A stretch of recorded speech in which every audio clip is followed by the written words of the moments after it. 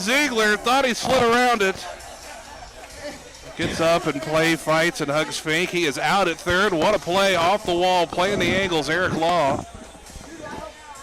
Redpath at first with the signal. Boy, the base runners have been few and far between to get cut down on the bases. It's devastating. There's a pop-up from Young, Eric Law. That's 4. They do get 2 solo home runs, and we didn't know time had been called. That's the ball game. 9-2 upset. Probably a minor upset, but it's a wild card, knocking off a pool champ. And Average Joe's will move in to the Elite Eight after the 9-2 victory over Dingerslingers.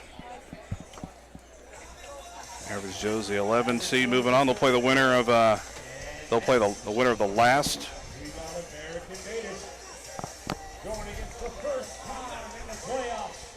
American Maidens versus Stone Cold Stunners. American Maidens the 4 seed. Stone Cold Stunners the 13 seed. Our third-ranked wild card. American Maidens coming in as a 4. They beat the Wharf Boys 12-7. They beat Nailed at 15-1, and they beat the Majestic Monkeys 9-6. A sweep through their pool, outscoring there 36-14. Tyson Evans, Chase Fink, Drew Hittmeyer, Carter Spangler, I believe, are just there 4. A very American-born shirt. Stars and stripes and fireworks and Uncle Sam all over the place on these guys. And the Stone Cold Stunners come in as a 13 seed, came out of Pool 5. They lost to Dingerslingers 4-3, but they came back to beat OP 9-8 and Bat Attitudes 8-2. Their pool play difference was 20-14. Stone Cold Stunners, Trevor Morrison, John McNamara. Well, I think we got a few here. I'm not going to know their names, so I have to run them down. Drew Hittmeyer pitching for American Maidens. First one popped up. Catches matter. Nice play by Spangler to run that down.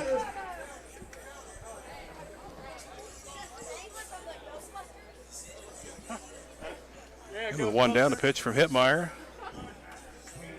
Tony Longcore, I believe, at the plate.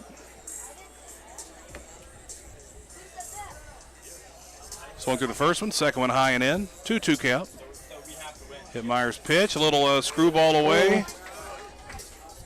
What a pitch. The second out on the strikeout.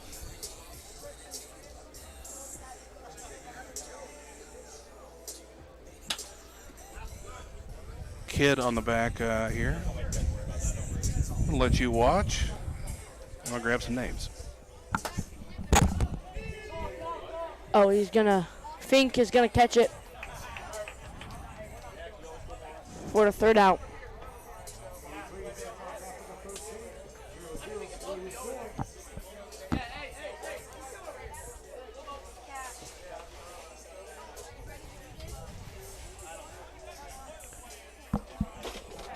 Cash.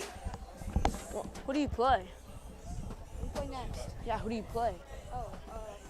All guys. Oh.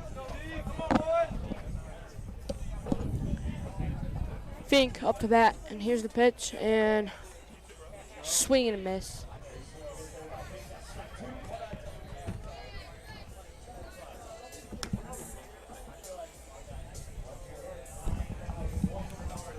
And here's the pitch, and it's a ball. 2-2. It's our leadoff hitter, right? Yeah. Chase Fink. Yeah. Got the names of the Stunners. I had all the names, I just had to pair them up with who's who. So, pitching is John McNamara, who was the leadoff hitter for him as well. Sidearm, outside, walks Fink. Statue of Liberty, skyline of New York City. These are busy jerseys for American Maidens. Yeah. Carter Spangler, the 2-hitter. Down in order in the top of the first. Don't see a lot of that. You get the blood pumping a little bit.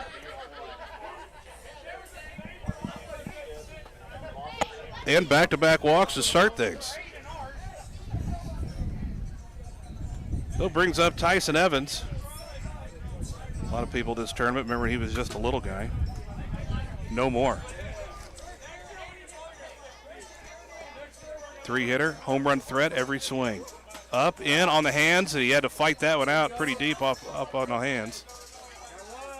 And that'll be the first out of the bottom of the first. First and second. Drew Hittmeyer. McNamara's pitch, lifted foul right side into the tree and lands in foul territory. The right center field, the right field bleachers, maybe the bleachers to be in, out of the sun right now. McNamara hits Hittmeyer with the second pitch, 2-2 count.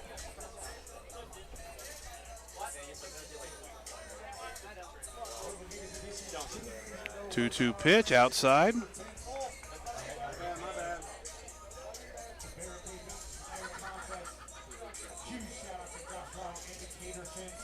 Ooh. And Hittmeyer swings through it, strike three, the second out of the inning. Fink will come in to hit now with 2 down. McNamara just went up and in. Does it to Fink now, and that one's off the zone for ball 2. 2-1 count. Went Nucka there. Oh, nice effort out of Tony Longcore. The hands showed up right in front of us, almost batted away from the netting, but just foul. 2-2 pitch. Dribbled to first, fielded. Caden Birmingham makes the play. No time to shovel it, scooped it, tagged the bag, and we're through a scoreless inning.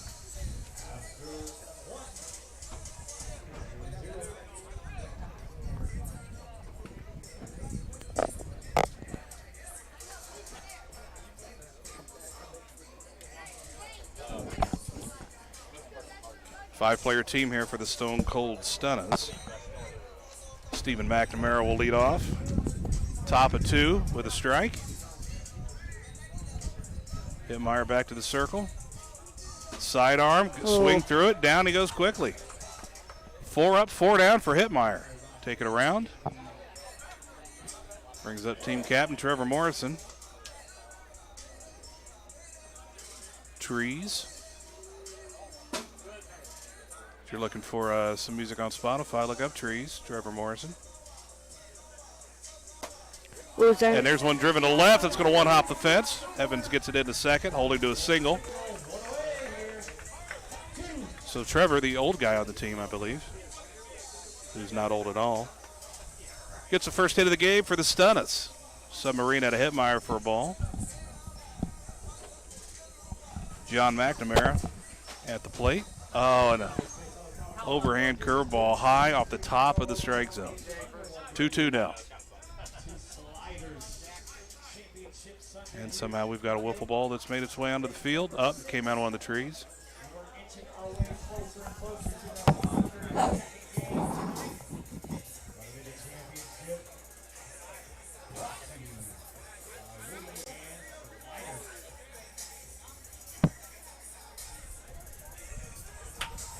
Ball turned on by McNamara, up on top, still on top of us, and it will finally roll off.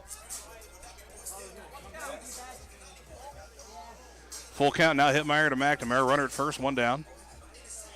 Overhand, tried to go screwball and clipped the edge of the zone for strike 3, 2 down.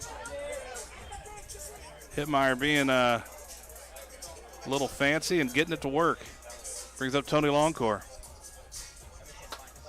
Ball bounced towards second, and Fink will scoop it and race to the circle for the putout. And through an inning and a half, we are still scoreless.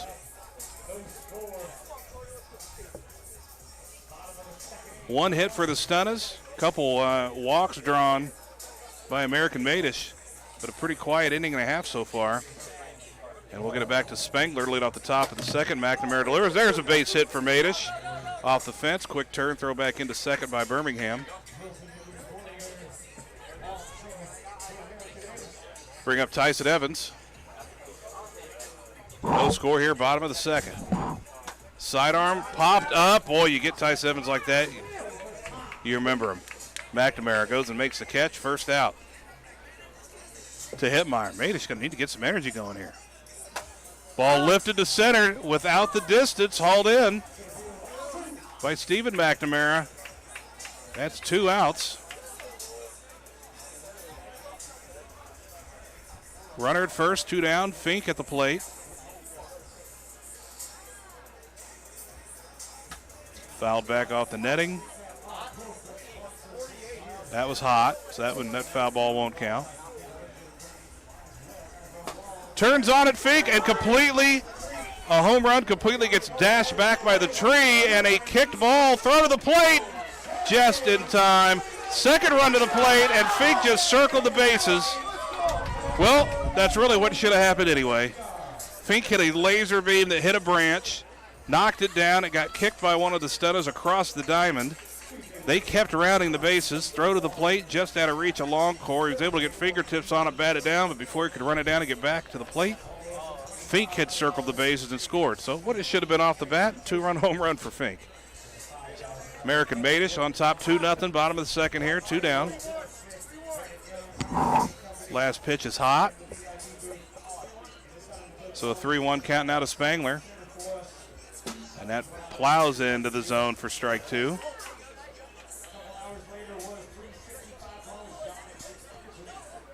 Now the full count pitch is hammered towards left center and gone. Spangler with the home run. That was a little easier than Fink's. 3-0 now. Madish takes a lead in the bottom of the second.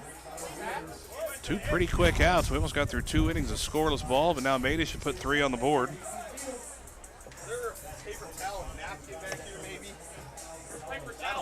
I'm not sure whose it is, but I mean, I don't, it's going to get ruined, but.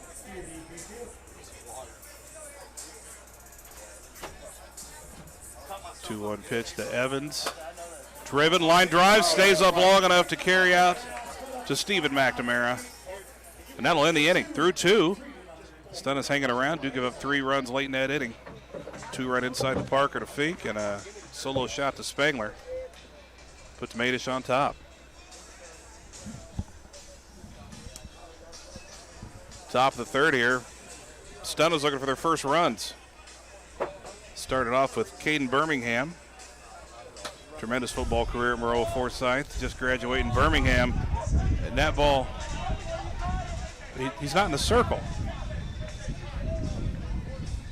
That ball hit the fence, or hit the tree, landed fair. Hittmeyer scooped it, and I guess he forgot he wasn't in the circle. I don't know, unless he thought he was on the base. But it's a leadoff single for Birmingham on the loop to right. McNamara now base hit. Oh, overrun it is Evans. Birmingham going to third. Long dive is in there under it. Started his dive halfway to the bag. Extra effort out of Birmingham. Ball would have beat him, would have been out, but the dive got him out of the tagger's way. And trailing him was John McNamara to second. Second and third. First time Stun has been threatening, and brings up Trevor Morrison. Submarine outside, ball 1. 3-0 lead. Madish leads it. Bottom of the third. Ball popped. Top of the third, I should say. Caught by Hittmeyer. Turn to throw. Gets to the circle. Kills the ball. 2 outs now.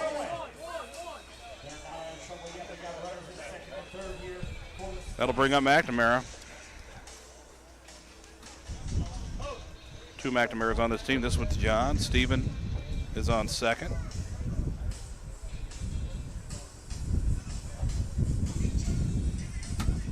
John fouls one off. 2-2 count now. Hittmeyer to McNamara, pitcher to pitcher. Quick pitch sky ball over the 10, full count. Now Hittmeyer on the full count, and it's going to be driven down the line. That's scoring 1.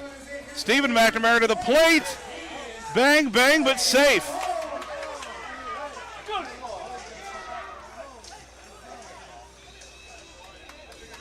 That ball sailed down the line just a little bit. 2-run score on the double. 3-2. Madish leads it now, top of the third. Stun is back to life in this game. Brings up Longcore.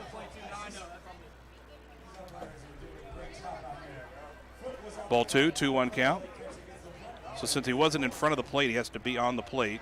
The ball beating him wasn't enough on that last play is the ruling.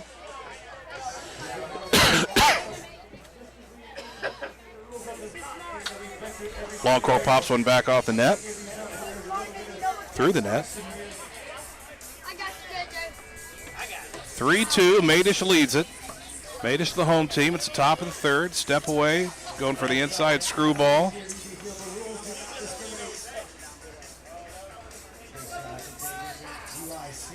2-2 count, I believe, on Longcore. Sky ball over the plate. No, that was a full count. He draws a walk. Cannot see the scoreboard now with the wind blowing the wall in the way. First and second. Back to Birmingham. Drives left center, gone. That ball got no higher than about 5 feet off the ground. And Birmingham with the 3-run bomb and the first lead of the game for the Sliderz.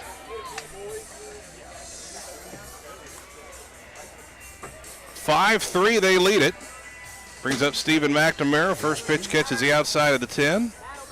So 1-2 count. There's just one out in this inning, according to the scoreboard.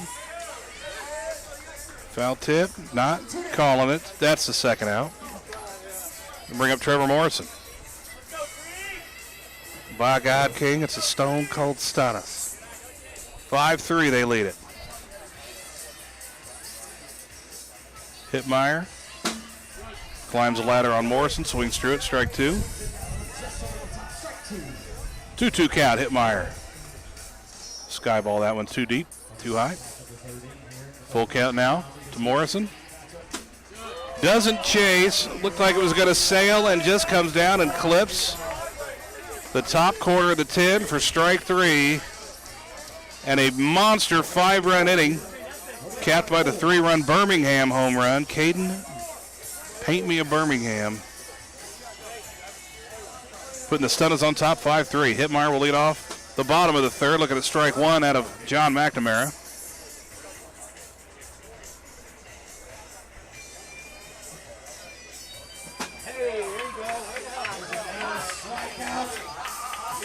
Up, hot pitch.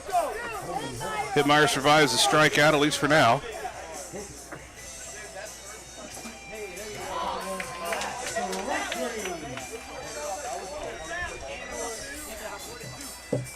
But he strikes out on this one. One down, brings up Chase Fate. 5-3, bottom of the third. Stone Cold Sliderz lead it.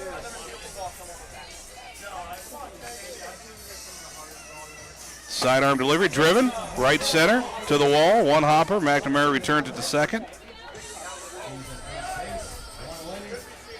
And a one-out single out of Fink. Brings up Spangler. Driven, left, oh, just almost in the same spot as Birmingham's. He ties the game with a 2-run blast. Another one identical to Birmingham's. Doesn't get more than 4 or 5 feet off the ground. Seeing missiles trying to hammer Early West and put him down out there. And we're tied at 5 with Tyson Evans at the plate. One down here, bottom of the third. American Madish. And there's Tyson Evans, his first home run of the game after Spangler's second of the game. That one to the driveway, and back on top goes Madish here in the bottom of the third. 6-5 is the lead. This one's gaining interest every inning now. Scoring starting to pick up. Brings up Hitmeyer with one out. Try to pick on the outside corner, just off it. Or maybe just on it. Swings through that one. No, that one's strike 2.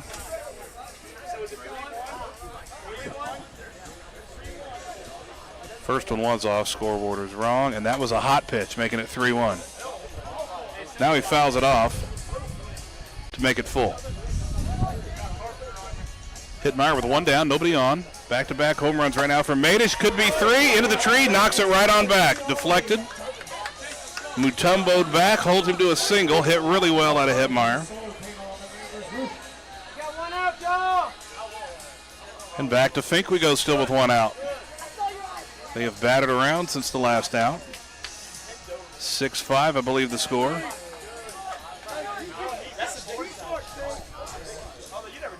McNamara picking on the outside corner, catches at that time.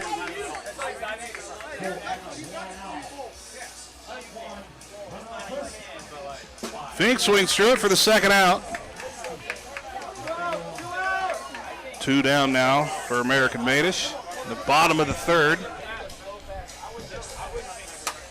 Paulo Spangler off the edge of the bat, hits fair, but will spin back foul out of play.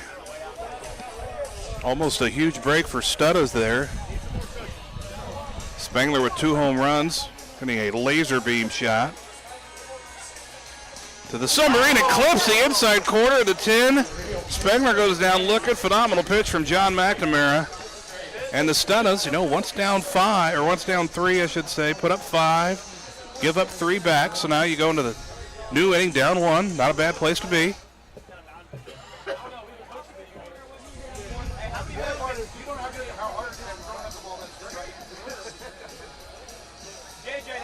Six 6-5 is the Madish lead as we enter the 4th. Top of the 4th inning, top of the order to John McNamara. Screwball for nothing. Ball 2, 2-1 count. Screwball back in from the outside this time, in there for strike 2. 2-2 count now. Hitmeyer to John McNamara. Goes to the side armor, doesn't chase. Ball 3. And it's a full count pitch coming here. Try to pick on the outside corner. McNamara goes and taps it in front of him. Foul ball. Another payoff pitch coming. 6-5 lead for Madish. And he went high at the eye level with the breaking ball late that hits the 10, and McNamara goes down looking what he's done to a few Madish guys in this game. So 1 down here, top of 4, brings up Longcore. Step away crossover slider is in there for the strike. 1-2 count. Hitmeyer out of the submarine. Oh boy, that one just missed the bat behind the shoulder of Longcore. So 2-2 pitch. Goes inside, foul off, fought off by Longcore.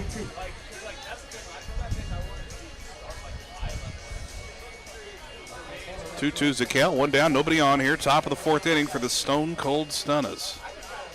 That sails over the 10 for ball 2. And chases the slider away for strike 3. Second strikeout of the inning for Hitmeyer. Brings up the dangerous Birmingham. Nothing too good here if you're Drew Hitmeyer. 6-5 is the lead.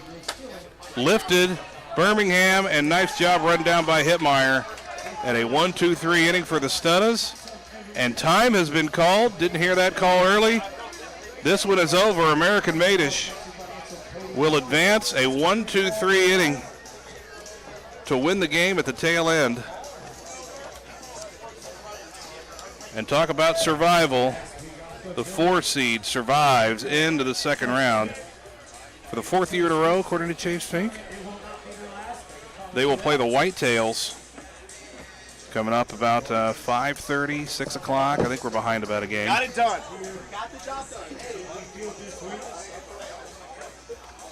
So only one lower seed has won through the first 5 games. You're welcome. Yeah, come on. It's whatever you want to do. No. Average Joe's the only lower seed that's won a game so far. The 8, 7, the 5, and the 4 all victorious. Only the Average Joe's 11 over the 6 winner. Their previous, long-time bracket team that's made it to the championship before. Haven't won it yet, but they're good. One of the best base running teams of the older guys. If you can consider them older, they're in that mid-range, maybe still a little bit. It's becoming a young man's game. Yep. Well, they changed it last year to prove that maybe still the old men got a shot. Yeah, there you go. So about 4:15, we are about 15 minutes off. So if you play later, just come at game time. 3 seed Fall Guys are going to play the 14 seed the Village. Fall Guys got here by winning the pool number 2. They beat the Classics 13-0. They beat Wiffle Bombers 14-3. They beat Little Assassins 8-7. That was a 35-10 outscoring. A lot of familiar names here. The Hamrick brothers, Jackson Weiler, Braden Montgomery, B.J. Rotz picked up by the Fall Guys. Yeah, the Hamrick brothers moving off of the Vipers. 2 of these guys got a chance to be one of the first to win a title with the second team. We've got multiple teams that have won before, but we've never had anybody win a championship on 2 different teams. So we got a few guys got opportunities to do that this year. So it brings in our 14 seed, the Village. They got here by winning the 10th pool. Beat the Dirt Devils 7-2, beat the Killer Bees 14-5, and beat actually Oh, they lost to GSL? Yeah, they were the wild card. Oh, that's right. Okay. Yeah, they were the second wild card. Second wild. That's Yeah. what we're looking at. Yep. Okay. Second or third. They give up, I think, 14 in the Yeah, whole. the fourth wild card. Yeah. The fourth wild card in. Cash Keck, Ripken Rod. We got father against son in this Yeah, game. we got father against son here, yeah. This is Ripken Rod flipping one towards the right center tree. That's going to land. We do have one out. These kids are fun to watch when they run the bases. They're going to make you make plays. They may give an out every once in a while, and again, I think that's There's a scoop to get retired Mitten. Nice play. That was Noah Mitten. Yeah. Nice recovery by the Hamrick brothers there. It's hard. He goes down to his knee trying to field it, but that ball's got a lot of spin. Fall Guy's a very heavy favorite, not just this game, but in the tournament. Yeah, I would say most have picked them as one of their top 2 or 3 to move on to potentially win it all. A lot of young guys with familiar names. And we'll see. I think big pitchers matter out there. So important for those pitchers when you get those just misses and the catchers get an out. You know the batter's on it. Such a big out for them. That was Cash Keck fouling it back for the second out.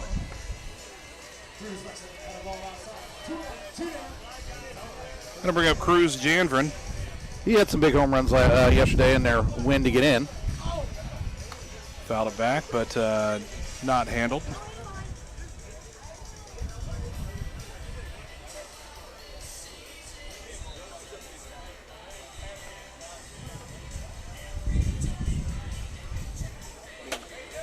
That'll probably score a run there. Base hit for Janvrin. That will score Rods. That's where you see the aggressiveness. Yeah. Aggressive base running, good base running by those kids. Or anything? I can bring in a cheeseburger, steak sandwich. Okay, you? What does that mean? Hamrick with the pitch. Hole. I'm good. Yep. Ground ball to first base side, and a Knox Hole retired over there. Not before a run. Run in the top of the first. Yeah, I don't think the Fall guys are going to be scared of one run, but it's good for the Village to get something up there, get some confidence. A bit of confidence there. Yeah. I think one advantage for the Village is, although they played out at Sliderz League and that, a lot of these boys have, but not as much pitcher that's not as seen as much. So sometimes the young kids coming in and they've not been seen. It takes an inning or two maybe for them to get adjusted. So hopefully they can keep it close here early. Father son to lead off the bottom of the first. BJ sees strike 2 out of Ripken. I will guess they've seen each other a few times. Yeah. This is not a unfamiliarity. Probably more so the other way. Yeah. Ripken skips it in for ball 2. He clearly knows how dangerous a hitter his dad is. He's not going to give him anything real sweet. There, he makes him chase. Yeah, he does chase a high pitch, but off the press box for foul ball. 2-2 pitch, Ripken to BJ.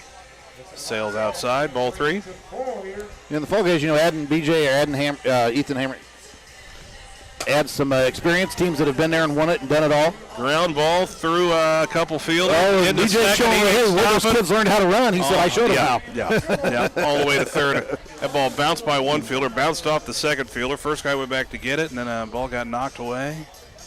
And it is so hard. If you don't advance a defender in front of the runner, it's just, if you're there at the same time, you're not going to catch him. Leadoff triple for B.J. Rotz. Which Hamrick is this? That's Ethan. Ethan. Bounces it back to Ripken Rotz for the first out. Can't get the run home. Byler up now. Jackson Byler. Believe still on that Milliken baseball. Oh, he's got it just off the fingertips.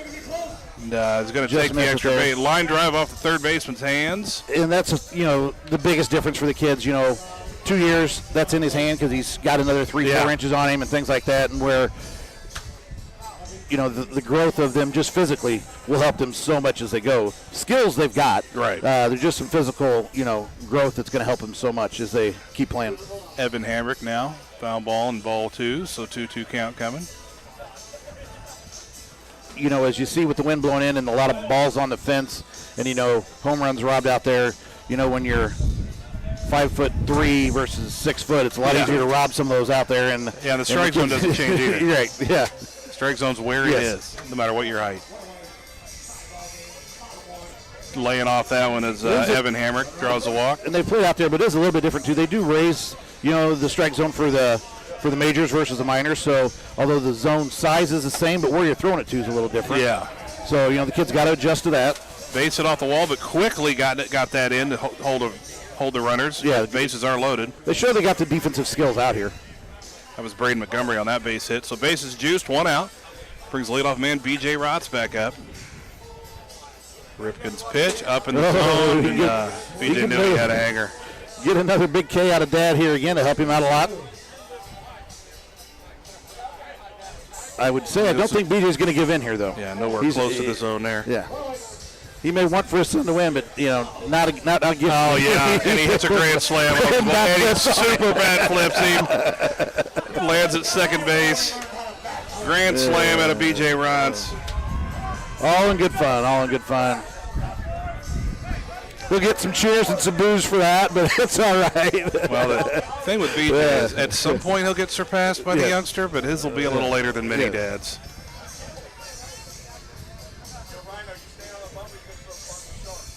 So is that 5-1? Yeah, 5-1. Had the 1 run across. Yep. Look, they just need to get it out here, try and get back to their bats, get some confidence back in it here, and they just want to. They want to win, but they want to represent well and just keep it close and do what they can. Hammered by Hammer, off the toe. No time to get that shoveled in, base hit. Does a good job keeping it in front of him. That's all you can do is hope you get the bounce and shovel it. I mean, Hammer's quick getting down there, and you don't got a lot of time to make that play. That'll be foul ball off of him. Filer had that in on the hands, tried to inside out it. 1-2 pitch. Fouled back off the 10, still 1-2. 1 down here, bottom of the first, 5-1 Fall Guys. Pretty good pitch, lifted to center though. Great effort, love it out of Noah. I mean, that's where those kids are going to sell out. Noah Minton went high to try to pull it back in. It was still too high for him. He still left the yard. He sailed over the fence. He went about as far as the ball, but it was just off his fingertips there. I mean, a great effort. Knew where he was supposed to be. I mean, that's where the kids show they've got the game. Again, it's just a little bit of they're right there and on the door knocking. They're going to be a force here in no time. 2-run home run for Byler. So ground ball down the third base line. That'll get to the netting. Good shift there. Into second. Yep. Good job. If they throw that to the pitcher, he's going to second. Yep. 7-1 now. Still 1 down. Bottom of the first. Stop the bleeding. It ain't stopping. Into the Sebastian tree. And the Fall Guys are showing why everybody's scared of him here. And I mean, it's not that Ripken's not a good pitcher. He's got some pitches, but if you hang them anything or you give them anything they can go at, it's going to be a long day for you. 9 runs with only 1 out, retired on the 2-run homer from Montgomery, and that's a pitching change. Ripken Rod said, "I've had enough. My dad bat flipped me out of the universe."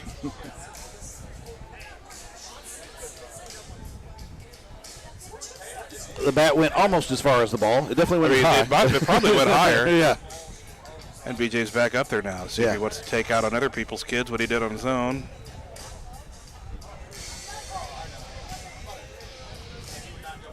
He's one that, like I said, he was not going to give it to him. It's one of those, he's locked in, he's here, he's playing to win. If I'm going to play, he's going to play to win. He's not going to. I mean, there's no other reason to play. That's right. Is this Cash pitching? Yeah, it's Cash pitching. And they're pitching now. BJ draws a walk. And back to Hammer. And that's the biggest reason I dropped out is my body couldn't survive me playing to win, and I was too sore at the end, and I'm like, I'll take it and come sit here, do whatever, and I can walk on Monday mornings now. There's a line drive. Just caught by the top of the net in right center. Good shift there, and again, I like to see it. It doesn't matter as much right now in this game, but you see good defensive skills with the kids. The pitcher moves ahead, moves to third as the fielders go for it. The boys know where they're supposed to be. It's really good to see the intelligence, their knowledge of what they're supposed to do. They're just right on the edge. Another home run for Sebastian in the home run tree. Another good donation out here. 12-1. And this is a game that'll probably end up helping us catch back up a little bit. So don't plan on being too late because you have some games like this. This will probably only go. Is it 3 innings? Yeah. And depending on what happens in the second, if they don't, time can get you. Yeah, time can get you, and they cut it short.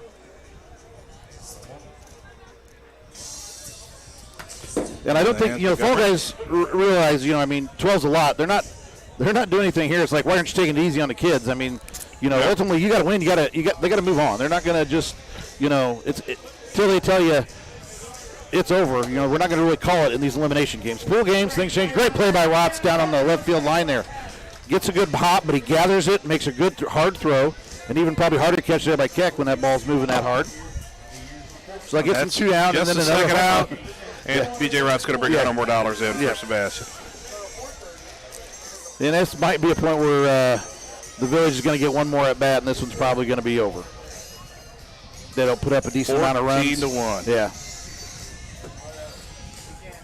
Sure, the Village wouldn't have minded being the 15 or the 16 seed. Yeah. No, they're the 14, and they caught the Fall Guys. Yeah, in the long run, it's like we trying not to give up runs. We could have given up a few more. We've been all right.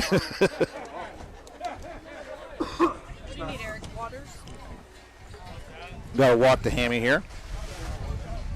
Again, we got runner on first here, 2 down. Still top of the first, 14-1.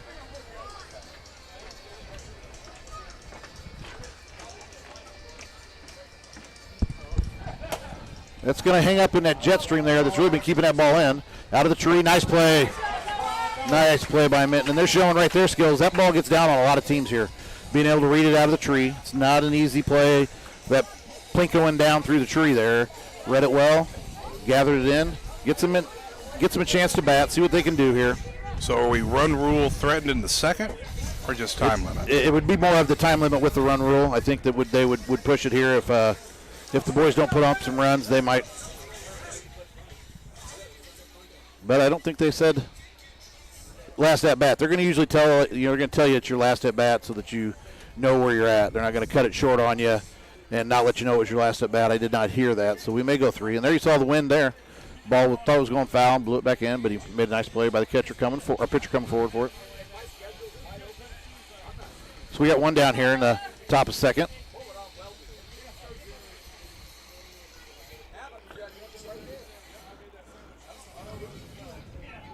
Noah Minton up here. He had 3 home runs in a game, I think it was yesterday, against GSL. Showing that they can't hit it out. No question about that. Any one of these little the Village, these kids can hit it out for sure. Cash Keck up. 2 down here.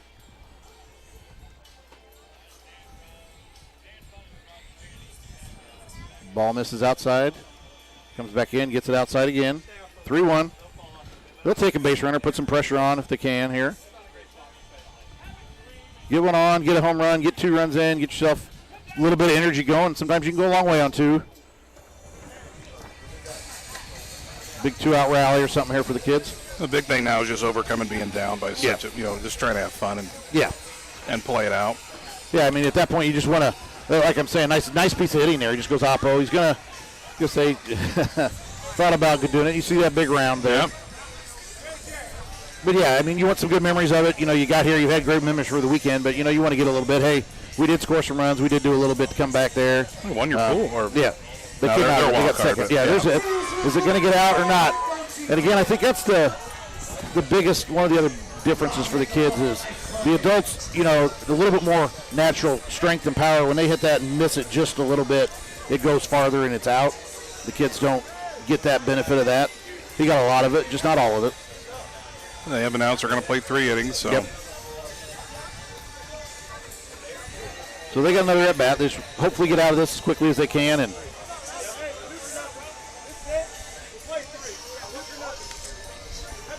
I do think the Fall Guys are discussing here how they're going to handle this inning and what they're going to do. There might be some outs given up if need be. But the boys can get out. The boys can come out here. It'd be fun if they come out and shut them right down here. Show that they were there and just had one bad inning. You feel better just having one bad inning and, hey, we know we can't compete there. That's going to be out number 2 to get them started, hopefully. Yep. Off the hands. Yep.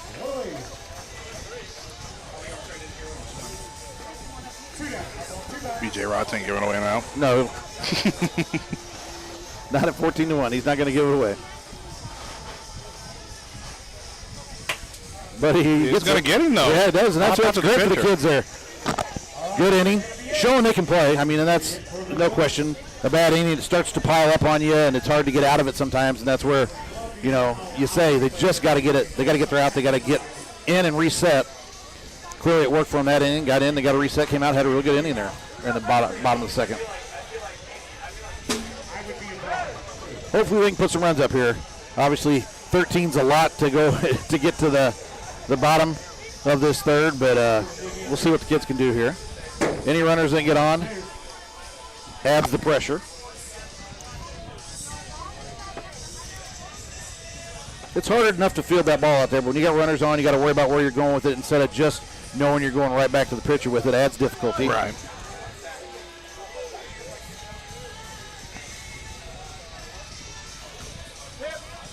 The foul tip stays alive.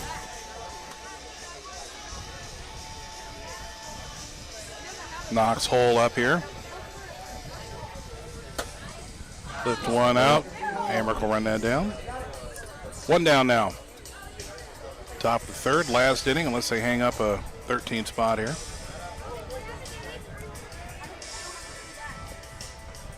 Knuckleball, eye level, crosses Ripken Rotz's eyes, and just he can see every hole of that wiffle ball as it hits the 10.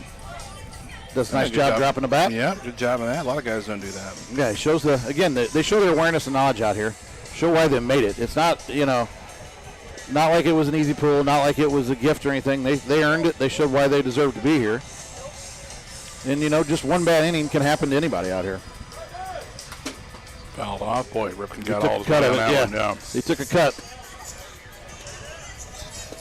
That's down just a little bit more. That's out there in the 10s for sure. Doesn't get him to chase. Ball four. It doesn't get much easier here. You go from Rotz to Minton here. I mean, it's a murderer's row for these young kids here. I mean, they've got bats all the way through the lineup. And that's what I said. It's not getting any easier. I mean, the kids can hit. They can play. 14-3. Noah Minton leads the yard. Boy, you do that in the first inning and gain a little confidence. Yeah. Put the pressure on the older guys. I mean, that's the difference. Well, they got one, but one feels different. If you can get that 3 or 4 and get that momentum, get that energy going, they'd have had the crowd with them a little bit more. I mean, they got one, but, they're truly a crowd favorite out here, the Village. Which I think the Fall guys are well received and crowd favorite here too, except for when you're playing the Village. Not when you're playing either. Especially not when you're up 14-3. Right. Down to the last out here. Cruz Jambrin now.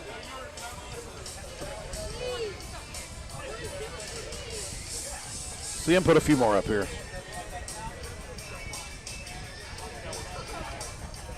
Doesn't get the chase there. Goes 3-1.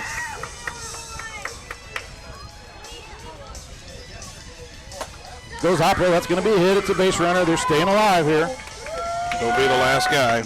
Yeah, you just don't want to be, if you're just not the last one, that's good. Keeps it rolling.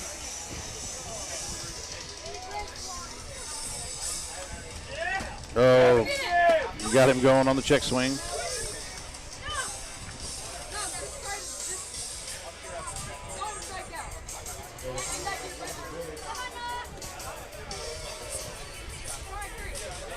Knuckleball just off. 2-2. He's pitched here. He's pitched before. He's pitched in the championship game. Ethan has. Foul tip. Just misses for the catcher's matters.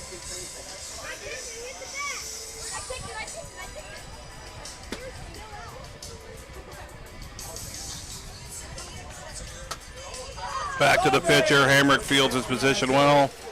And that'll do it. 14-3. Nice job by the Village. Made the tournament. Put up a couple runs on one of the tournament's best teams. Fall guys will advance. They'll have another wild card awaiting them. Second round against 11th seed Average Joe's. 2 more first round games before we dig into those second round games. We're going to get the yard go-to who were the team sitting and waiting. They needed some help this morning. They got it. And they definitely got it. Come in as a 16, but that's really, that's not too bad. You just got to get here. They're playing Bang Bros. Bang Bros a 1 seed. Bang Bros beat Balls Deep 4-3. Wiffle Daddies 10-1 and McLovin 9-3. Beat their teams 23-7. Jacob Bryles, Jack Hogan, Joey Staub, Jimmy Staub, Tim Schmidt. Of course, them Yard Goats.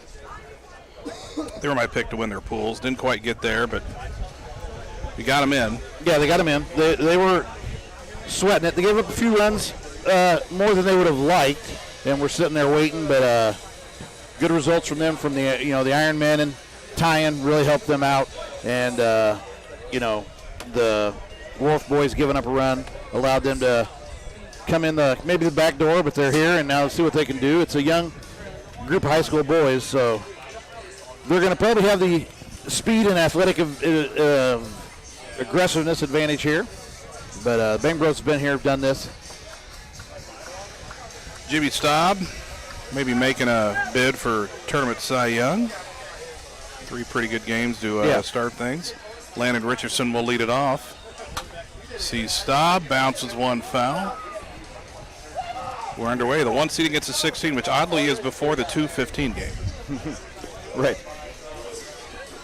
Landon may have some of the best hair out here in the tournament. Hands down. Oh, nice catchers. Matters play. So important how well they can bounce, get away from the 10 back there. It's hard. Those balls out in front, you got to go around the 10. You got to find a way to get to it. Tim Schmidt bounced out to catch that pop fly foul. And then followed that right up with a first pitch fly out to left. Jacob Bryles. Brings up Jackson Stock. I believe Hunter Leathers was that second hitter. Gets to the net. Tim Schmidt bouncing, trying to make the magic happen.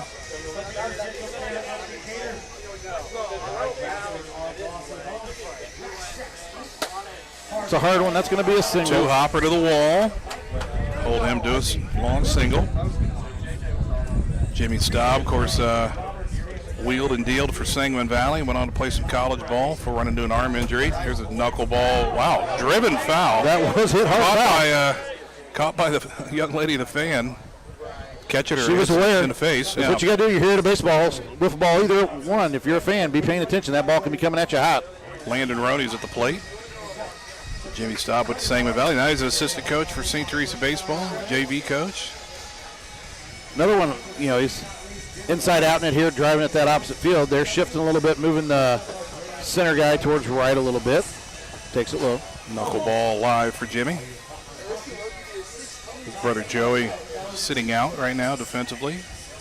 Jack Hogan, St. T. Oh, he hung it. And there's one right off Jack Hogan's chest. Turn, throw, in time.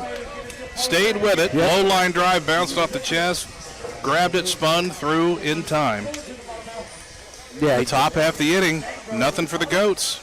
Got away with it, hung that knuckle, and it just didn't get under it enough, and it was a hard play out there. Came at him fast, stayed with it, got his out, and we'll see how the Yard Goats can do with their pitching here.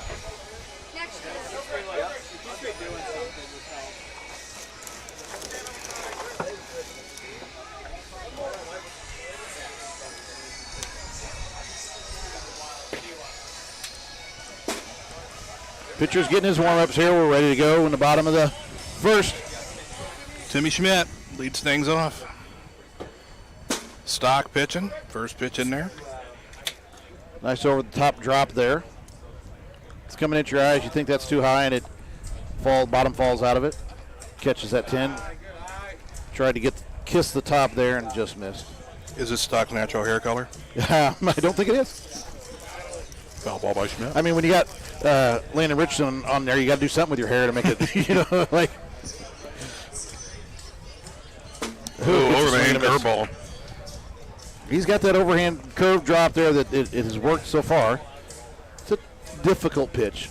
You got to get it before it goes down. Jimmy Staub will pop it up right back to Stock, 2 down. When you're getting that down, that's ones you get to get just underneath of that. Obviously, when you hang it, it stays there and it's going probably out. But you get that drop coming down, you get a lot of pop-ups out of that. Just get under it. Brings up Jacob Bryles.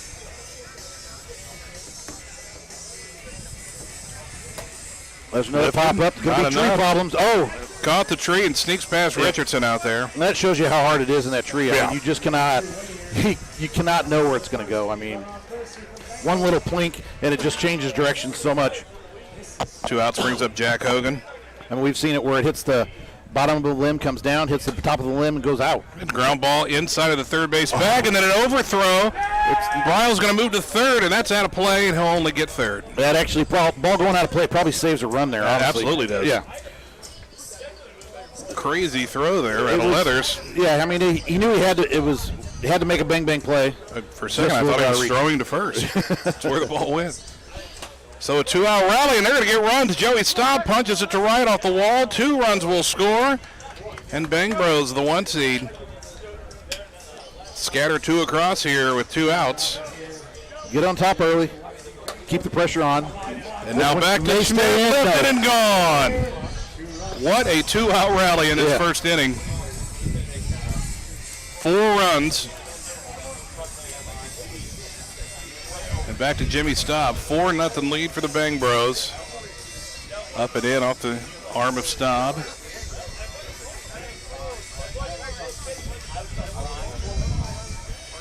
Knuckleball swings through it. Shows so much why, everybody wants to know when their last at bat is in this game. I mean, you can do a lot of damage in 1 inning, or even with 2 outs, you can damage. Drive to right by Staub. Tree's going to keep it in. It does stay in, and it rolls right out at second base, but Staub using the wheels. That's the positive negative for those lefties, I mean, he does get the hit out of it, but Tree's not there, that's easily out. Jimmy Staub with a new baby at home might be a little dad bod mode, but still moving that dad bod. In there for that 2-out double. Bryles looking to strike 2. For the Yard Goats, I mean, they just got to get their out, get them in, see what we can do here. Quick slinger out of stock, fouled off. But just as you saw with the Fall Guys in the last one, those innings that once it gets on a roll, sometimes it's hard to stop it. Knuckleball driven to center and gone. Bryles able to square that one up. And 2 outs to start the inning, and now 6 unanswered right here. Off the page in the bottom of the first. Jack Hogan back up. He'll bounce one off of stock, ricochet to left. He's going to reach. And, the nuances of the tree there, I mean, they had the potential, and nothing with, Richardson out there, but, that ball's in the tree, and if it doesn't clip that tree limb, it's right in his hands, and they're out of that first inning with no runs. And it's just one little plink like that, and it's changed the whole makeup of the inning. Joey Staub now. Joey with a nice football career at St. Teresa, little brother of Jimmy. Remember we said Sangamon Valley? Little brother went to St. T and then went and played at North Central. Might have a national title ring, I'm not sure. Yeah, well, if you played at North Central, you probably do. Swings through that one, though, so that finally the first inning comes to a close. I think it's 6. Our little board on the left showing 4, but I think it's 6. It's 6. 2-run single and 2 2-run homers. The one negative here, if you're not keeping, you do a much better job of keeping it yourself here. I don't, but our little scoreboard you got up and left is not always the correct one. Get out of there. I've been wrong about a lot of things that I'd like to go back and rewind and see who was right. Landed ricocheted into the trees. That's turns into a double. Yeah, home run that turned into a double because the tree's not been the Yard Goats fan today. No. Or, it's not benefited him anything here yet by any means. Hunter Leathers up there now. But they got a guy on. Nobody out here, so see if they can get something rolling. It's going to be hard. He's got to make a good play. Hogan, shovel. Got him at first. Nobody enjoys calling guys out at first more than Tim Evans. Yeah, he's going to get that. He's going to get animated on it. That's for sure. Going full. Leslie Gilson, naked gun, ball sky. What a play! Leaping play in the photo well. I don't know what you call that little corner. Yeah, crow's nest there. They've got. Jacob, he looks at the arm. He definitely caught some of the arm on the fence. He did. He used one hand to climb it and made a great one-handed catch there. And again, one-handed catch, that ball and that, it's floating, moving. That's not easy enough, is it just on its own, let alone climbing a fence out there. Staub in there now. Landon Roney up, Rudder at third. 2 down here. Need to get something on the board. Get a hit here, get something on the board, help yourselves out, get a little confidence.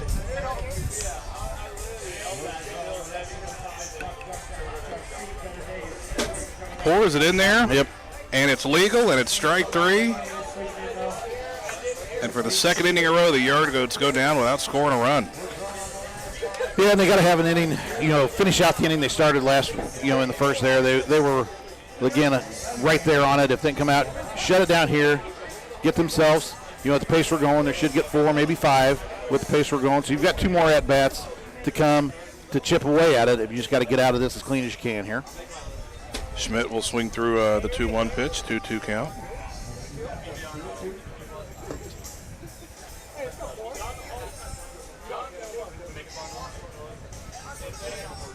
Runs are going to become a little harder.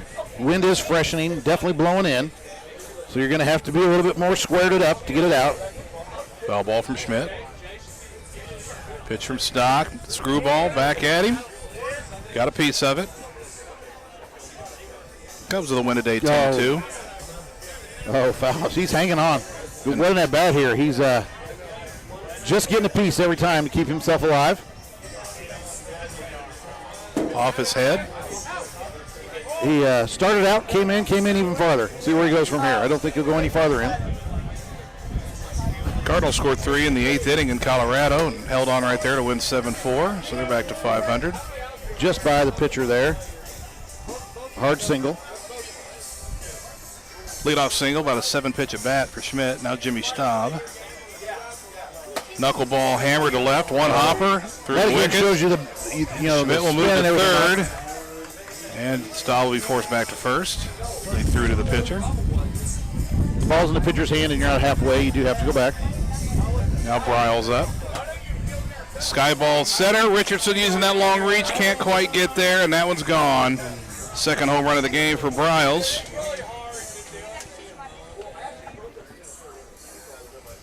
And that's a 9-0 lead now. Knuckleball to Hogan. Off the bag. That's fair. Bounces off the camera well. Back into play.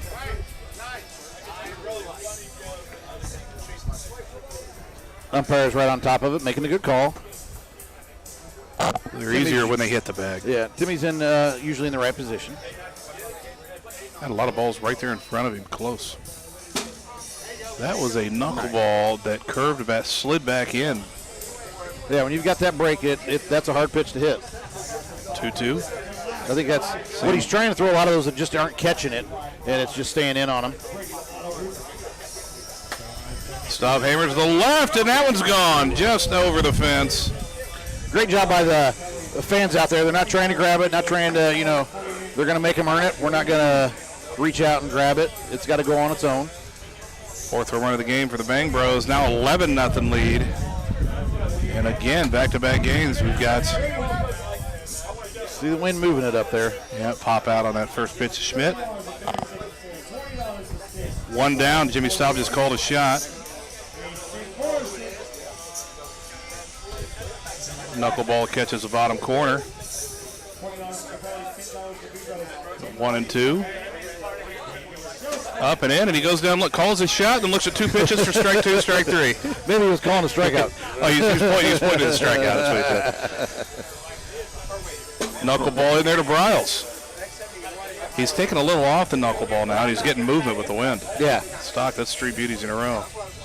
Getting a little fancy here. Behind the back pitch. Doesn't chase. Ball 2. Comes back inside. Hammer to the left. Diving play past him. And that's, the Yard Goats have had 3 or 4 balls like that just off the hand of Richardson on 1 or 2 home runs, just outside of the reach there on a nice diving attempt. Jack Hogan looks at strike 1. Could have made some changes in this game. They've been close. Fouls that one back.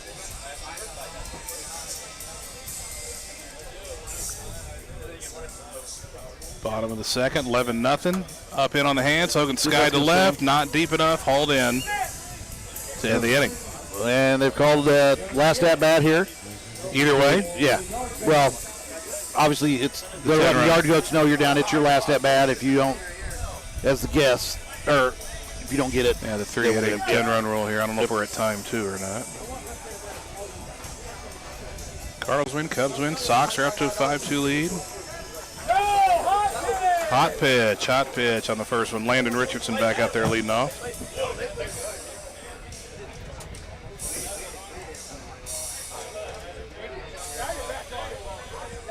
for the Bang Bros, it is nice when you're in this situation knowing you've got 11 runs and it's their last at bat. You just got to get your outs. Don't got to be over precise. Definitely don't want to give him any base runners. Knuckleball off, and he walks Richardson. Yeah, I think that's what you don't want to do if you can avoid it is just giving them anything that gets them momentum, gets a little bit of energy for the kids. These young guys don't have a lot of energy right now. Leather swings, but they're going to swing for the fence for sure. They might get another inning if it's quick. If they score 2.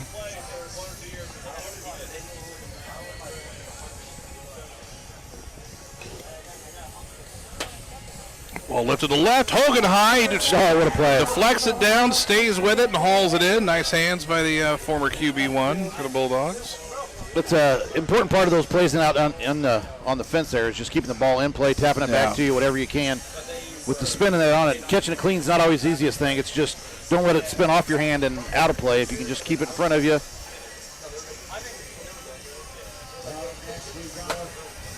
Line drive just past Bryles to the wall. Hogan will get it in before anybody takes more than the bag in front of him. So 1 down, top of the third, 11-0 Bang Bros. Runners at first and second. Fouls it off. Landon Roney. Swings through that one. After fouling off the first one. That's 2 down. The last out, not last at bat, last out. We're going to hope for him. Bring up Landon Richardson.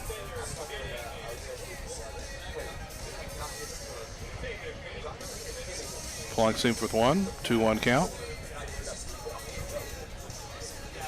Winner of this one moves on to play the Irish Assassins. All those Driscolls. And a Hiley awaiting them. Stobbs pitch, knuckleball misses. Landon. Sometimes the rewards for winning are not as exciting as they are in other games, and that's you sure want to win, but man, could we got a different matchup maybe? Bases are loaded with 2 down, and it's going to be Leathers. Chance to extend the game. Knuckleball swings through it that hit the 10, strike 2. They said last inning for time too. So okay, so this is it either way. Unless they obviously, because we don't play ties. We don't play ties, it would have been either way. Hot pitch. Hot. Not quite there yet.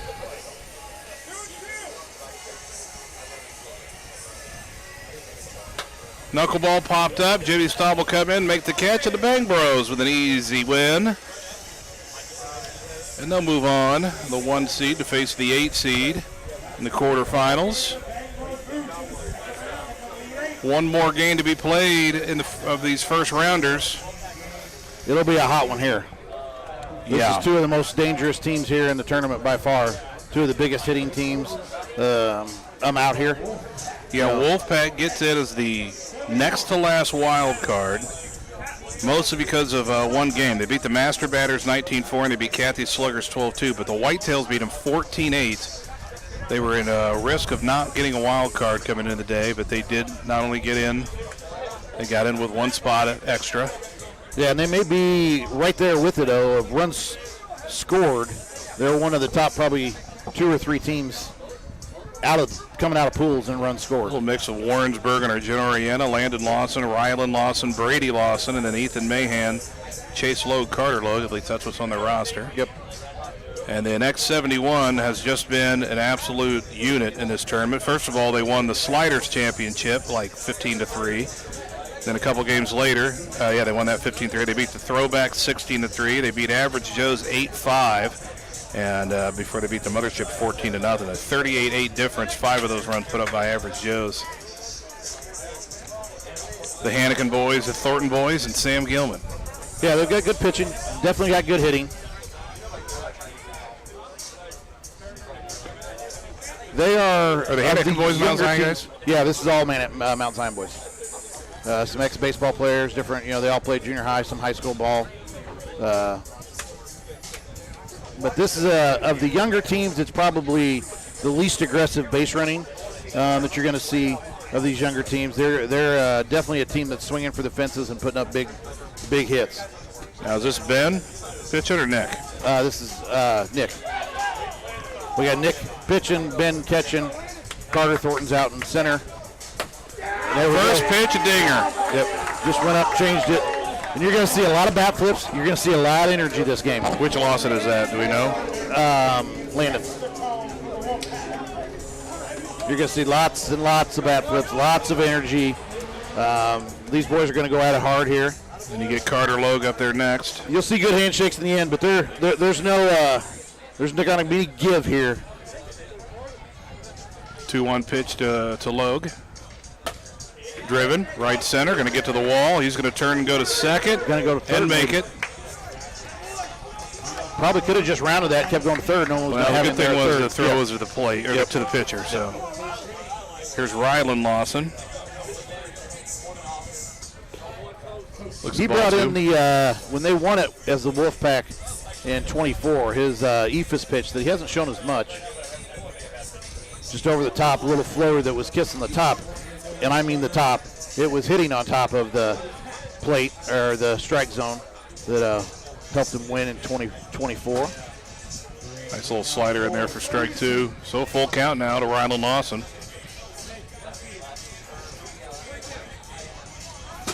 Swings through that slider that hit the 10, strike 3. I would guess this game will be clearly both teams in double digits. It would be my guess on this by the end of it all here. And Chase Logue will give them 3. He hammers one deep and gone. Over the Bob Brady splashdown hot tub. 3-0 now Wolfpack. They'll bring up Brady Lawson.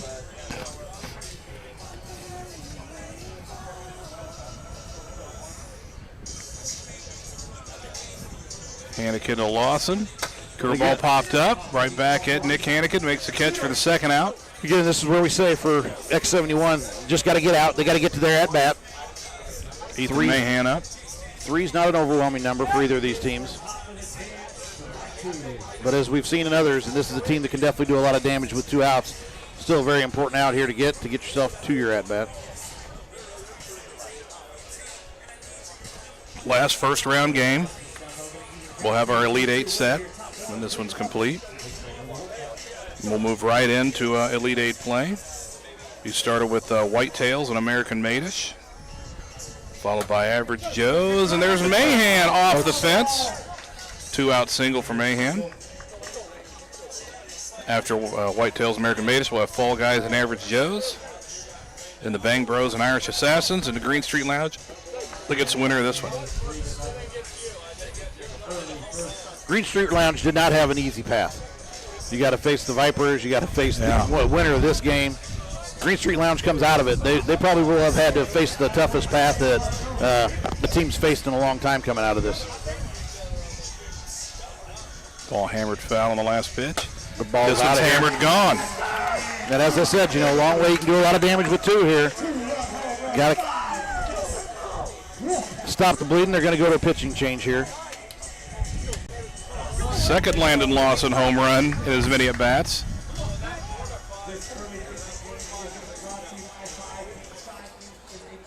This is Carter, right? Yeah, Carter Thornton pitching.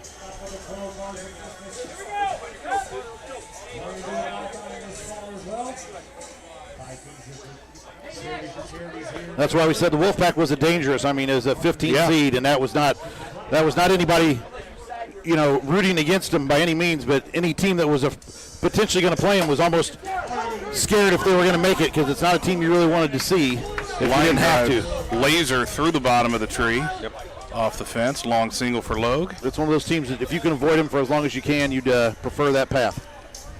And here's Rylan Lawson. Knuckleball up and in, ball 2. Knuckleball in there for strike 2. Nice pitch out of Thornton.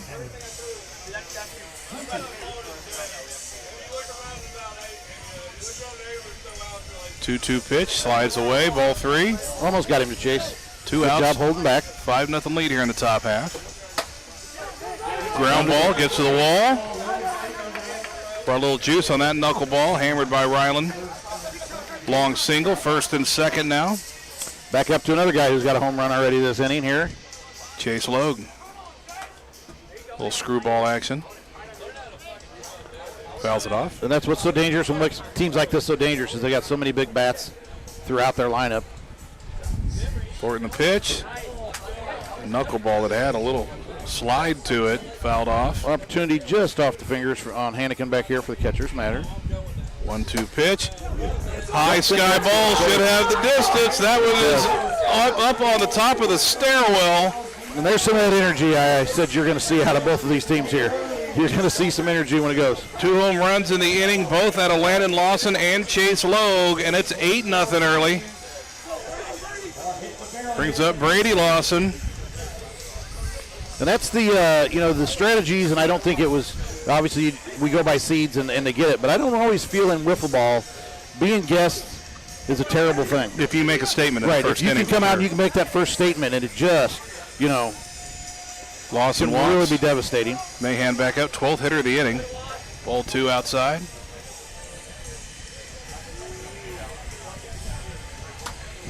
Fouls this one off, 2-2 count.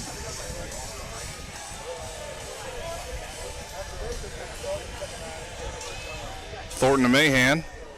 Knuckleball swings through it, long inning, but a good inning. And this is 1X71, they don't got to do it all. You just got to get it going. Get it going. If you can put 4, something like that, cut it in half, do something good, and then get back out there and try and cut it again, get a quick inning. But, the worst thing for them, 1 or 2 here, really doesn't give them the energy, give them what they need. Now they're going to be. Believe this, is this Ryland or Brady pitching? I think it's Ryland. I'm not 100% sure on that. So Ryland Lawson pitching.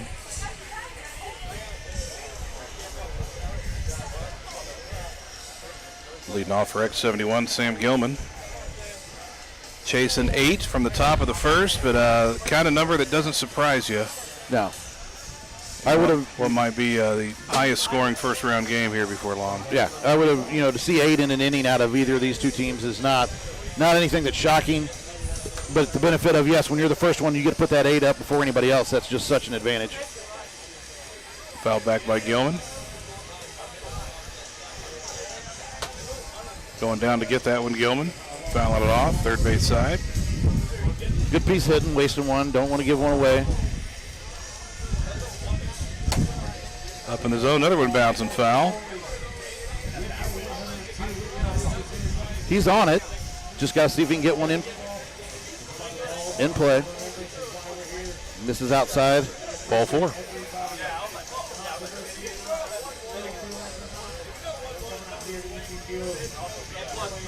Getting that bat down, good job. Thornton. Carter Thornton, 2-1. He'll take it down low, and this is maybe not, here, if he's struggling a little bit, or are you going to be willing to take the walk here? Nope, he's going to drive it up the middle. That may be a double play. Oh, he doesn't get this. He gets the out at first. Toe drag swag to keep that in play by Lawson for the first out. Felt he needed to make sure he just got the easier out there and getting the 1. Nick Hannikin now. Sky Beautiful ball pitch. over the head, curling back, and catches a 10. There's not much you can do on that as a batter. Just accept your second strike. Yeah. Tries to speed this one up, ball 2. 2-2 count, Nick Hannikin. There's going to be a big hammered and gone. Here they come. Not going to backflip. Yep, here we got to get a little closer. We're going to get under control. But that's a start. That's something they need. Get a little energy.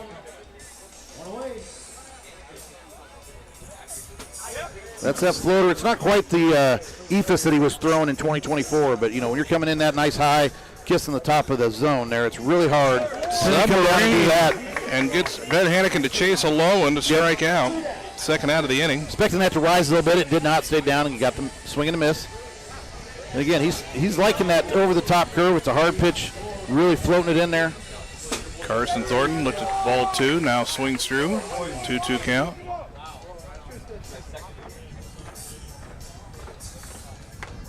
I think the same thing for them. That's Sky one to left, but won't leave the yard. Logue will haul it in. That's the inning. 2 runs in the bottom of the first for X71. And an 8-2 advantage for the Wolfpack. Going back to Nick Hannikin here.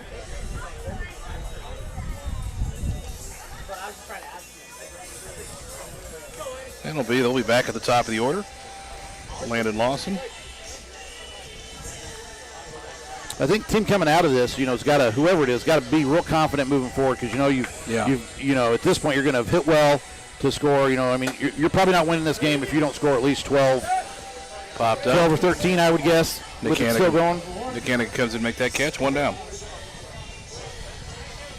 Back to Carter Lowe. Great career for the Bombers. Just finished up his senior year. 3-sport athlete. You guys speak for everybody from his conference. Thank gosh, finally. Get rid of the quarterback and the 3-point threat and pitcher offensive weapon. But he pops out here. 2 pop-outs back to Nick Hannigan. Yeah, it might be a little better for Carter coming in to make that usually you say, but Nick does corral it, gets the out. Go get what you can go get, I think. Yep. Now Ryland Lawson, boy, Wolfpack put up that big 8 spot, but to go down in order here could be an energy boost. Yeah, it gets a swing and a miss there, but again, with that, I think they did of that 8 spot, they put 4 of them on with 2 outs, so they can still do a lot of damage even with 2 outs. And they're going to get some damage in. Ryland Lawson goes high, a little tomahawk home run to the right side. That's his first homer of the game. Brings in Chase Loeb, 2 for 2, 2 bombs. I believe 5 RBI. 9-2 the score now. That was hot. They can't even called it. Said hot, asking, yeah. Goes back with another. No, just missed on that. We tried to, maybe sometimes they try to go hot, change the eye speed there, then come back in a little softer. That's going to, I believe, go foul. Coming back fair home run for Chase Loeb. It's hard to say he's putting him on his back when they've got 10 runs, but he's definitely. Him and Landon Lawson for sure. Here's Brady Lawson. 10-2. And that's what you need. You just got back what you gave up. That's so important, for it is, good Pop catchers up. matter to get out of it. Ben will pop out from behind, make that catch. Again, for that, just win the inning, do what you can there before the Wolfpack. So they got the runs they gave up in the bottom of the first, back in the top of the second. And now see if they can try and shut them down. I mean, giving up 2 is a shutdown for against X71, which I would say in the same sense for X71, that really was a good inning for them, only giving up 2. Yeah. Sam Gilman back to the top of the order here in the bottom of the second for X71. He'll wear that one, draw his second walk of the game.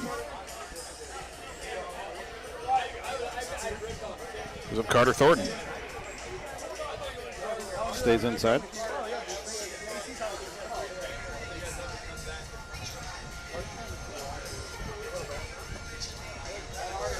Two 2-1 pitch that misses.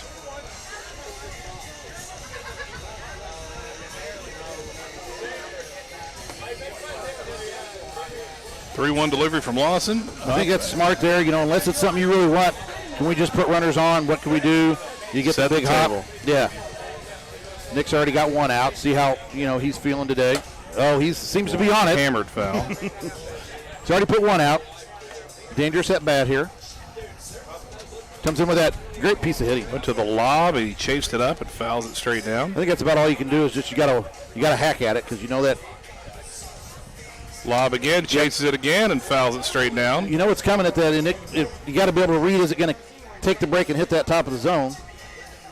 Comes back in. Yeah, Hammered. Stayed with it. Steve Astry, another $100. And that's where that pitch is devastating because you got to figure out. I mean, sometimes you just got to beat that pitch away till you can't come back to it because it's such a hard pitch here. Like that, it's you see Nick jump at two of them. If you don't jump, it's strike. Second home run in the game for Nick Hannigan. He's got all 5 RBI. Brings up Ben Hannigan. Nobody out here still. 10-5. Again, will they settle and take the walk here? They're going to. Nope, he's going to groove it. I'm going to take it out of here. Put it on the roof. Over Rusty. On the patio, off the roof, and back down. Ben Hannigan's first home run of the game. 10-6. And all of a sudden it's obviously you got to get the runners on, but it's potentially get some runners on, a one-swing game here, and this is what we kind of expected out of this. It was not going to be an easy path for either of these two teams. There was going to be runs scored. Landon Lawson going to come on a pitch now. And it's, a lot of these teams are going with, they've got the second pitcher, and it's, we're going to make you change it, going to see something a little bit different here. I don't think they'll be, just like X71, I don't think they'll be scared to come back to Ryland it in another inning or something like that. But let's just see what we can do here to change this up with nobody out. Can we get some outs here and change it up this inning? 8-run deficit cut in half. Started the second inning. That's going to be off the hands. Off to the center. Nice He's job. got a range. Nice hustle there. Shows the youth and the speed and coming and tracking that down. Brady Lawson running that one down. One down. Back to the top with Gilman. Foul ball. Hammered foul. X71's on it. I mean, they're not, when they're hitting it hard, just like the Wolfpack. Submarine swinging through it. Second out of the inning. Looks like it was a good pitching change right now. Time to chase one down and away. Back to Carter Thornton. 2 down, nobody on. Down 10-6. Turns on that inside pitch, foul. Well, you'll take 4 when they scored 4 before retiring it out. You'll take that if you're Wolfpack. To the lob, and that'll sail over the 10. Yeah, it's a 2-2. It's a good job of mitigating the damage. If you can get out of this now. Pours it down and in. Full count. Stay up by 4. Get back to your at-bat. See what damage you can do on them. Curveball that was curving back in. Went back to the net and through the net somehow. Carter Thornton survives. Just out of the reach of Ryland Lawson. Now the pitch. That's going to be caught. Hit the left, but right at Carson, right at Logue. X71 comes back again with Hannikin after the somewhat of a shutdown inning, only giving up 2 last inning. 10-6 your score. We start the third. Hannikin to Mahan.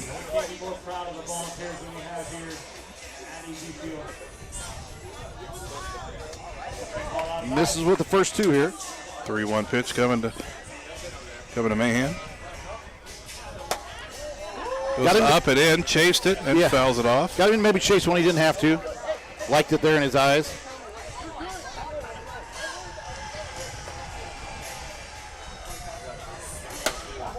Two hop past Gilman, and that's going to be a single for Mahan.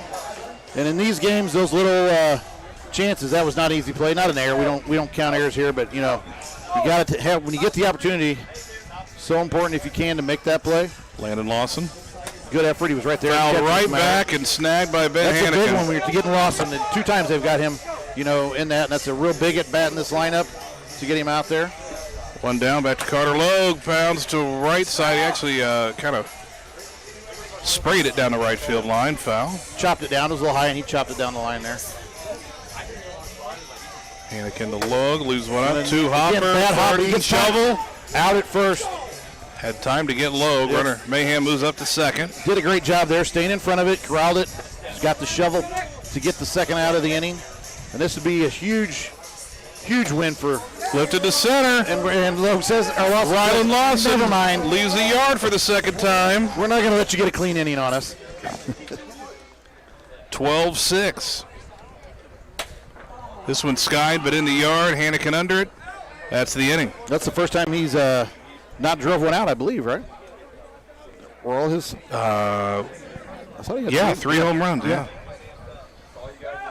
So they're going to stick with Chase Logue is human. Landon. He is today. Going to stick with Landon here on this. He wants one warm up.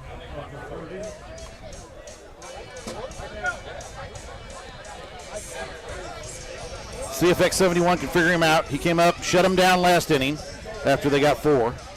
Dick Hannikin will lead it off, down 6. Bottom of the third, down 5, bottom of the third. And then, Nick Hannikin's saying, if you think Logue's inhuman, so am I. It's his 3rd home run of the game.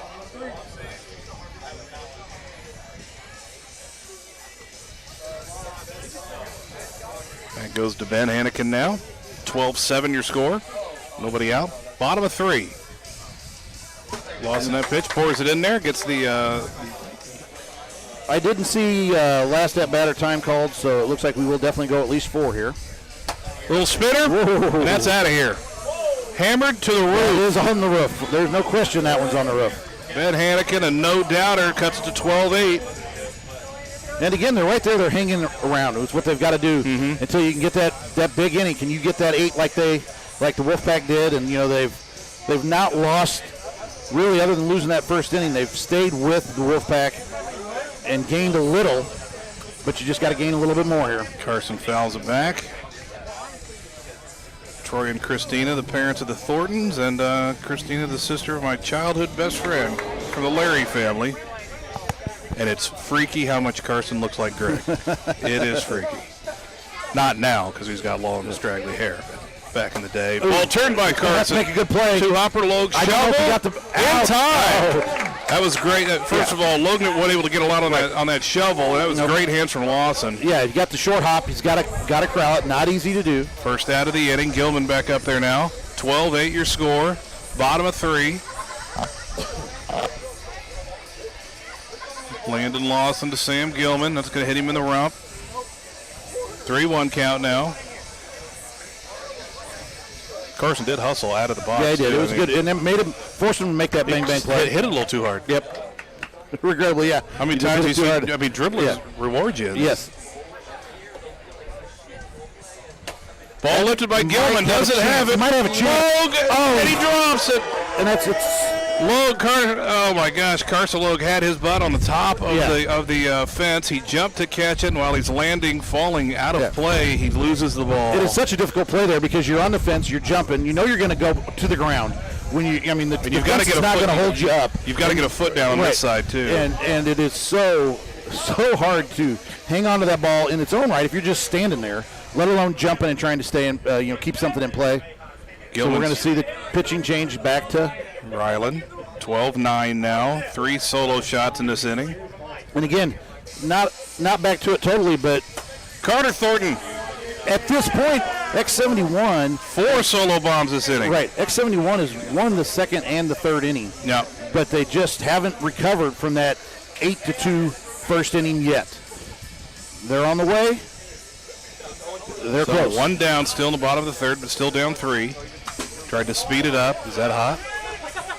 Yep. Hot pitch.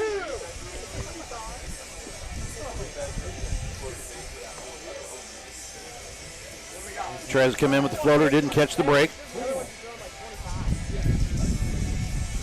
There's another one from Nick Hannikin. He might be 4 for 4 with 4 home runs, I believe. And they just keep looking to get longer. He's definitely got 4 home runs. Now I don't think he's got anything else, but they just keep getting longer for him right now.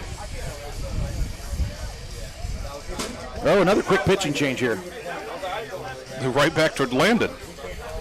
And back to Ben Hannikin. And we're getting a change here. It's 11-12, so they've got it to within 1. Yeah, that's a 2-run homer. Still 1 down. So as we're saying, they've about reduced that first inning here. That 8-0. The equalizer will mean a lot, and this could be it. That's going to do it. Ben Hannikin off the backside of Sebastian Tree. We are tied at 12. 8-0 lead erased. And it's, it's what was expected. You would say, how is 8-0 not comfortable? And this is why. Both these teams we knew they were going to put up runs. We knew they were going to put up big runs.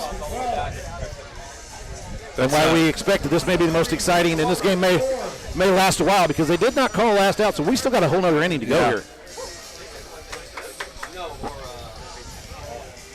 So we might fall a little bit behind here on time with this one, but this is what you come out here seeing, an exciting game. So 12, we fall a little behind. It's worth it. Bottom of the third, Carson Thornton 1 down. Carson Logue has come on to pitch. But that's the other benefit, or the part here is they've only got 1 out. That's 7 Hannikin home runs, by the way. Yeah. Oh, bad bounce there. The ball bounces off the chest of Logue. You see the smart play by Lawson there. I mean, he doesn't get the out, but he's got nothing to do. He's just got to tap it back to the pitcher, hope there's enough time, and it was just a little bit too late. Now Gilman looks at strike 2. Logue goes to that sidearm. Now do the step away crossover. That's a slider outside. 2-2 count. X71. First time they've seen themselves tied since scoreless. Yeah. Have not seen themselves with a lead in this game. That one will sail away, and Gilman draws his 3rd walk of the game. Right, and they're, what's dangerous here is you're most likely going to see Nick Hannikin again this inning. A double play, save a double play here. You're going to see Nick Hannikin, strike to who's Carter 4 for 4 with, Well, if I tell you what, having both of these guys, I wouldn't bat them back to back. I think I might go maybe 2-4. Right. You know, Carter Thornton swings through a pretty good.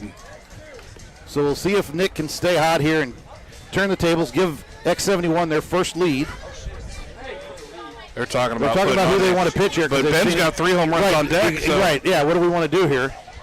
That's, you're not, and that's a reason maybe where, you are protecting Nick with Ben, I mean. Yeah, Carter Thornton just told Nick they want to walk him too. Yeah. So. And he does pour it in on the outside half. Yeah, but if you stay outside, I guess, your option, it's a little harder. Just going to, the goal is just stay out there. Submarine goes and gets it, drives it to right center. Are we going to have a play there? 1 run will score. Smartly, Wolfpack, don't force it. Don't throw it around. We're down 1. We've still got our at-bat. Don't let them get the momentum. Don't take throwing it around. Lead of the game for X71. And the first run of the game scored not via the home run for X71. And it's on a Nick Anakin single. Yeah. After 4 bombs. Or double. 13-12, Logue now. It was a good piece of hitting, knowing they're staying away from him. I'll just go with it that way. Yeah. You're going to give it to me, I'll take it, and I'll just punch it that way. Now, this is one I might walk him, but Ben Hannigan on. Right, I think this is definitely one you got to consider. Do you want to walk him where he's at right now? He's got a full count now. Not that there's not good hitters behind him, but, he's been so... Guy's got 3 jacks, and now he lifts one. He fisted that. I think that hit his hands, too, and he still almost went out. Foul. 13-12, X71 leads the bottom of the 3rd. We have not heard time called. Now let's see, they called it. Now it'd be heartbreaking. They want to let everybody know it's your last at bat in this when we call time. So we will go 4.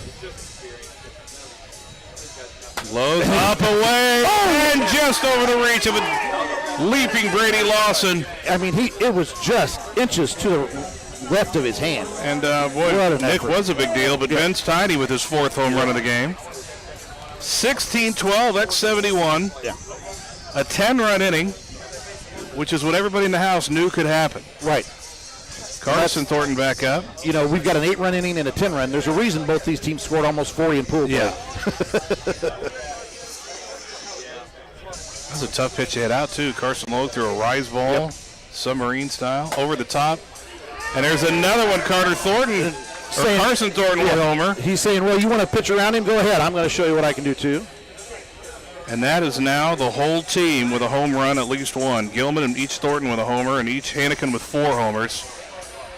Yeah, that's what I said. It's not a team that's going to push the base running. They're going to do it more with the long ball of any team, of these younger teams. They're not as aggressive base runners and pushing it. They're very much know they can hit the long ball, and they're going to hit a lot of them. Sam Gilman just sets the table again, 4th walk. And again, what you've seen a lot of that is, a lot of this has been Gilman and Thornton willing to take the walks, willing to do what they can to get on in front of Carter Thornton off the Sebastian tree. And it comes, if you don't groove me one, I'll take my walk, but when you groove me one, I got the power to take it out. And Carter Logue walks right back to the outfield. He's done. 19-12, a 13-run inning. And back to Ryland Lawson. About his 4th time pitching in this game. Goes skyball, and it's the Hannigan boys again. Yeah. Your reward for coming back in is you get 2 of the hottest hitters out here right now. And they just walk him. Basically pitch around. He didn't chase him 2 floaters. Throws one outside. Now here's Ben. He goes floater to Ben. Tried to catch a back corner, though. He had a little more success with that floater against Ben than he did Nick. So maybe that was part of it, Ben chased it this time, fouls it off. A thought process there, but...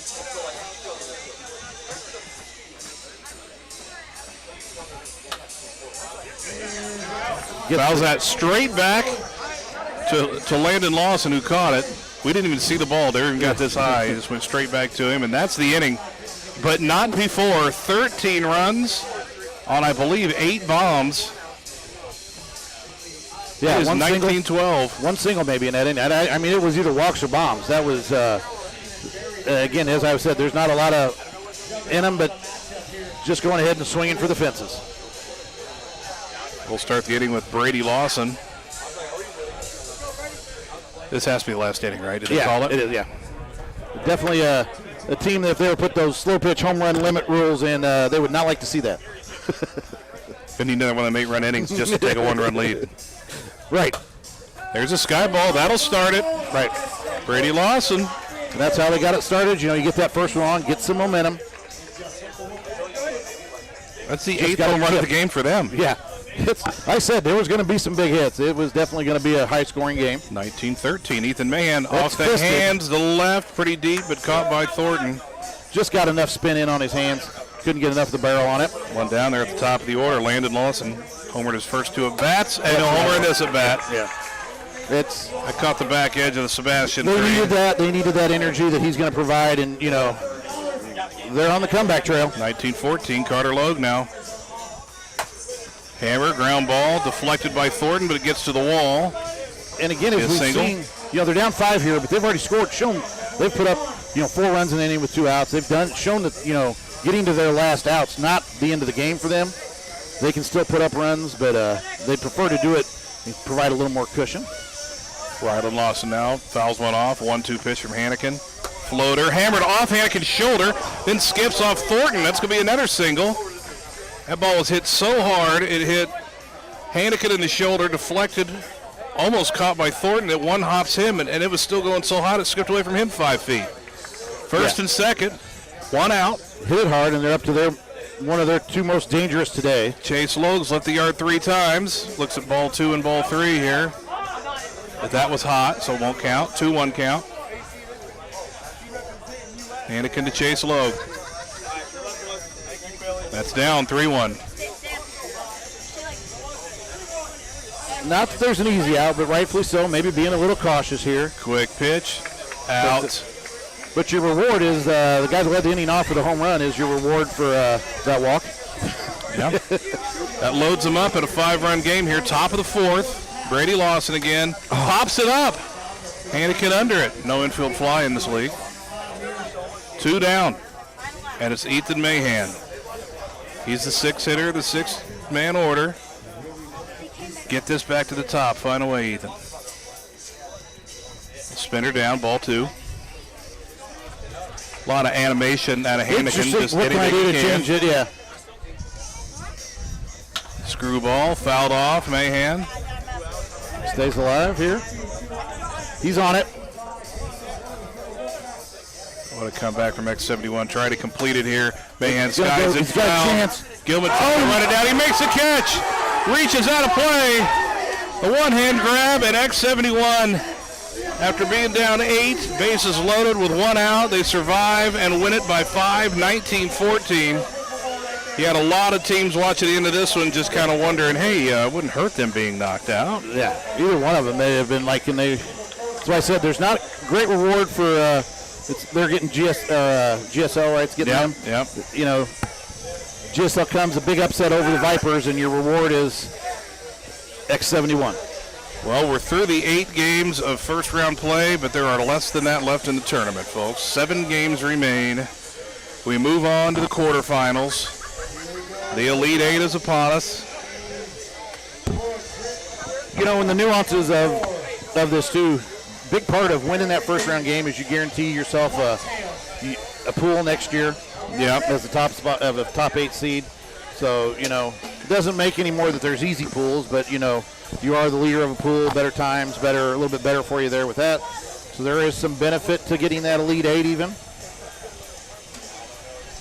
But once you've made it to here, we're not settling for just, I want a pool lead. I want to continue this and keep going. Winning your pool, maybe a bit of an advantage. 7 of the pool winners win that first round game, even though some of them in battles. But only average Joe's able to win as a lower seed and as a wild card in that first round. So we're getting ready for the first quarterfinal, the 4-5 game. American Madish is the 4 seed. Whitetails are the 5. It does show the depth is there, but clearly, with the depth, it shows the skill coming out of. If you come out of a pool when the pools are deeper, yeah, you're a little bit more battle tested. You're prepared for what you got to do. First pitch, pop out. It was Alex Current to the catcher. Drew Hittmeyer back out there again. Colton Petrick hit 3 home runs in that first round game. Whitetails you're going to see with Ryan Butts was a big pickup for them. They've been on that edge, been right there. Managing to pick up Ryan Butts this year is a big benefit to them. 2-2 pitch, driven, two-hopper, Evans throws, in time. That's a pitch that Hittmeyer does, really came from Jack Driscoll and that, and you saw Hannigan tried a little bit there, but he'll get that quick pitch where, you're in there and he doesn't reach back, doesn't do it, just kind of the quick over the top, make sure you're ready. Brings up Ryan Butts. Some earlier pool games, he got some big outs with that, just, kind of catching you unprepared. Hittmeyer. Ooh, Butts trying to hit that one to Decatur. Or are we in Decatur? Are we in Mount Zion right here? I don't know. No, it's Decatur here. Trying to hit Argetta. How about that? Yeah. I think we might have a full count, yeah. Hittmeyer to Butts. Stays high and doesn't catch the top there. Again, another two teams here. When they go yard, you'll see some bat flips. You'll see some energy definitely out of these two teams. Sight swings through that one on the outside. Benefit may be a little bit here to American Madish, only in the sense of they've played a game more recently. They haven't sat as long, so you're kind of getting that flow. You're not sitting real long, especially as young kids. They don't need much time to rest, and you're getting back into it a lot quicker. Schedule is weird how they do the tournament. Yeah, they don't bunch the bracket up at all. It's the 8 seed plays in the 7 up to the 1. Aiden Sight strikes out. Hittmeyer retires. He may scoreless top of the first. Boy, we've been saying that a lot in this tournament. Taking a little bit of time to get the blood pumping. And that's where I say, I think in these two, Whitetails have been sitting for quite a while. Whereas, American Madish, having not sat as long, might be ready, fresher, coming out here.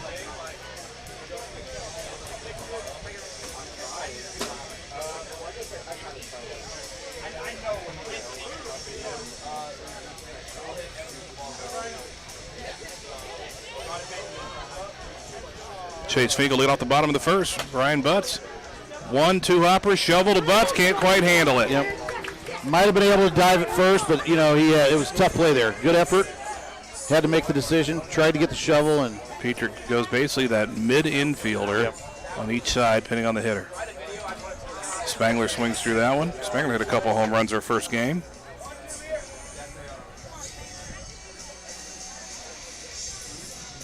Butts in there. Ask if it's hot. It is not. You'll see teams do that. They're either going to put one short or put both deep back. The short really helps you with some of those dribblers, some of those not hard shot line drives. Tyson Evans fouls it off. It also requires a lot quicker hands and ability to feel those balls in that situation. Gets a swing and a miss there. First out of the inning. I do like teams like, American Madish here with the lefty-righty. You're making the fielders move. You're changing it up. You get the benefit of left field. You get the benefit of right field differences in the wind and things. And, pop up from Hittmeyer. Butts under it, makes the catch. And that's the inning. Yeah. Leadoff single, and then American Madish goes down in order. We're through one, scoreless. Energy's got to start picking up here.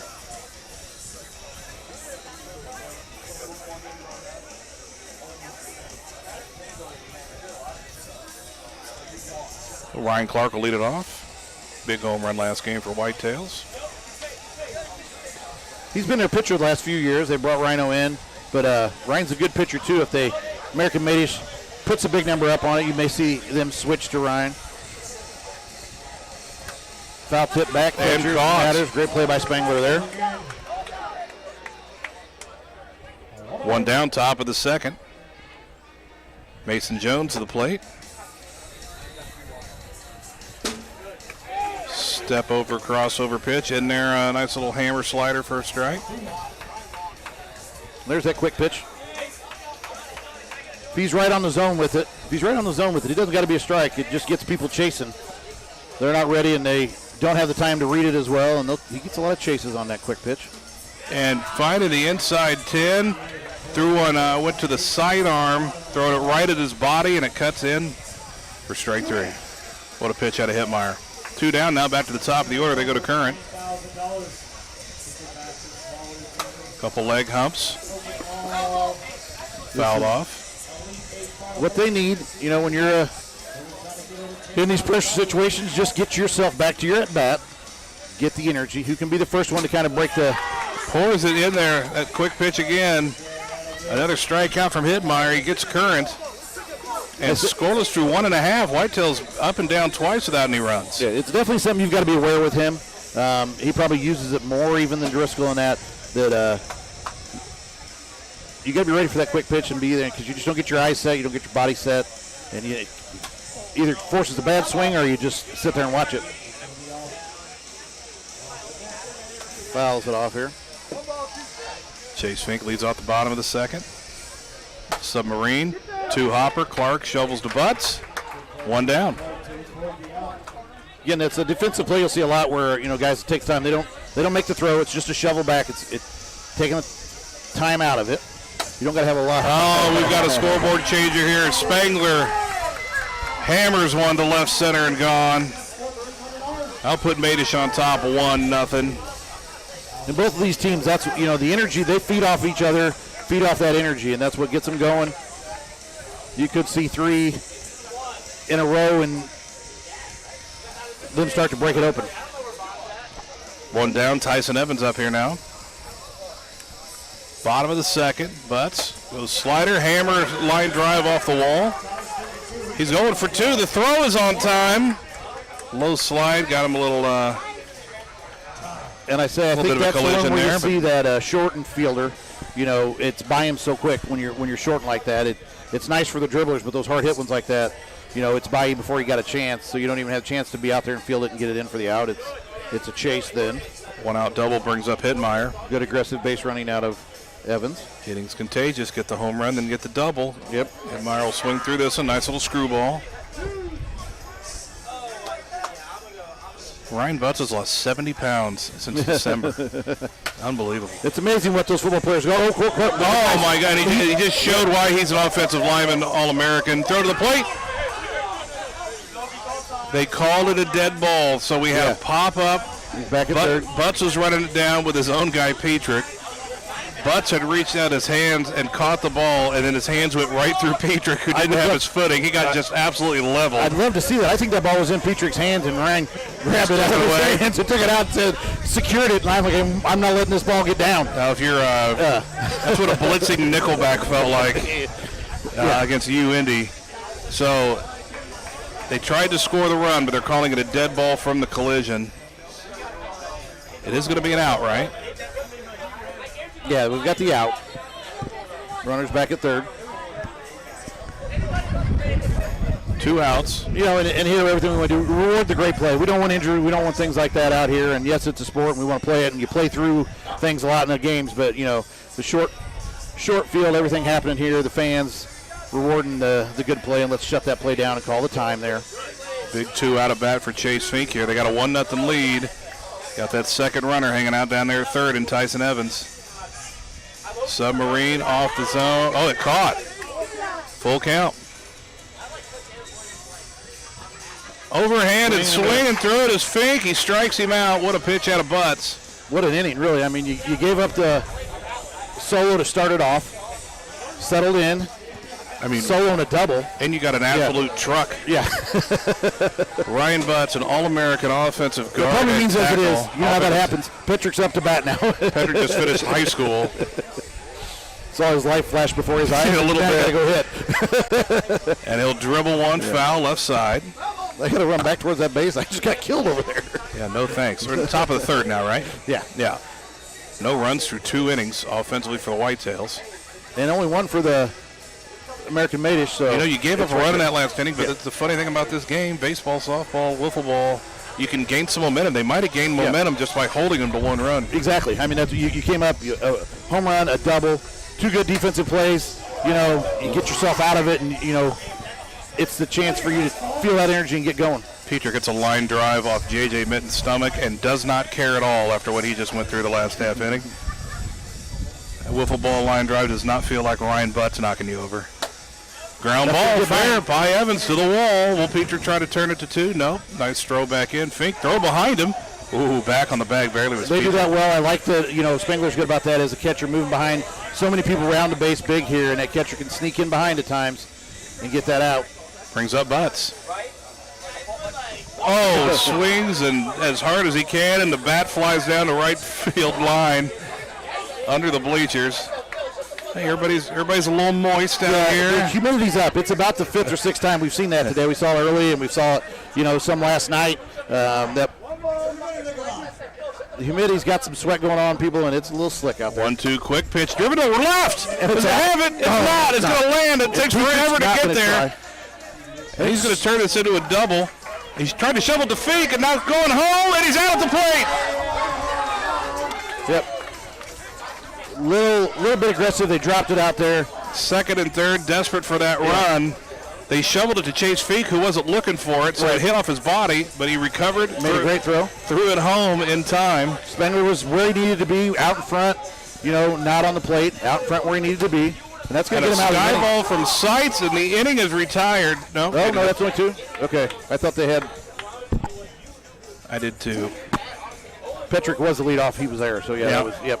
Yep, very true. 2 outs. Ryan Clark, runner at second. 1-0. American Madish leads here in the top of the third. Quick pitch, driven to left. Is it fair? No.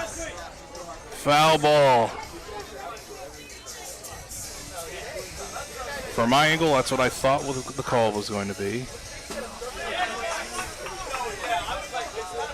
That one bounces off I heard the the 10. ting. I think that was a bounce and hit the 10. I don't think it was. Ryan Clark's in mid-conversation with Spangler. 2-2 pitch. He chases a high one, and that's going to be out of play. Hitmeyer's starting to really use his quick pitch. Yeah. And not quick pitch in the traditional sense, like he pitches before the guy's set. It doesn't take the full wind up. He's looking down behind him and suddenly the ball's coming. Yeah. He's not doing anything that the batter isn't in the box or anything like that, illegal. It's just your spinner and gets Clark. You're waiting for the double pump. You're waiting for those things. Massive strikeouts in this game out of Hitmeyer and Butts.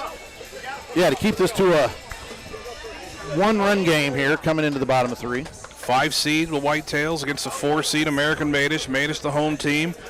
They're half of the third now. 1-0 is the score on a Carter Spangler home run, and he'll lead off the third. Overhand screwball back action and back in there for the strike. 1-2 pitch. Again, you mentioned traditional slider. Cy Young earlier. I mean, Butts, what he's done here, and and if you continue this out, you can keep this American Madish team in, single digits. But really, I mean, in 2-3 innings, you keep them under 1 or 2. That's a great pitching performance out of him.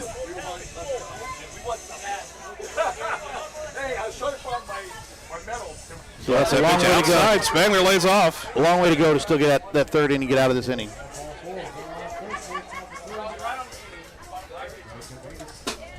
Tyson Strike had one. a hard double last inning. Butts doing a good job of living on that outside corner and hitting it.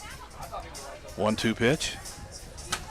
Yeah, I say a lot of what you'll see is the strikes pitch. that hit. So many of the strikes that hit are not hitting the center of that zone. There are throwing for the corners and the edges, clearly.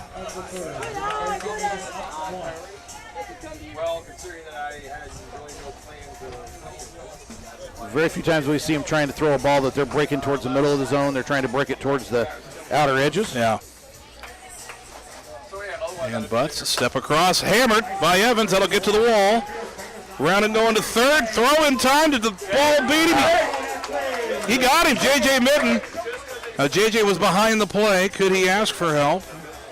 They're asking Chase him to ask for wants help. help, but if Chase was making that call, he wouldn't ask for help. He's just wanting to know if it's going to get him to return. What a But if he throw. was out there making it. Great job of just getting rotated. That ball. Tomahawk hammered foul. JJ was Hitmeyer. in the right spot down there to make that call.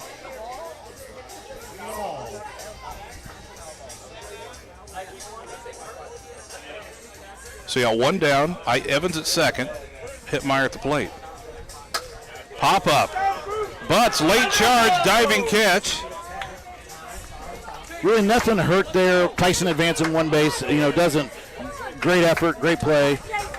Smart by Tyson to advance, but really doesn't. It's a hell of a play by Ryan because he had to fully lay out and get both hands on it. He hesitated because I think he thought the catcher was coming, and he's like, he's not, so I got to go all. Either that or he thought because it was really hit hard, it just had massive spin.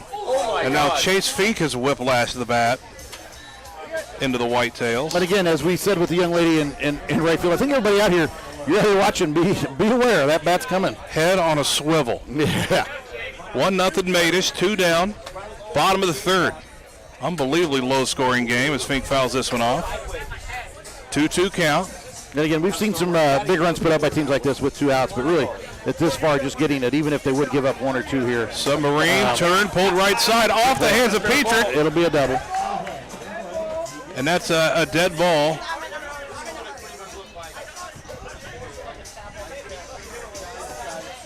Into second goes Feek, and that's going to be the second run as Evan scampers home.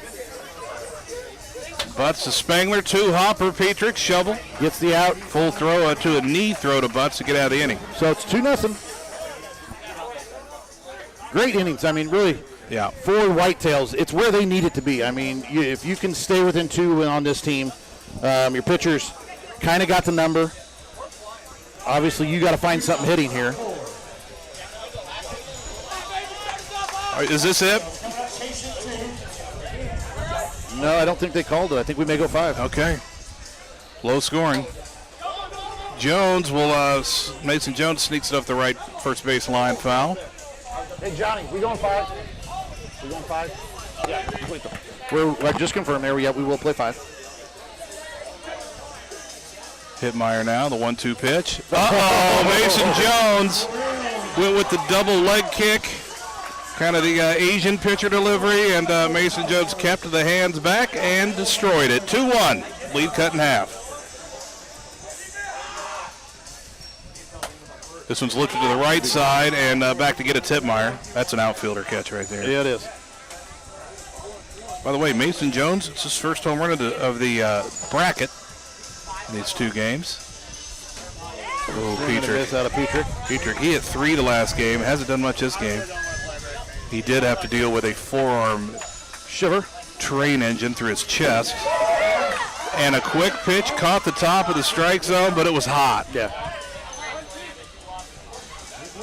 45, they said. How about no? I do like that pitch. I really, just getting them, like I said, they're watching for that double, and that's also the benefit of that double little leg hop, because they think you're going to do it a lot, and then you just stay up there, raise, and come right over the top, and it's not.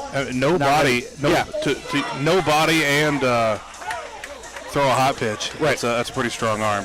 Petrick strikes out. I'm not sure how the ball ended up down the right first base line. It went off the backswing. He got it on his backswing. 2-1, 2 down, top of 4. Ooh, Butts, I think, would like that swing back. He is swinging. He's trying to knock the fence over if he hits a line drive off it. He swings to a high away one.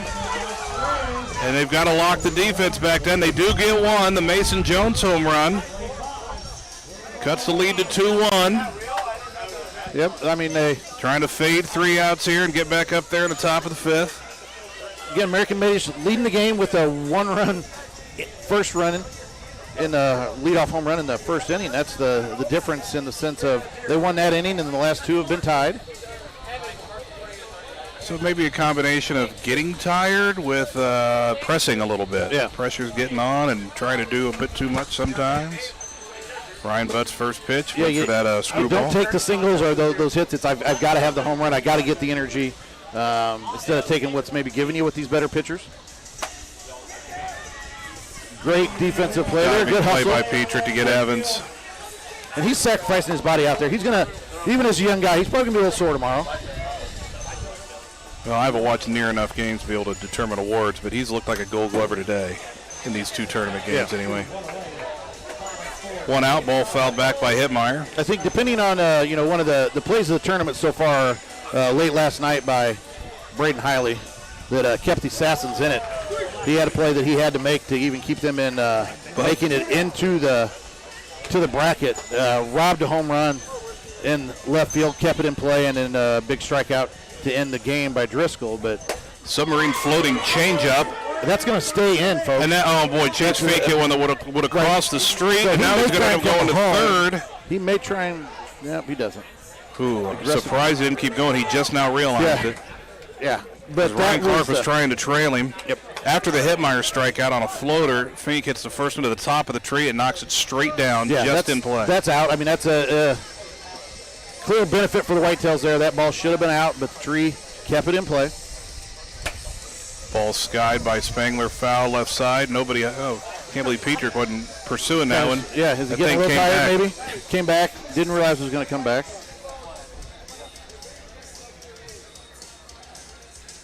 But now that one's going to be a liner. Ryan Clark with a diving play. Just floated up and up for him. Nice defensive play. We go to the 5th inning in a 2-1 game. Yeah, I don't think anybody was picking that. Be a great time to shout out the corporate sponsors here of the wiffle ball tournament. Sliderz, Brinkheimer Realtors, Frank Vincent Memorial Bowling Tournament, 365 Loans. There's a ground ball. I can't even get those read before we get the next inning started. But Sites is out at first. 365 Loans, ADM Transportation, BEC Mechanical, and Earth Mover. Of course, nod to Vicmo there as well. Volunteer in charge, Molly Owens. One down now. Hittmeyer. This is it. It's Ryan Clark. Pitch from Hittmeyer. 2-1 game. That'll float out. Ball 2.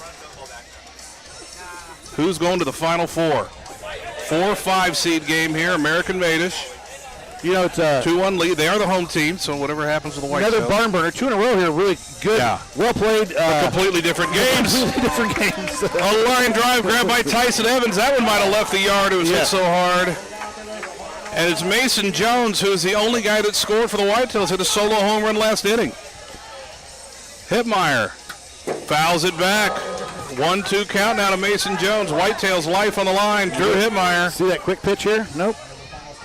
Here it comes. It's down and in. Ball 2. 2-2 count now.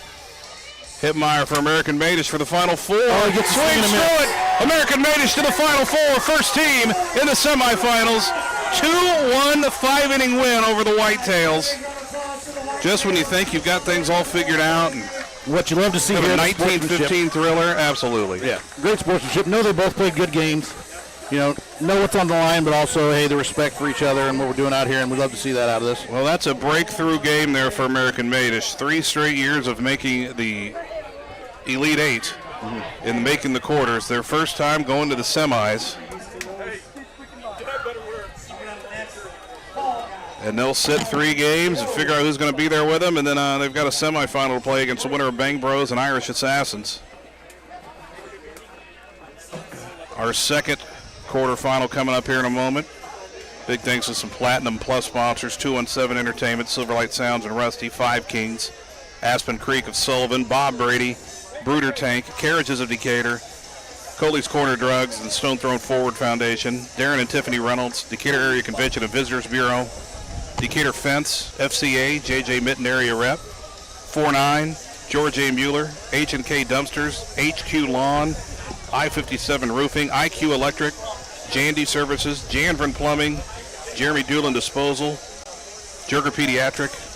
They have so many sponsors, the only way you can thank them. Jim Cleveland, Joey Brinkotter, Kevin Greenfield of the Macon County Board, MC Tree and Remley Tree Service, Mount Zion Chiropractic Clinic, Chris Torway there, Pedals, Richards Building Supply, Refreshment Services Pepsi, S.J. Smith, Skeff Distributing, Allie Doolin Huff of State Farm, and Melanie and Al Schelling of State Farm, your platinum sponsors for the tournament this year. Yeah, I think that just shows how much people want to be a part of such a There's great another event. 40 to list there on different levels. It's unbelievable. Yeah. Hi to B. Peters and Wheezy Peters. Didn't quite make it back. We're gonna get you through all the way to the championship so you can watch Coach Jimmy, the Bang Bros, coming up in a bit. American Madish, a few moments ago, this isn't a joke, this was a 2-1 5-inning victory on a game. Was that 3 solo home runs too? Yeah. It was 3 solos. The American Madish No, American scored Madish one was 2 on, runs. Yeah, they scored, yeah. 2 home runs. Yep. All right, your next one. Here come the 3-seed Fall Guys. That's the Hammocks.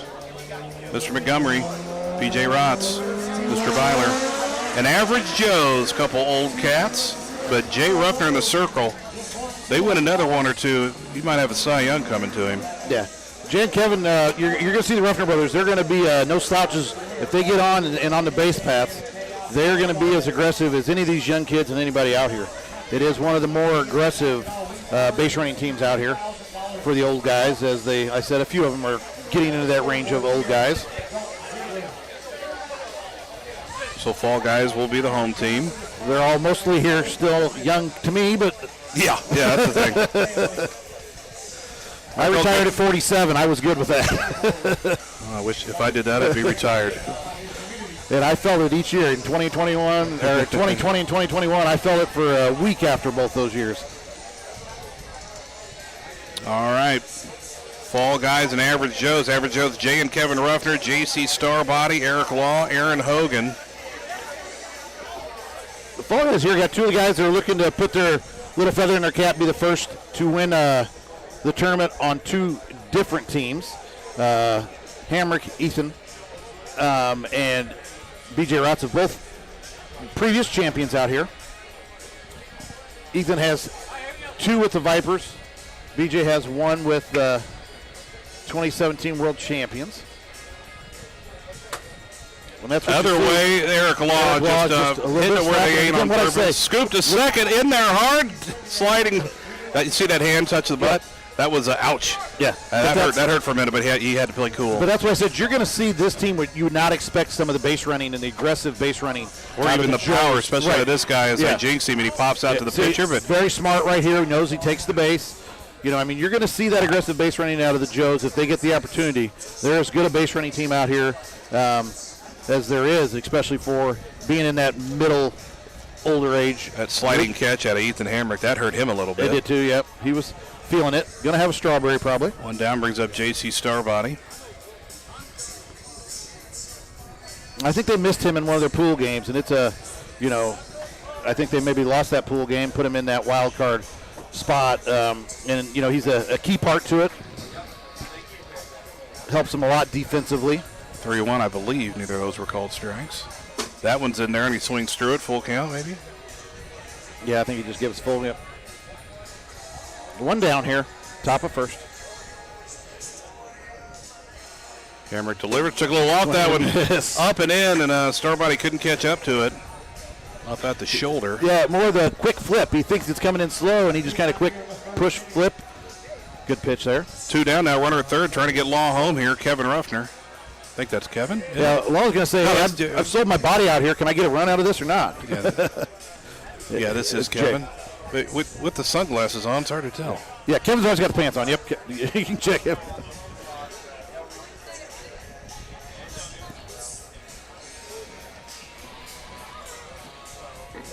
Hamrick to Ruffner now.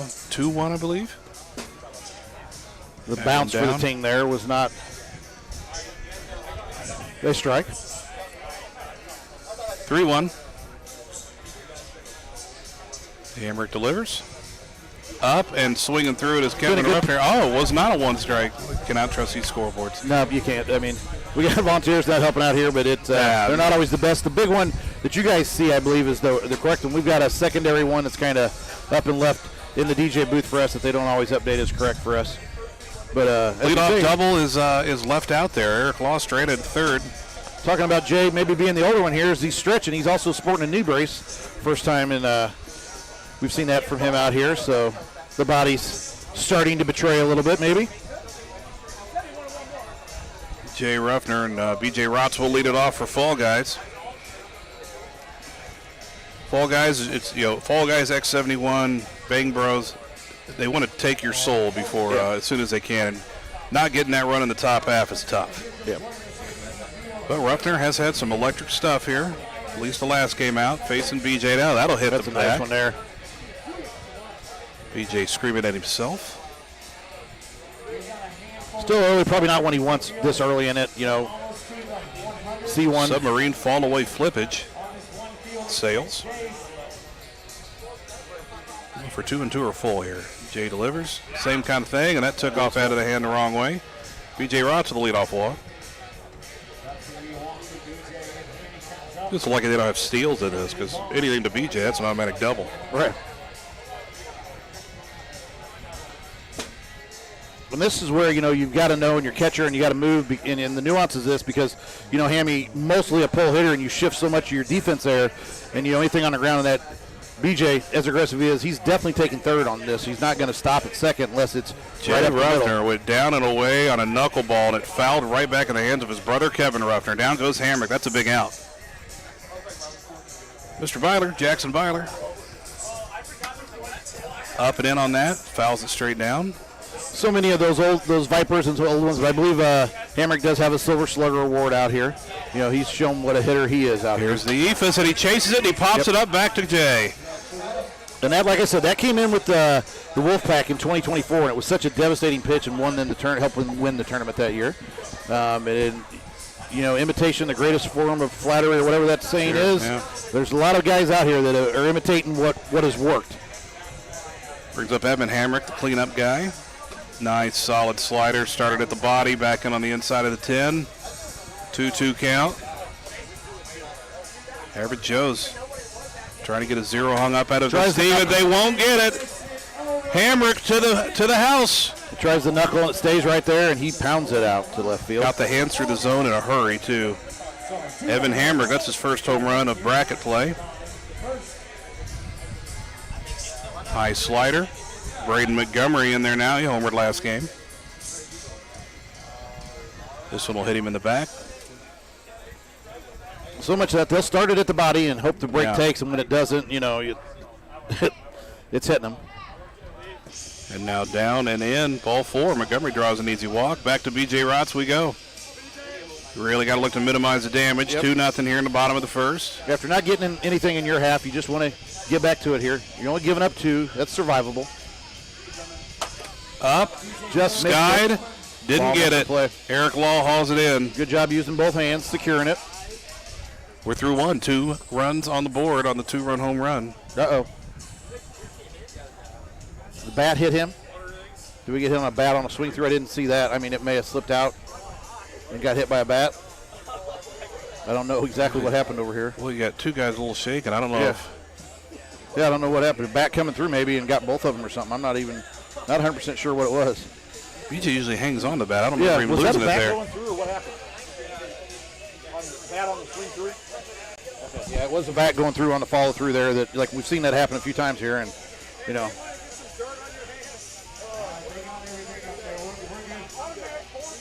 think Byler took a bat to the face there. Yeah, Hamrick and Byler took a little bit of a shot there. Looks like they're shaking it off.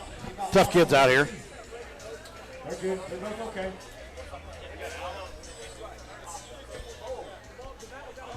Worst part for Hamrick is you got to come out here now. You got to settle in and pitch. Just dropped his shades there. They do get 2 runs in the bottom half. Average Joe's looking to capitalize on friendly fire. Yeah, friendly fire. I mean, no intent there. We've seen it happen many times already just in the last 3 games. My goodness, Busch Light to sponsor this thing? They should, yes. Another great thing here, you come out here, we've got a great concession, and I mean, you can't beat the prices. We mentioned yesterday, you can't get out of McDonald's or Hardee's or any of those places for under $10 or whatever meal. You come out here, get a great sandwich for, $6, $7, $8 for a steak sandwich. Yeah, so, I mean, there's so much good food out here, and it's I very happily paid $10 for a steak and cheese sandwich. Yeah. It was phenomenal. Yeah. Add some way fries. better than what you're getting. Yeah. Way better than what you're going to get at McDonald's. And then you get, and you don't get the entertainment at McDonald's, Hardee's, those places that you're going to get right here. Jay Ruffner lit off the top of the second. 2-0 lead for Fall Guys. Hamrick. And as we've said, it's hot, a little humid, but we got plenty of tents. We got a decent breeze out here. It's just... Yeah, bring your chairs, bring your cooler. Those guys are sweating a lot because they're out there playing. You're out here sitting and watching. Bring your own cooler, I mean, we only got 5 games left after this, but that's 2.5 hours. You can get out it for the semis and the championship. And you're going to see some great wiffle ball. I mean, we've already seen some. Last 2 games are some of the most. Jay Ruffner dials it up, gone. Right center field, pounded. Might have got over the second fence out there. Yeah. Or might have got over the third fence. But we're seeing, great games. Last 2 have been super entertaining. This one's off to a good start here. 2-1 game. Eric Law back to lead off. Oh, and he lifts it up. Hamrick showing he's shaking off. Circle to run it down. Showing he's shaking off that little bat to the face or to the wherever it was. Makes a nice play. 1 out. Back to Aaron Hogan. Rocking the Titleist Pro V1 hat because that's his real sport. Sure is good at this secondary sport, though. Aaron had a little wrist injury playing in the Southside member guest. Looks like he's shaking that off. At least been able to swing this wiffle ball bat pretty well. Well, he's not taking that ball down into the ground here. It's a little less, less impact on it, can fight through it a little bit better. Does kind of one-hand that one, though. He's hit a couple balls across the street. 2-1. 2-2 count, I believe. One down. And by this time in the game, a lot of players out here playing with some dings and nicks and that because of the way everybody's throwing their body and that around. He is kind of one-handed that a little bit there. Oh, he didn't hustle it out. Dropped it, but he didn't run it out. Yep. That's the hard part with this. I mean, it is so hard to just catch an easy, what is considered an easy fly ball here that really, it's frustrating for the hitter, but, you do got to run them out because there's bobbles that are going to happen. JC Starbody with his sight lines and straightaway center look a little different. They're trying to take a tent down. Looks like a tent is flying away. Got Mikey Evans out there helping. It's probably compounding the problem.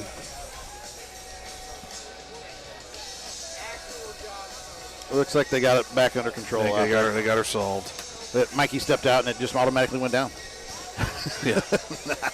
No, he's a great volunteer out here. One of the many great volunteers out of here. He gave up his entire Sunday of living at the gym. It's going to be a single. He's going to stretch. See, good aggressive base running. And as you saw with the American-made-ish, their catcher kind of moves out behind there for those big rounds and kind of helps prevent that. If no one's behind, you can take that even bigger aggressive round. Get themselves out of it here.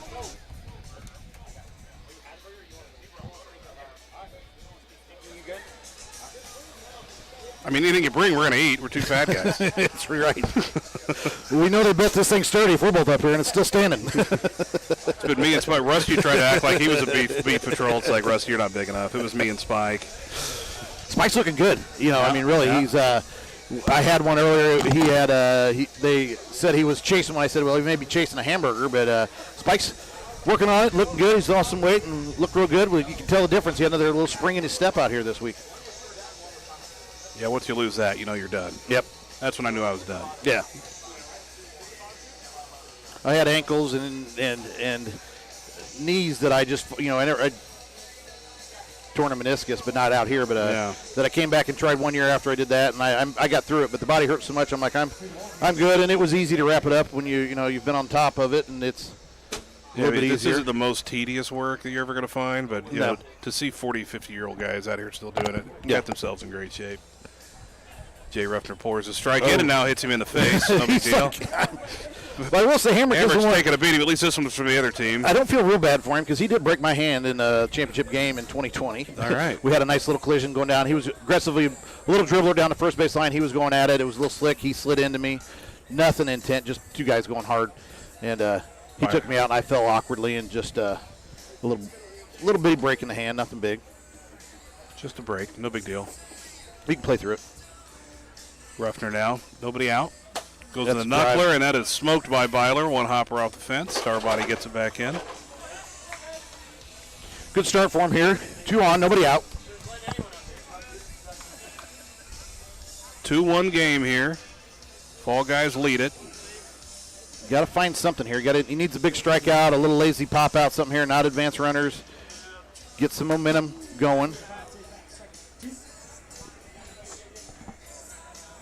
Evan Hamrick up now, first and second. Nobody out here in the bottom of the second. Coming with here the comes Ephus. And he drives it out. He lifts it. Is it enough? No. Sliding catch made. Nice job by Starbody. I think that's where the benefit for them, Starbody being here, and I think their loss, he was not here. Adds some better defense out there for him a little bit. Makes a real nice sliding play there. Able to make the throw, keep him at second. Well, you can chase that Ephus, but you still got to remember to swing the bat hard. Yeah. I think that's what you start thinking about, just making contact. Mm-hmm. Yeah, you're just trying to watch the ball hit the bat instead of following through and finishing. It's a very difficult. That's why that pitch has become the challenge that it is out here. Foul ball from Montgomery.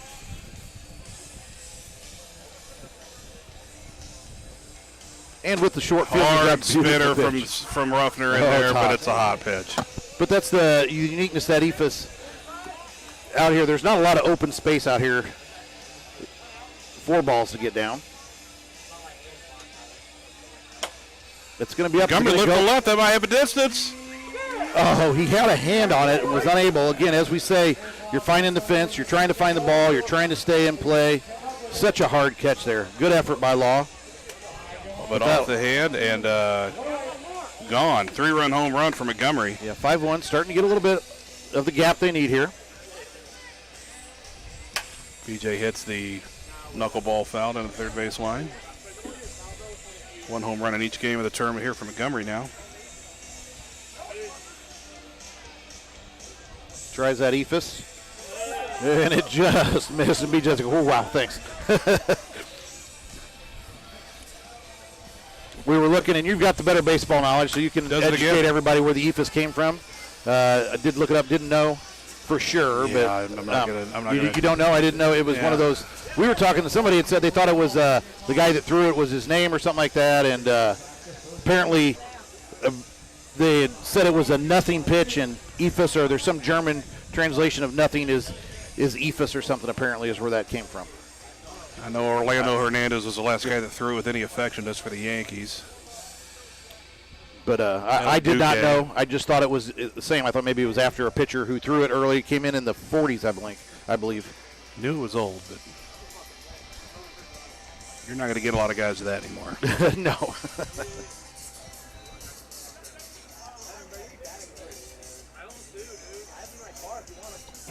I think it comes in so much more play here because of the strike zone and the way it's used here, and so that ball coming in high and over the top and floating down, not going through the strike zone. You do that in baseball and it gets to that part. It's Hamrick hammers one down the first base line off the wall. Lead runner B.J. Rotz will. Oh, wait a minute. Yeah, the ball was in hand for the pitcher. He was not over halfway, so he's going to go back. Put the brakes on at second. Still one down, 5-1 the lead for Fall Guys. Average Joe's trying to get out of this bottom of the second. That was a real nice pitch there. That's a heck of a pitch. Jackson Byler. Ephus. You got to throw the Ephus deep to force him to tomahawk it, because they can golf it, end up looking like a Carson Oliver 350-yard drive right down the pipe. Or Michael Brennan, who won the golf tournament today. It on the hands, fouled off by Jackson Byler. Yeah, that's where I say, and the benefit of this strike zone, as it is so deep in there, and if it just hits the 10, it doesn't have to come through the hitter's zone at all. Yeah. You can be over the top of them, and where it makes it more effective here than like in a baseball game or anything like that, or even anywhere else. Did you catch that Carson Oliver shot as a Mount Zion golfer? It was, at Illinois Central. Aiden Barnett, his teammate, had to play some college golf. Yeah, they had everything going on there. They're going to have to rebuild a little bit there on that. They had a real good senior crew there that had done quite a bit deep to left. There is another one deep and gone. Another 3-run bomb. Evan Hamrick will leave the yard. Second home run of the game. 8-1. Still not out of reach for Average Joe's. But they need to get out of this inning.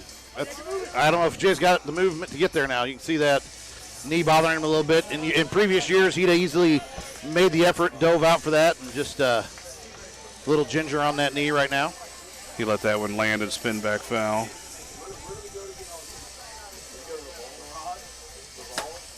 Hammered down the third base line fair, hits the fair pole, but then does ricochet off the wall out of play. So double for Montgomery.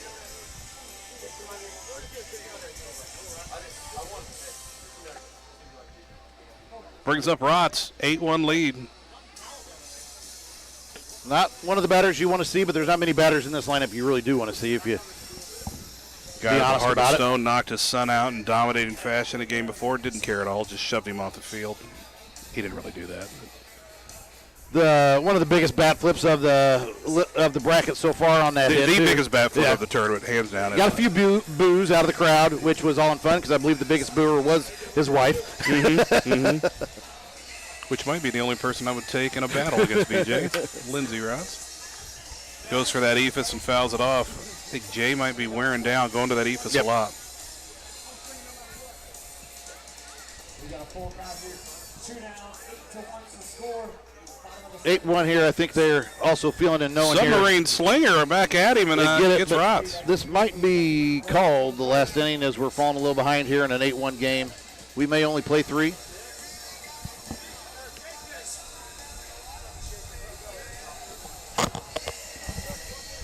Here comes Fink. Yep. This is it. Looks like it. Yep. We're in the top of the third of an 8-1 game. Average Joe's going to have to get a little something moving. Again, the umpires they will cut some games short, and they do it, but they're very good about, always communicate with the team. They want them to know if you're down, it's your last at bat. You don't want to be unaware and come up to it and like, hey, how was that not, not trying to add pressure, but it gives you the information you need that, this is your last at bat. Make sure you take advantage if you can. Can they get it together? Starts with Jay Ruffner. Hamrick, wow. He's got their only runs a game right now. Floating solo knockout. shot. 2-1 pitch, and there it is again. Maybe. He's trying to make up maybe some of the pitching woes, and he really just, with the knee bothering him, he's like, I don't want to run the bases, so let me just get out of here. Exactly. That's a double fence, second solo dinger in the game for Jay Ruffner.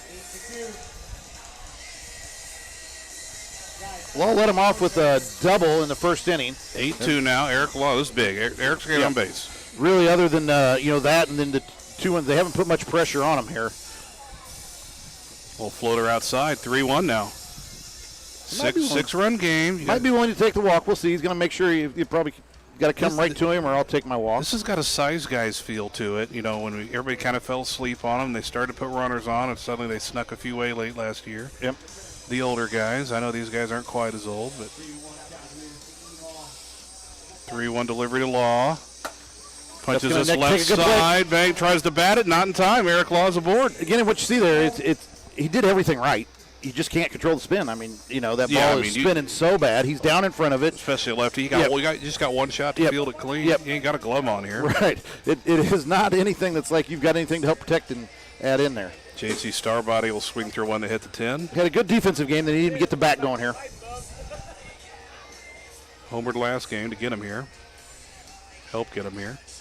And he swings through two of them. Nope. Hot pitch.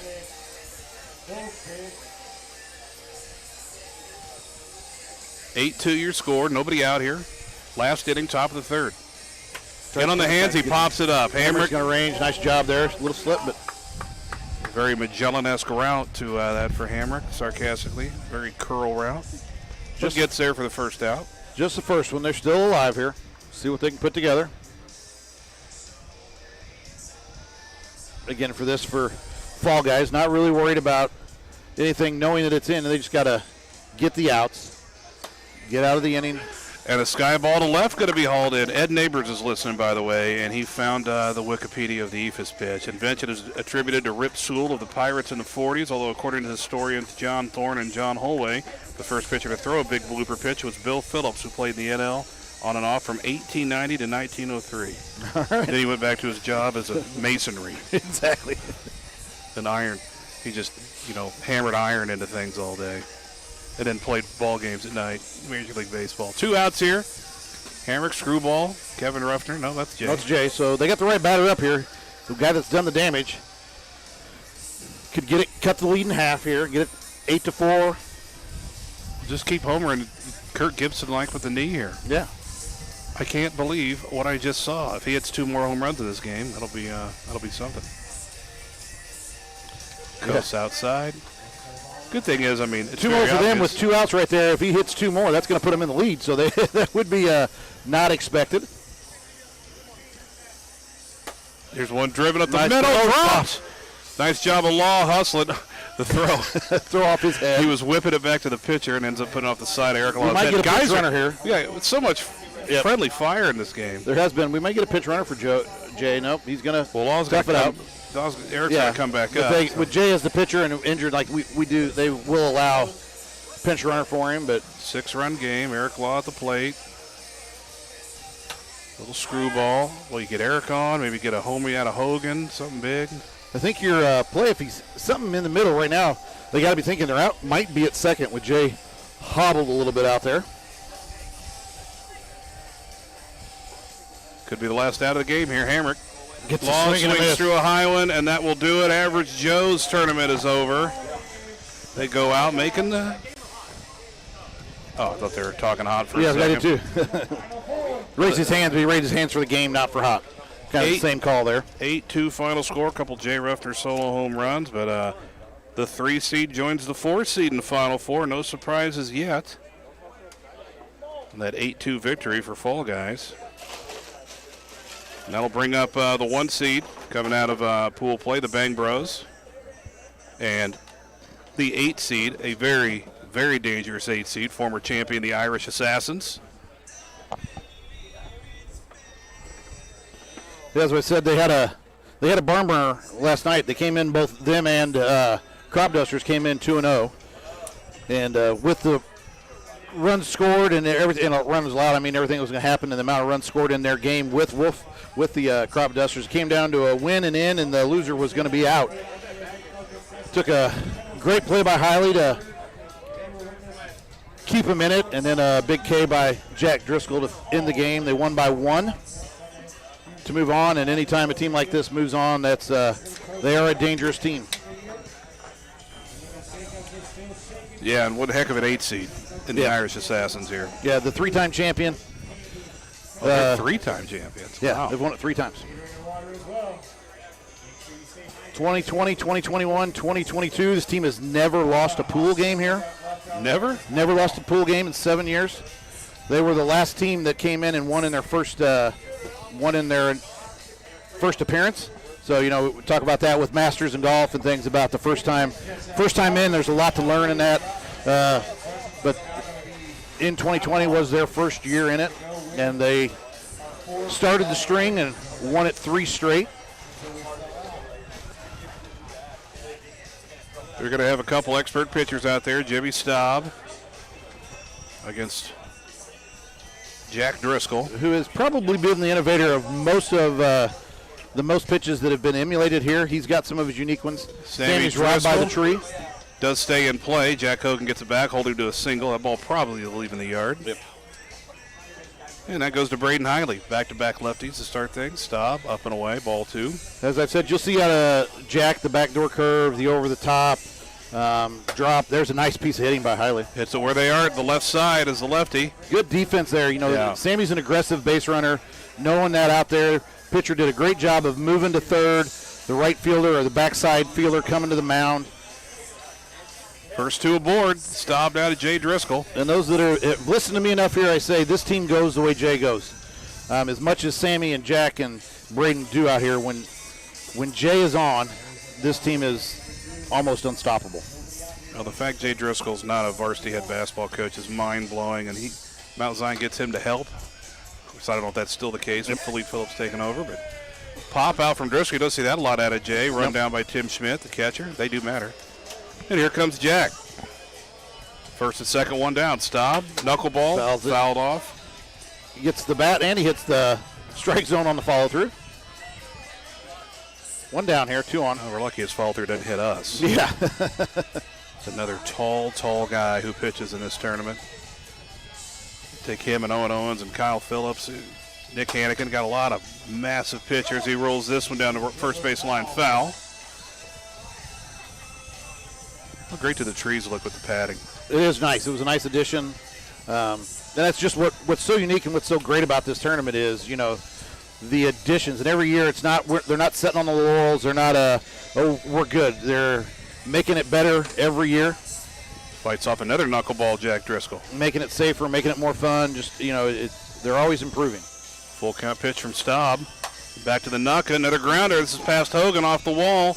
Quick Sammy pitch in. Speed kills. Sammy Driscoll scores the first run of the game. Good base running there by Hiley.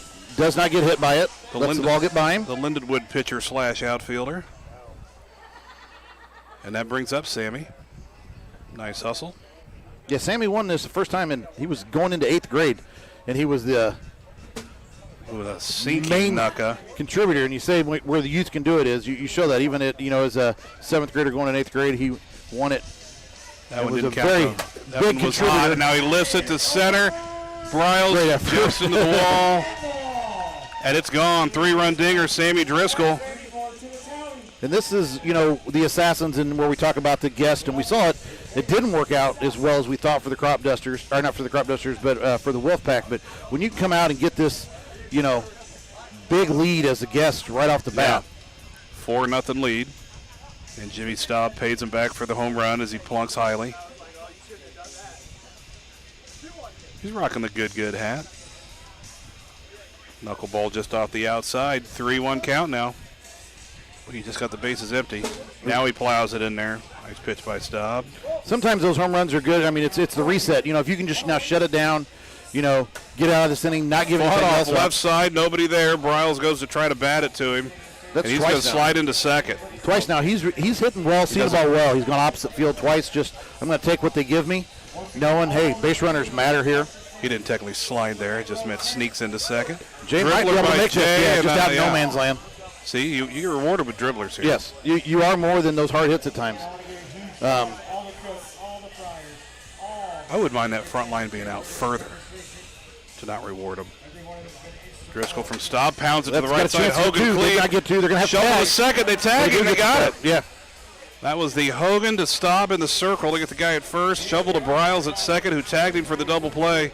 As we say, they gave up one more, but really, you gave up the big home run, got 4, but really shut it down from there, get a nice double play, get some energy, and see if you can come in here and capitalize. That run could have counted, but didn't. He did not cross. Oh, they just put it on the board. Yeah, it should. Well, no, because if he crossed before, because the force was already taken. I thought he said they tag. didn't. I thought Jimmy was asking if he didn't. Yeah, maybe they said he did, because I never saw the runner. I didn't see it either. Jack Driscoll now lead off in the bottom of the first. Obviously, if they take it the other way, they go second to pitcher. It doesn't matter when But well, if you go second to pitcher, then it's a force out. Right, the run exactly. doesn't count. Run doesn't count. That's what I said. But that's probably not going to get him, because that guy out of the box is faster than that guy first and second. There's a 2-hopper back to the pitcher. Driscoll will field that for the out. You can reward him with the dribbler, but not the one back to the pitcher. Yeah. That brings up Jimmy Staub. Benefit, you talked about those, Jack's got the benefit too, and what he does gain here is when you're, 6'10" like he is, not quite that tall, but, the range, and he can get those long legs and that long reach, and he can get the balls and keep a foot in the circle that are farther up, closer up there. Staub strikes out on the overhand curveball after chasing one outside to foul off. So 2 quick ones down for Bang Bros. Brings up Jacob Bryles. A deep target threat for the Bulldogs back in the day. Caught a lot of long passes. There's that first backdoor you've seen out of him. That's one of the ones that he invented. It was the first one to really use that and throw that. But a lot of people have emulated now. Full count. That one caught it was post and 10, he said. That's turned on this one. Straight away center gone. They're going to get low, maybe. Diving into the bleachers over the fence. He doesn't have the ball in his hand. Highly, and he does not have it. Home run. Still got some games to play here for them if they keep moving on. I got to save your body a little bit, but great effort. So a young lady out there almost had her a Braden Hiley in her lap. Solo shot. 5-1 your score. Just change the score. It's good for Bang Bros. See if they can get some momentum from it. They can. Jack Hogan into the Sebastian tree. Another $100. 5-2, that's what they needed. You didn't have to get it all, but you got to get something. Get some of that momentum. There we got somebody maybe being a little bit reckless out here. We shut this road down, folks, and I know it can be a little bit of an inconvenience, but it's a great event. If you're coming down here on Lost Bridge, coming by this, please take your time. A lot of kids, a lot of people moving across the street, balls going out there. I know it's a little bit of an inconvenience, but it's for a good cause. And it's one weekend, deal with it. It's great that they shut it down. I'm saying, it's great they do, but people coming around, we don't see much of it. Most people are very good, very gracious about it, but every once in a while you see that. And we just if you don't drive your loud motorcycle fast, I think you're going to see how cool you look. Exactly. Driscoll, he gets a 2-pitch strikeout on. Oh, no. Got a piece of that. 5-2 the score after a couple solo dingers for Bang Bros in the bottom half of the first. Top of the second. Somebody's moving to the final 4. And it's to play American Madish. That's going to go foul. And out of play. Nice pursuit by Hogan. Wouldn't have counted if he'd have got there. I got 2 plates for the 4-9 coming for you guys. Staub to Sammy. 2-strike pitch. Goes Nucka. Fouled it off. Again, one thing here, we don't do it for that, but they're bringing us some food to the volunteers and everybody. They take care of everybody out here so well, and really appreciate it. Knuckleball we're not here for again. What an effort. What an effort. And that's what you love to see. Didn't even see Timmy Schmidt pursuing down the line there, laying out. And those when you got a hitter, like Sammy, that if you can rob him of something like that and not give him that next swing, it's so crucial. And that's why. It is. And that's why the guys are doing that and putting that effort out because they know what one swing can do. 2 home run bombs, solo bomb, Sammy Driscoll. His second of the game. Hiley here, are they going to shift a little bit on him? He's going to keep going that way. To the left again, diving at Riles, just out of reach. And he'll fling it in to Staub. And Jimmy almost tried to run down Hiley to tag him, but Hiley wins the race there. Again, he's taking what they're giving him there. Yeah. Doing a nice job of 6-2 the score. Don't see a lot of guys go oppo a lot here. Nobody down, top of the second. Jay Driscoll lifts one high, left side, and it will stay out of play. He's got some of the quickest hands here. He's a good bad ball hitter in that, and he sees one he likes. He gets those hands through like that and just was up and in, coming towards the old noggin. He just turned on that in a hurry, but knocks it foul. You've got to be able to hit non-strikes out of the park to win this thing. And Jack Hogan, a great catch, tagging up to the third, and it's a double play. Great sportsmanship there. Both of them giving each other a hand up. Staub, the pitcher, covers third, and Hogan does a job. He's fortunate he didn't fall back into the fence because there was no give on that fence. Right. You're going to fall through it. He kept his footing and fired a dart for the double play. And that's what I do say with that is why that play is so difficult is because it's not like a chain link or anything that is going to give you some support. That fence is going away with you. You're going down. Yeah, you're going down, and you got to be able to corral yourself, stay in control of your body. Jack Driscoll, the dice 2 hopper to Hogan, shovel to Staub. They're out of the inning. So yeah, 1 run, that's a win for them. Give up 1, that is. See if they can counter back here. 6-2 the score, bottom of the second. Top of their order will come up with Tim Schmidt. And there's, not much. They've tried some different fences. This is the best they found, and it really is it's a good fence. It's sturdy enough. It's durable enough. It makes it through the weekend. Jack Driscoll. And submarine. Sammy Driscoll got there in about 2 hops, and it couldn't quite corral it. It creates some of the uniqueness and the neat plays out here with that too. Hold Schmidt to a single. Runner at first, nobody out. Up. Brings up Jimmy Staub. Struck out his first time out. Jack Driscoll, quick pitch. Sky ball, still rising and gone. Jimmy Staub with the 2-run home run. Gets it to 6-4 here. His first home run of tournament play. Chipping away. Yeah. Here's ball coming in from the outfield here. We got to hold up. Bring up Jacob Bryle, still nobody out. Bottom of the second.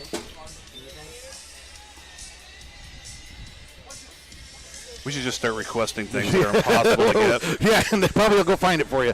Look at that. That's great batted ball from Sammy Driscoll to Jack, and he got him at first. Did he call him out? Yeah, they called him out. Yeah, that's the first out of the inning. Bryles had that beat. The only attempt was the bat. Yeah, and that's where knowing the game, knowing what it is there, he's got no time to do anything but that. You got to catch it clean, too. I mean, hard enough. You got to see that ball. You're falling over. You got to catch it clean and get the right bat there. Good play. Can I get you guys in? Can you get us a couple grape Shastas? And a root beer float with diet mug. Martian cherries and. So the strikeout of Hogan for the second out. Holy mackerel. Now that's a plate of food. You're going to have to take turns on eating and talking. A twice baked potato and ribs? You crapping me, Clark? And that's the food that we got out here, folks. I mean, we got some unbelievably really good food out here. This is VIP food at 4-9, I think, tonight. But ball dribbled out. Driscoll tries to bat it back to Sammy. He went to the circle, not going to get there. So a single for Joey Staub. 6-4, still the Irish Assassin lead. Bottom of the second. Timmy Schmidt back up there. We got 1 out, I believe. It's not on our board showing, but I believe we got 1 out.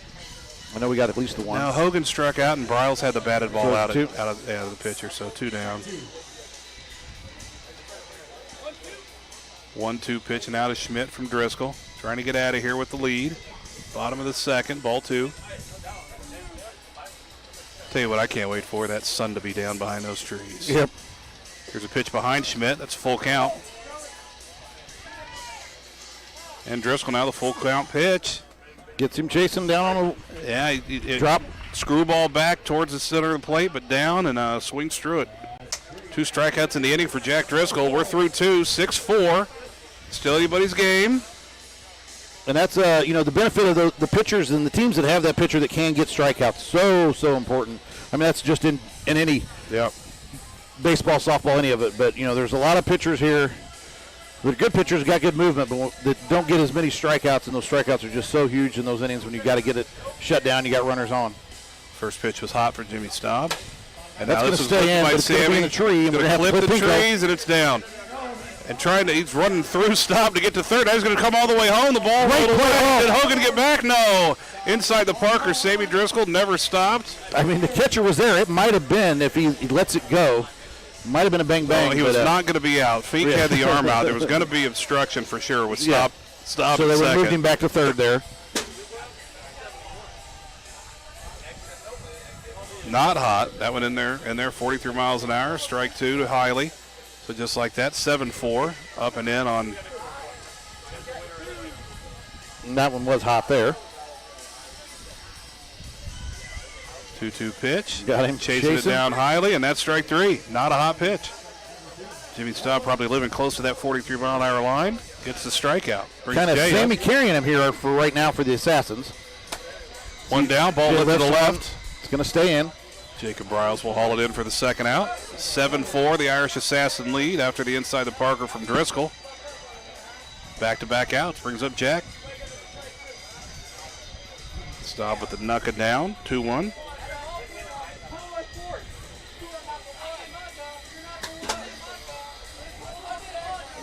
Swing through, catches the 10-2. 2 down here. Top of 3. Leave a 2-2 count. Knuckleball through it is Driscoll's second strikeout of the inning for Staub, and they're out of the top of the third, only giving up the 1. Down 3, right there in range, right where Bang Bros need to be. Obviously, prefer to be in the lead, but they're right within touch. Yep. Started with Jimmy Staub. Swings through the first one, down and away. Sinker action. 1-2 pitch from Driscoll. Step away. That's that screwball back. Drive to right center. Nice job of Hiley at least knocking it down, but could not get it back in to get Staub at first. So leadoff single for Staub. Brings up Bryles. Off the zone for that one, 2-1. It's another golf hat. Driscoll to Bryles. Outside, off the zone. Hasn't quite found the edge of the zone he's looking for with that back door. 3-1 pitch. There, he got it right in the middle. Plows that in if it's legal. Full count. Went to the same attempt, and Bryles let it go for ball 4. Couldn't have missed by much. One swing here can tie it. Jay doing his coaching there, just telling him, hey, let's just get the out. Be smart here. We don't got to get 3 at once. We just got to get the first one. Although we've seen 3 at once today. No pitch. That was hot. 1-1 count still.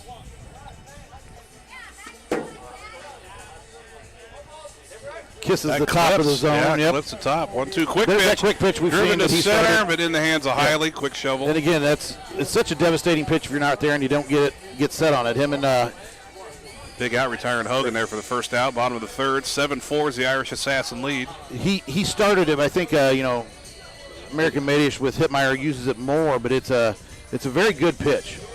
It is a third, right? Yeah, it's the bottom of 3. That board we see it's the bottom of 3. Making sure. Driscoll. Ooh, Joey Staub swings through one that hits a 10. Nice little slider. 2-2 count. 1 down. Got to get the ball in play here. Yeah, that's making him do something here. Fouls it back. Starting to time it up. That's where a pitcher like Driscoll and those that get that strikeout, as we said, it's not making him make the play. Misses real bad inside there. Sun could start becoming a small issue for the hitters here as it's starting to go down on the west side. 2-2 pitch down, took it for ball 4. Ball 4. So they're loaded. Back to the top with Schmidt. Quick pitch up. That's going to be a fall hit. off to the right side. Dribbler through traffic. Scores 1. 7-5 is the Assassin lead. Brings Staub back up with the bases loaded. 1 down. Doesn't have to be the long ball every time. Quick pitch inside, ball 2. Jack's asking him to shift a little bit, but he's just not finding it right now. He's got, he's not finding that zone. Maybe too much quick pitch. Yep. Not really. Blocks one in you're here. going to lose a little bit. And 3 3-pitch walk for Staub. It's 7-6. Yeah, that's where it's getting dangerous here for And him. it brings Bryles up. Yep. Got 3. Already done some damage and Hit 2 in the first game. Yep. Got 1 in this game. Down and away ball. That's about 6 balls in a row now. I'm not sure. I'm trying to stand. I'm not sure how much he's missing by here. We can't see that plate. He's well outside on that. He's a good 3 or 4 balls out. He's trying to get that screwball on the outside going. He just can't. Now there's one off the top. Gives in, just goes slider high, clips the top, full count. Quickly back to Bryles, full count pitch. Drives it to left. And it's gone. Grand slam, Jacob Bryles. Second home run in this game as well, and that's a game changer. 10-7. On top go the Bang Bros. Only 1 out here in this inning. See if they can get him reset back up. Hogan now. That's a good-looking slider. Yeah, that's what he's been trying to get that movement. He has not been able to find it. Ball fouled off. And rightfully so. They're doing a good job fouling off the ones that are in there until they get the one they need. Had some real good at-bats by the Bang Bros this inning. Pitch from Driscoll. Oh, he goes to the knucka. Lifted to left, right at Sammy Driscoll. He hasn't dropped one of those in 10 years. 2 down. Joey Staub up. Takes inside, ball 2. Then he hits him in the backside. I think Bang Bros, they'll take it any way they can get on here. Just keep putting that pressure, keep making Jack throw pitches until you get the one that you can handle.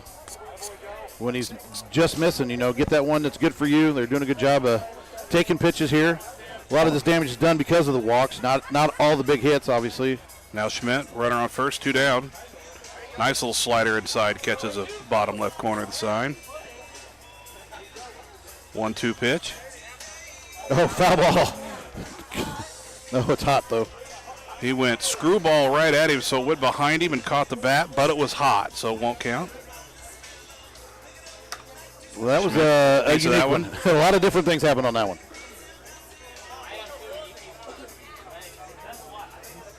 And Schmidt goes down on that one.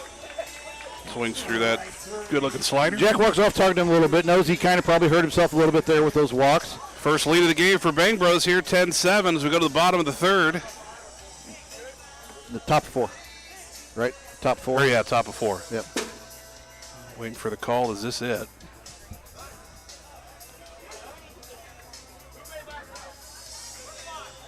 Playing 5. They just called we're playing 5. Playing them all. That's what the, for the Assassins, what they probably wanted to hear. The Bang Bros might have been happy to just play 4. Sure, just taking the lead. Yep.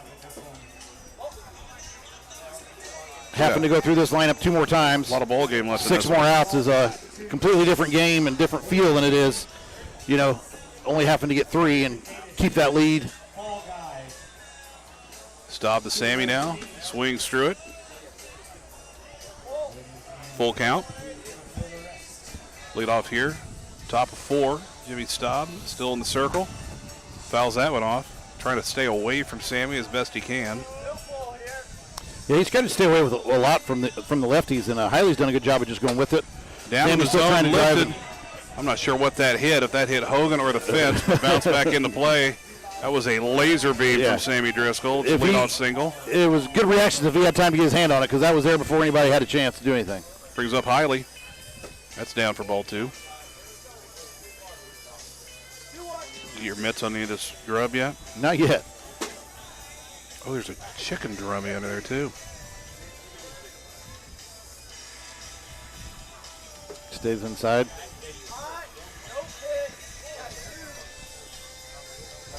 These guys, you're going to see a little bit more hot. They know they got to live at the top of the zone. They got to live at the top of that speed limit. And they're going to push the edges of it if they can. Another hot pitch out of Another Staub. hot pitch. 2-1 count now to Hiley. No, it's full with the hot there. Ball's full, Yeah. they said. Right, I counted. It's going to be an out. He does go oppo again, but it gets the out. Sammy thought about trying to tag up. Couldn't quite get there. Big at bat here. See what Jay can do. Get this going. 1 down. The runner at first. 3-run lead for Bang Bros. Yeah, they don't got to get it all, but they definitely got to get something. Try to get it within 1 or so here. Jay takes that foul. He got a chance for the play. Bryles is reaching out of play to try to haul it in. Great job by the fans over there getting out of the way and make sure he's got an opportunity to make the play.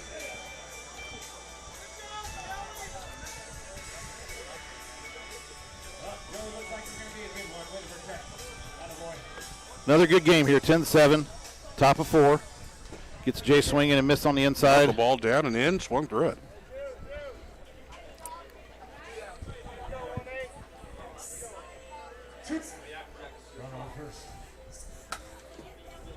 Just missed by Jack there.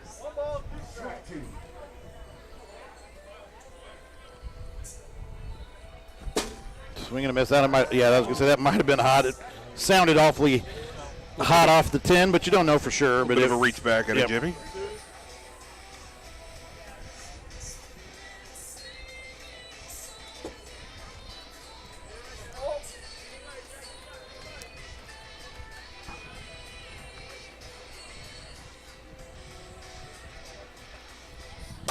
Ball driven to right. Foul. Stays in the Off tree. the tree. Play go around. Calls it out of by bounds. Hogan. He's out of play. He's out of play.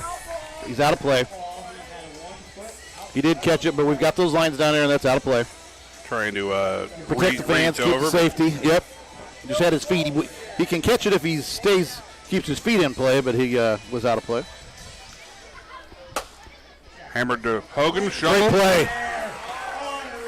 Ball was hit just hard enough. Gave Hogan some time to get his momentum back and give a strong shovel to Staub, and they're out of the inning. 10-7. A scoreless top of the 4th for the Irish Assassins. Yeah, Jack's got to shut him down here. He really cannot give up much, if anything, for them to have a chance. He's going to have almost 2 scoreless innings if they want to come out of this with a win.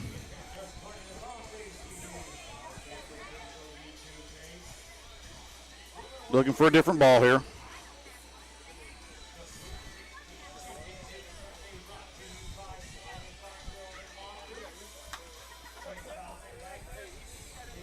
Stays alive.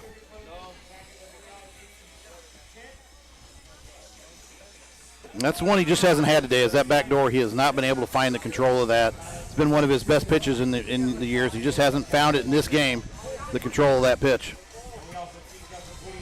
Full count to Jimmy. Dribbles Jimmy one making another left good play by side. Sammy. Batted play. That's again where you see the length of Jack there. That ball didn't have to go as far when he's got that 6'6" frame reaching out there and going to get it. Perfecting the bat has got to be very hard to do, and Sammy Driscoll. That's a left-handed player batting with his right hand, too. Not even a strong hand. No, right.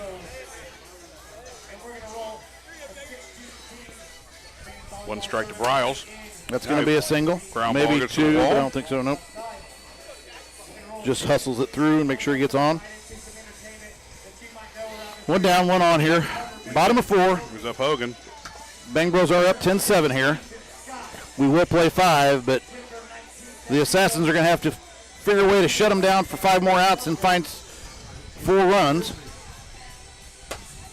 Now they're going to have farm 5. That ball is on the way to the Bob Brady 6, slam sorry, down. that's 2 runs. That makes it 12-7, so they're going to have to find 6 in the top half of the 5th if they want to move on. Massive insurance strike there. Yeah. Joey Staub up now.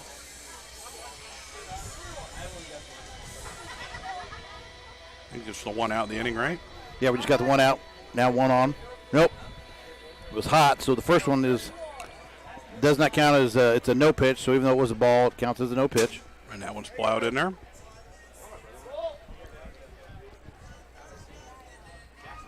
Full count pitch to Joey Staub.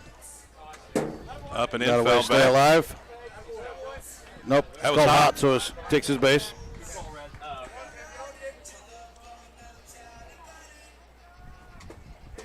Schmidt swings through that one.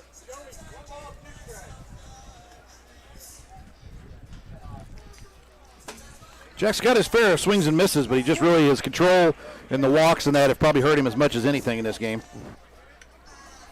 2 down now, brings up Jimmy Staub. No, just can't quite corral it through the runner. Definitely a spinner off Staub's bat that time. First and second now. 2 down, 12-7 lead for Bang Bros. Back to Bryles, 4 home runs in this tournament so far. In bracket play, he'll lift That's this going one to to be in the right tree. It's center. going to be a hard play out of the tree here. What? Oh, highly dove, got a hand on it, then just a running throw to the plate by Driscoll. Great effort by Haley Sammy. there. just couldn't hang on out of the tree. The last little plink pushed it away from him. 1 run scores. Jimmy Staub stops at third. It's 13-7. Yeah, I think that's smart. Good. You don't want to get that out at home in this when you're up by, 6 here. Don't hand over any. Don't hand momentum. over anything easy for him.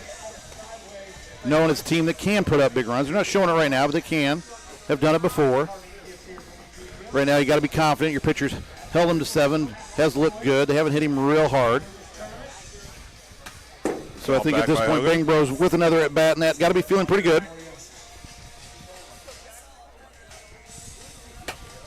It's going to be in the middle. Ball, Sammy doubles it to Jack, and he's in the circle for That's the not an last easy out of the inning. catch there for Jack. That ball's coming hard.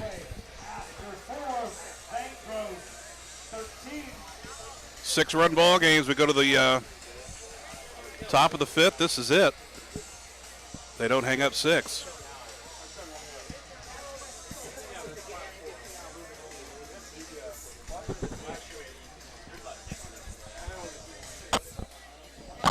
It would not be uncommon for the Assassins. They've hung up, big innings before, but they just don't seem to have it today, right now.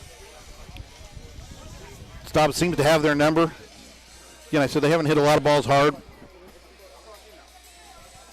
But that can change in a heartbeat.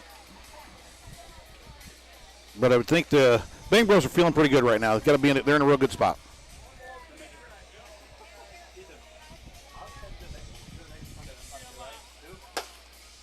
As we said right here, all they're worried about is just getting out by out. Kind of don't want to give up the walks, don't want to do those, just get them out one at a time.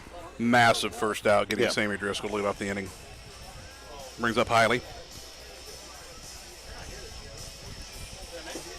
Ball down away, 2-1. Staub trying to close this out, get him to the final 4. Hiley fights that one off. Teammate trying to get an out off the bench there. See if will that count? In Savannah Bananas games, it does. It does. That's right.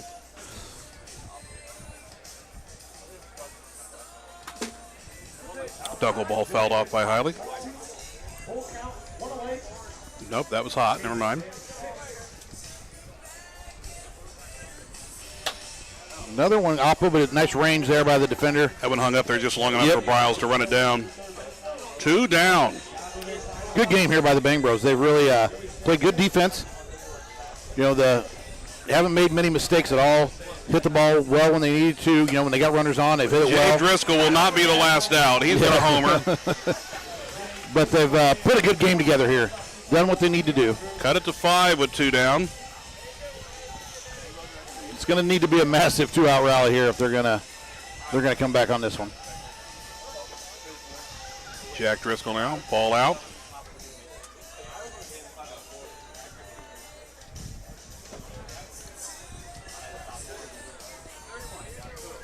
Three-one count now to Jack from Staub. He'll be taken. And it's strike 2. Nope, it's hot. So ball 4. Of their batters, I don't think Sammy's going to be willing to take a walk. I mean, he'll take it if it's bad, but he's not going to be looking. He's going to be taking his cuts. Power cut through that one. He's going to take his cuts when he gets them. Honestly, I think just don't walk him. There's a pounded ball to Hogan. Shovel, too late. Good defensive play there. Corrals it, keeps it there, keeps him advancing 1 base. Ball down.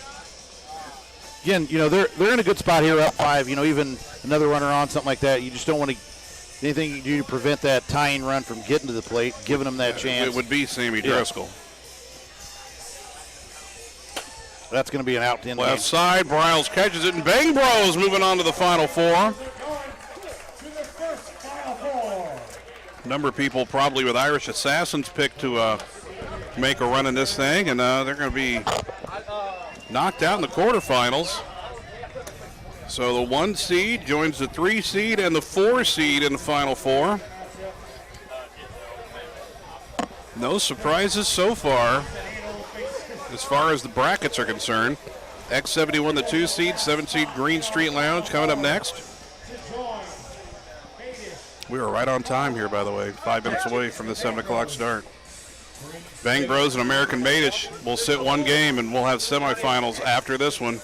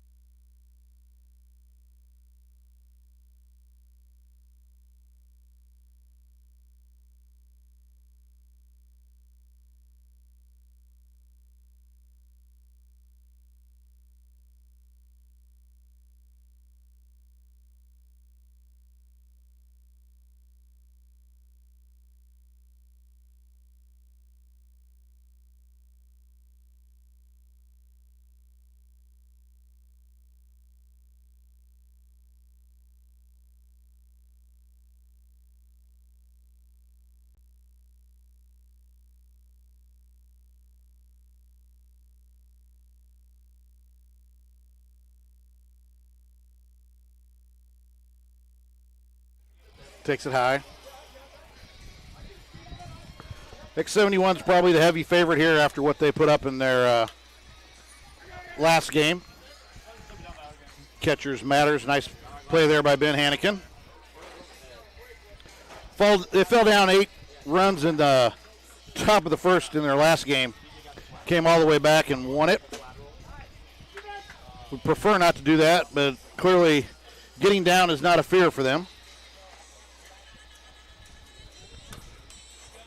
Deep fly, corralled by Thornton. Gets the second out of the inning. Brings up McKay. Takes high.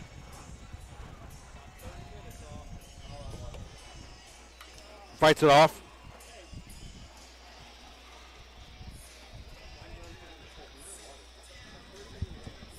Two strikes here, X71. Our Sliderz champion. And McKay drives one. Is it going to stay in? He does. He launches that ball. He got a lot of that. Gets his team on the board.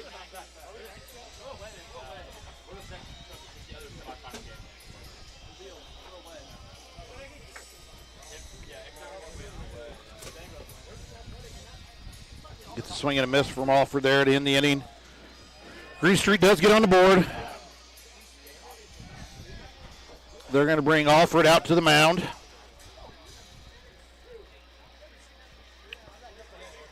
Anything he can do to survive, keep it low scoring, be a great accomplishment here against this team who's put up big runs every game they've played so far this weekend.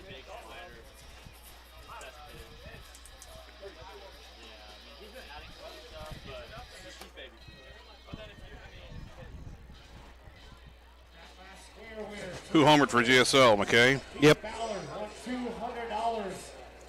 3-8 was the square. He won $200. All right, Alford now will start with Gilman. That was pounded, gone, but foul. They're not slowing down from, looks like, from where they started or ended their last game. Jeff, Misses low. who do you want this for? 3 games left after this one. 2 semis and the final. Ground Gotta take a ball. good play here. Double. Hey, he doesn't. Oh, bobble. Alford Gets a single. batted it up, couldn't control it. Carter Thornton will come up now. Leadoff runner aboard. Boy, you got to get outs when you can with X71. Yeah, that's nothing on a misplay there, but you need those. If you're going to beat a team like this, when you get those opportunities, you got to have them because they're so hard to get. Base hit and race to the bag for Carter Thornton in there for a double, beating McKay there. And then you get to the heart of this lineup here with the Hannikins. Oh, yeah. Starts with Nick. Airmail 1, ball 2. 4 home runs the last game to get him here. Well, yeah, I mean, as you said, everyone on the team hit at least one last game. Yep. And you're going to have to do that when you're going to put up 19 or whatever they put up. Down 8-0 early in that game. Misses Popped that one. up, foul. Ooh. Nice pursuit by Jemison. Couldn't quite get there.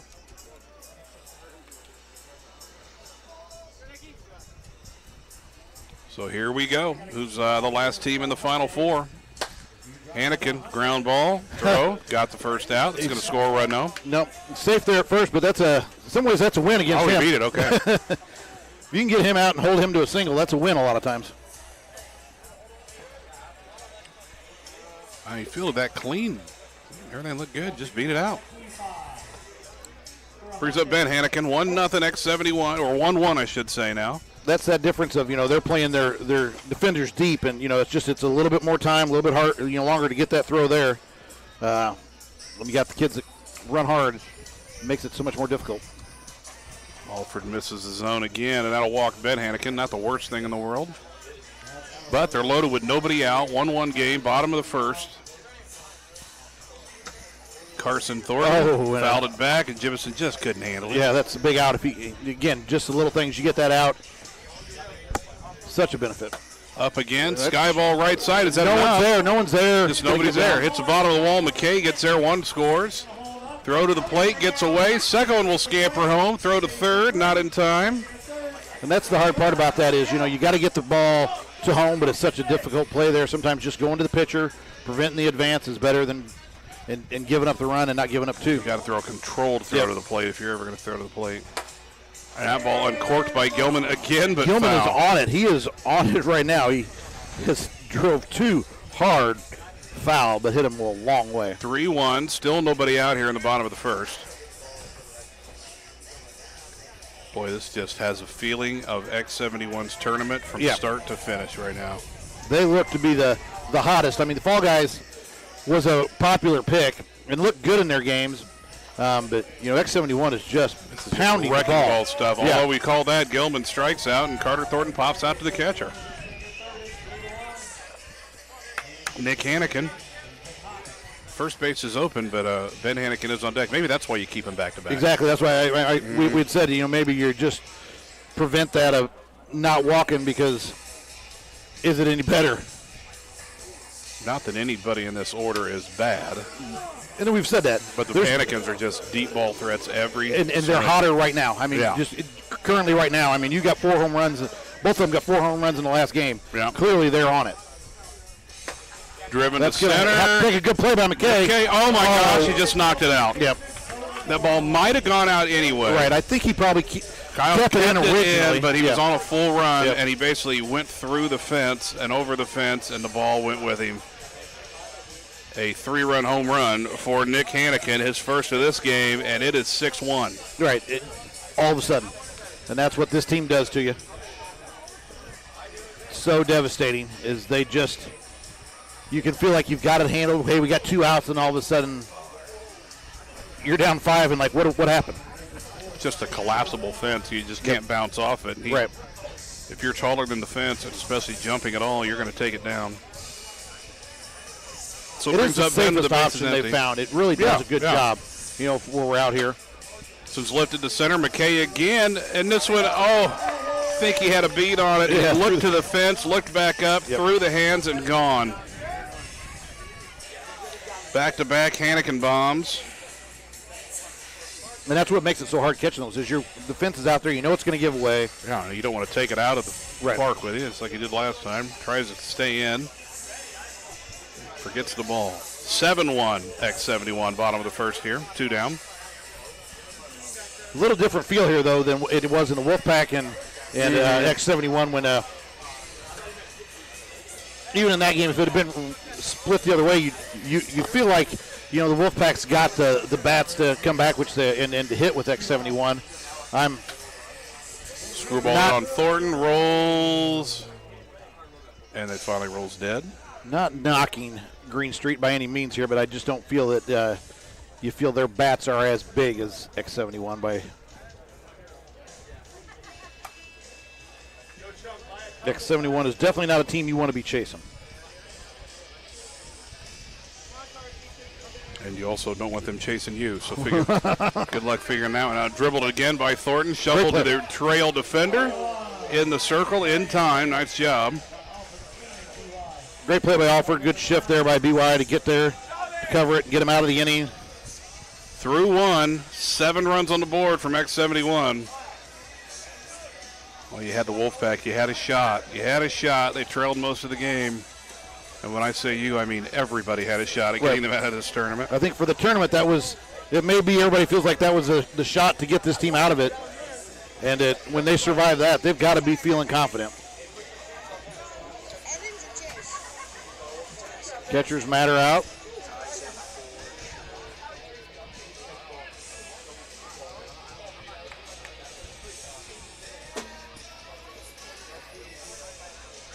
Striking there to Young.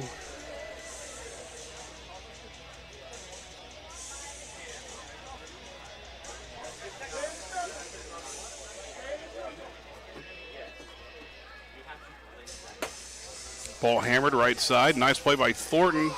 Did he get him in time? He did. Great play. Great running throw back by Carter Thornton. Both sides, great play.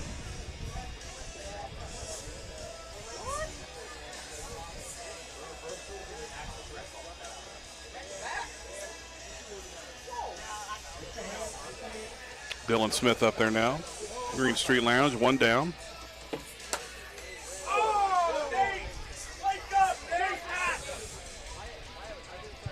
So you got around on that one.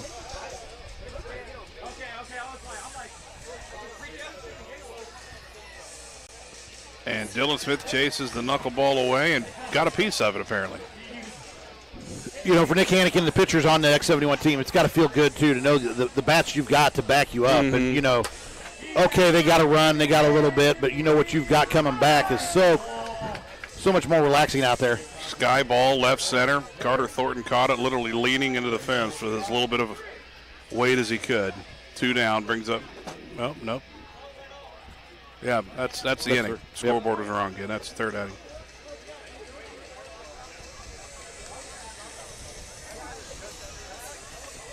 Well, that's a bad place for Green Street Lounge. It is, yeah. 1 run in the first and nothing in the second. They are in desperate need of a shutdown inning. Gilman will lead it off again for X71. Fouls that one back off the press box. They're going to have to get out of this with giving up nothing, maybe giving up 1, but anything more than that, you're just chasing so much against this team. Gilman chases 1 down for strike 3. And again, being up 6-1, your only advantage here is maybe the bats are a little freer and swinging a little bit more because they're a little overconfident, but Carter Thornton rolled her to the left side. Young, quick shovel, not in time. 1 out single. Carter Thornton brings up, here we go. Nick Hannigan boys. Yep. Feels like they're always up, doesn't it? All for Nick. In the hands, and he pops it up. Yeah. Brandon Young will make the catch. 2 down. 2 down. This is what they needed. If Green Street was going to get back in this is what they needed here. Somehow get out of this, not give anything up. That's got to feel like a huge win for them. Now Ben Hannigan. All for, But we not can't do out that, of it. can we? Ben Hannigan. Whatever. Line drive, laser beam, home run. Sorry. I got good news, and I got some bad news. Bad news first. Like you said, the bad news is there's no more food. The good news is you guys sold this place out this year. We have healthy left. Jeff Owens announcing that the food is sold out. We've raised over $20,000 in that driveway this week. Meanwhile, Carson Thornton skies a ball to Kyle McKay, and that'll do it for the inning. Not before a 2-run Ben Hannigan home run. It's a 9-1 lead.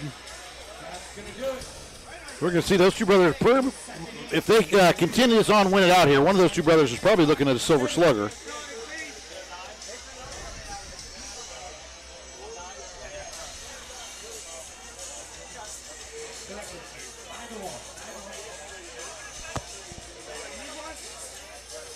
Top of the 3rd. GSO going to need to get something going in a hurry. Starts with Kyle McKay here. Found it up the middle. Yep. That'll start things. Good Off hard the wall, hit. quick spin move. Kyle McKay's never been thrown out in his life. Leadoff single brings up John Alford. Called out or thrown out? Thrown out for lack of hustle, for sure. That's right. John Alford bounces out. McKay moves up to second, 1 down. Generally in a game like this, you'd say, get something.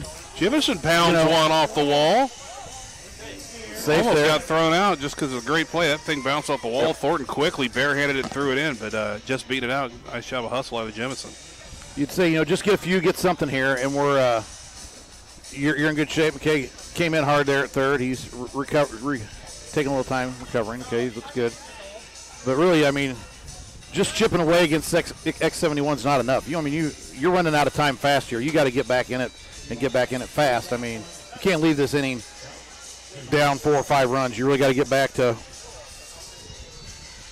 1 or 2. They need a big inning. Foul ball by Yugner. 1st and 3rd, 1 out.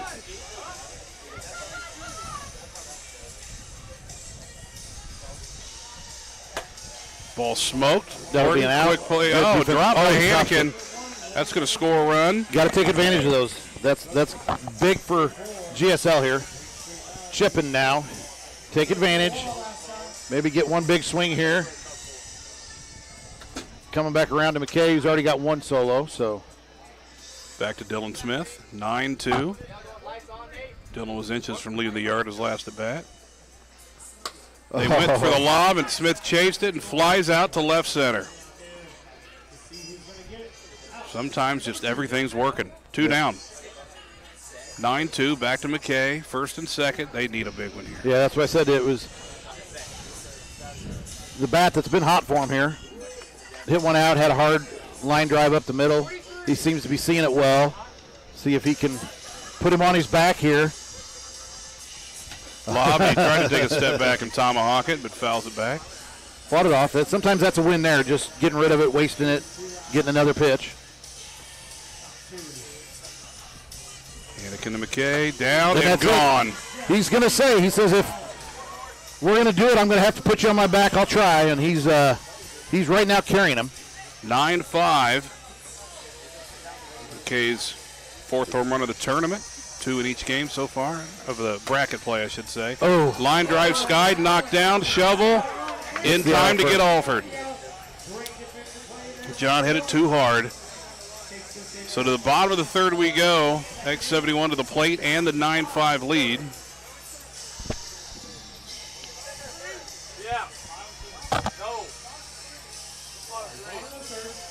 Yep, bottom of the third here, so barring Green Street's going to get at least one more at bat here, but a big inning from X71 could put it out of touch. They showed 4 is doable, so they got in a range that, they've chipped away enough that if they could hold them here, 4, they got 4 last inning, they show they can do that. Problem is, X71's got 2 at bats you got to go through. Full count now on Gilman.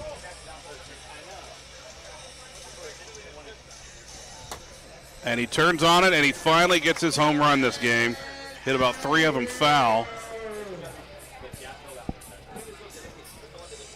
10-5. Still nobody down here, bottom of the third. He's homered each game.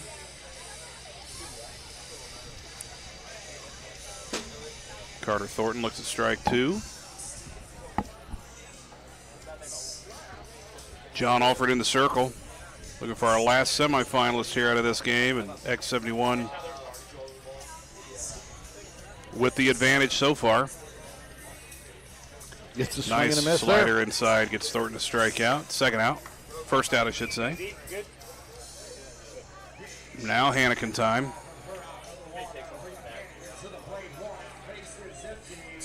Nick only with 1 home run this game. Yeah, he's kind of having a down game. I don't know if they've got him out. That one's in there for.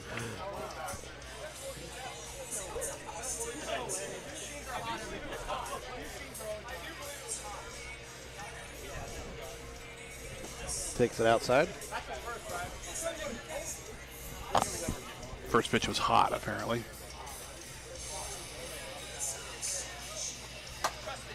Ball back up the middle, got a hand on it, was Alford, bat back to him, not in time. Nice job, McKay, to go get it, but I don't think they've got him out, but they're limiting his damage. Yeah, limiting his damage clearly. But when his brother's hitting him out behind him, he's still scoring those runs.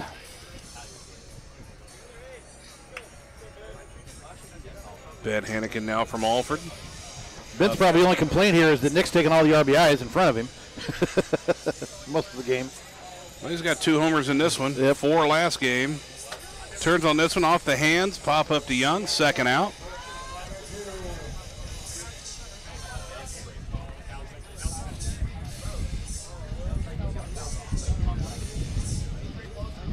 Alford to Carson Thornton now. Here the wind Rolls fresh. one left side, just foul. Breeze, sun's going down. Breeze is here. We still got some good games left. Yeah, we got You the wanna come sun out and behind watch? the treetops at least. We enjoy doing it here and talking you through it, but still the view and everything's much better if you want to come out and enjoy some games. Still got time. At this point, doesn't the couch feel good? Yeah. Alford to Carson Thornton now. 10-5 game, 2 outs, bottom of the third. Here's High that. pitch, high dinger. Bat flip city, caught by his teammate, and it's 12-5. So now only Carter Thornton hasn't homered in this game for the whole team, 5-man team. Gilman back up there, line drive right at Young, sinking liner, but he makes the catch, nice hands. Gets them out of it, and I think they're, last inning, calling the top 4. This is the last inning. Needs 7. And then, the big thing there. You need 7, but you haven't shut them down yet. So really, you need, maybe 10. Yeah. That's a good start. It's going to go out. Yep, that'll be a start. Get him off. Get one. Home run by Dalton Jemison. And change the score. Always good. 12-6. Looper to Young. Ball 2.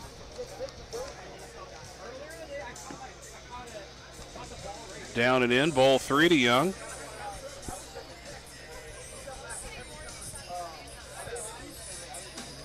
Goes up in the eyes and catches the top of the zone. Those are ones the batter's just, what can I do?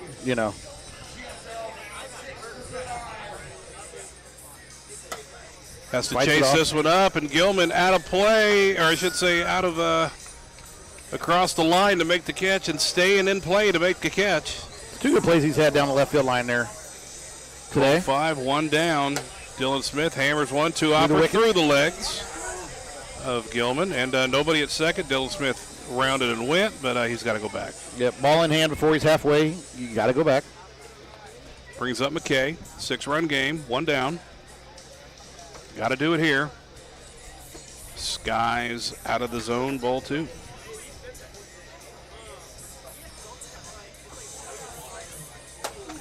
Pounded but foul. McKay's hitting well today in this game especially. He's kind of carrying him, but he's going to need some more help from his teammates. He's not going to be able to do it all by himself and get him this win. Has to tomahawk that 2 hopper. Oh, they're going to say he's out at first.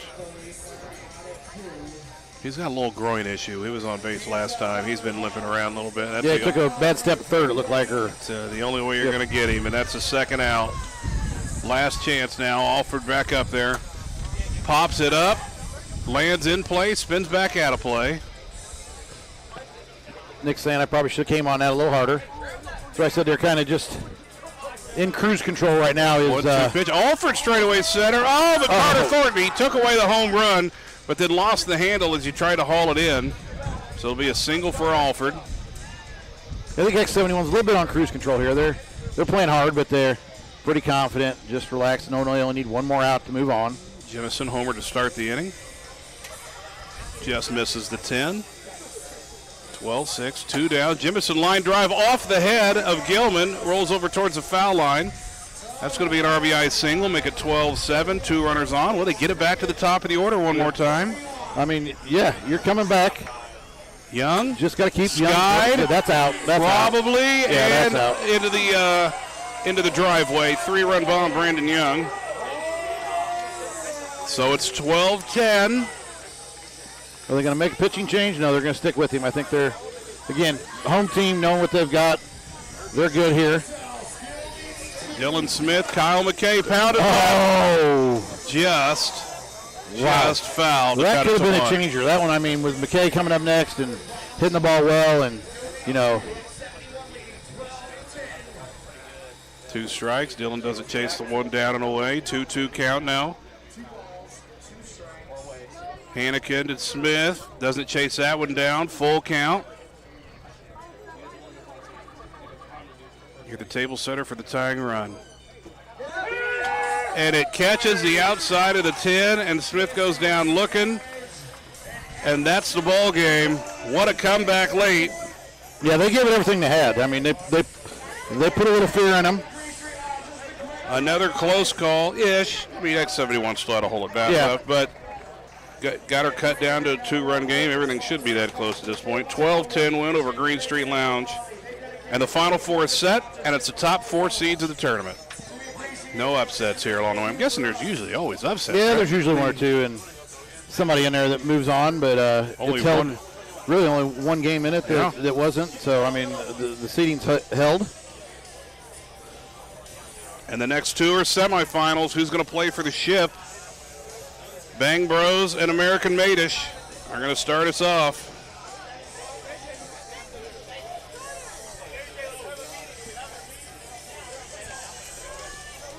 This is the 1-4, right? 1-4, yep. Be followed by X71 and Fall Guys, the 2-3. We have got some absolute heavyweight bouts. Yeah, I think the slight favorites here probably would be the 4 seed on, how the American Madish is playing, but Bang Bros took out a big team in the Assassins before. But both of them have had good games, showing what they've got. And here we go, Bang Bros. Jimmy Staub back out there to pitch again. Chase Fink, the leadoff hitter for Madish, their first time ever in the semis. Who plays for a championship? First one out of the zone, second one fouled off back, 2-2 count. Guarantees us again this year we'll have a new winner. Staub's 2-2 pitch, knuckleball down, ball 3. The Bang Bros. It was hot, no pitch. Bang Bros, American Madish. Sky ball, Fink chases, swings through it. First out of the game. Strikeout for Staub. And there's a ball. Oh, Bryles spins out of the hands for him. And Carter Spangler will reach on the base hit. Brings up Tyson Evans, 1 down, runner at first. Top of 1, semifinal number 1. You see here in the semis, we've added a third ump now. We've got 3 out there. First pitch hot, 2-1.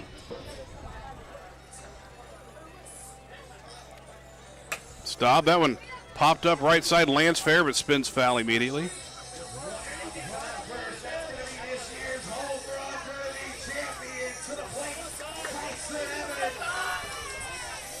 Staub to Evans. Stays down. Knuckleball down, 2-2.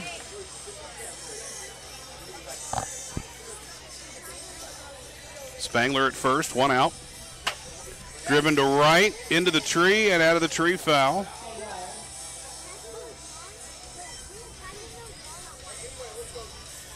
Like Evans trying to go down and punch one the other way. Yep. Taking what they're giving him here. Yeah, even with 2 strikes.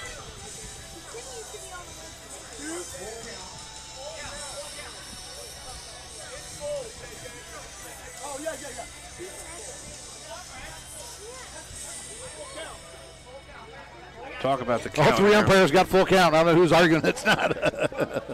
Yeah, I'm not sure who was questioning. All 3 umps said, yeah, they had full. And there's ball Takes 4. a walk. Yeah, Madish and the umpires were all yelling full count. Nobody on the other side said any different. All right, first and second, 1 down, brings up Hittmeyer. Fouls it back. Oh, he catches it. Oh, it was hot. Jimmy's up to 47. 2-1 count, and Hittmeyer goes down, gets it. That's a 3-run jack. Hittmeyer puts American Madish on top early, 3-0.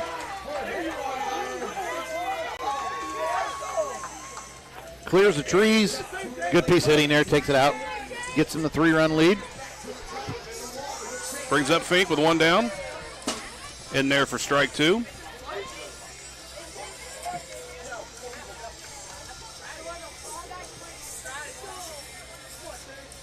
One-two pitch. Fink. Line drive. That's going to be a double, triple. That'll be a triple here. Nobody's at third. Yep, there's nobody there. He's going to be 3.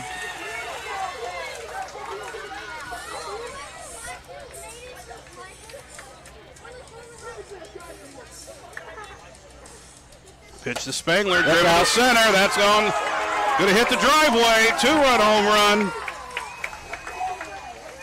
Staub been able to get that knuckleball in there for a strike. Had to throw a little bit more sliders and stuff, and Madish is catching up to those. Yep. 5-0. Showing why they're a favorite and one of the biggest hitting teams out here. To Tyson Evans. That's in there. That knuckleball's in there for a strike. 1-2. And that was there too, and Evans swung through it late, 2 down. But, it hurts.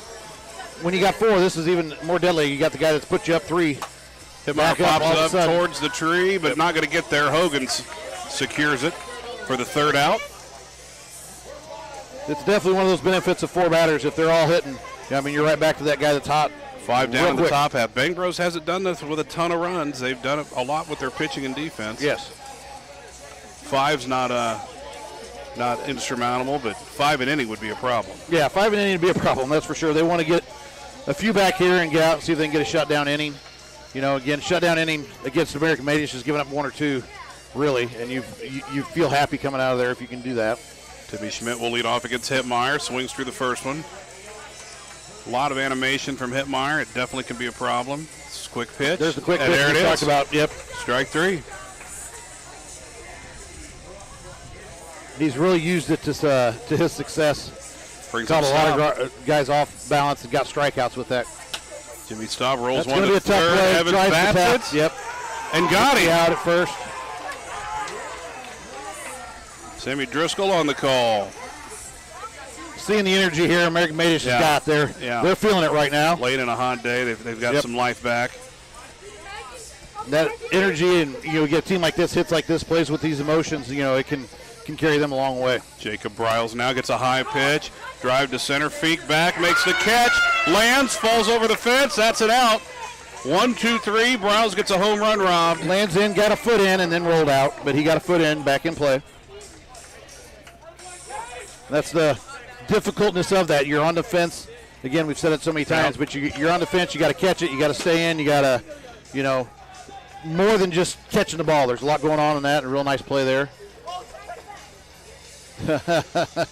Mikey out letting these American Madish boys know, I've got a banner out here. You're chasing it still. A lot of bragging rights on that. You get the banner out there. People, you don't want to brag too much, but it's definitely bragging rights to have one out there. To have 2, have 3, as the Assassins and some of them. The Vipers have got 2. You got those teams that got multiple banners, or you just get your 1. It's definitely bragging rights. Fake swinging through that one. I think we had a hot pitch there before. Wasn't quite sure, but he'll strike out for the first out of the inning. Somebody is going to get a new banner this year. We will not have a repeat. None of these teams in the Final Four have won the championship yet. Somebody will this year.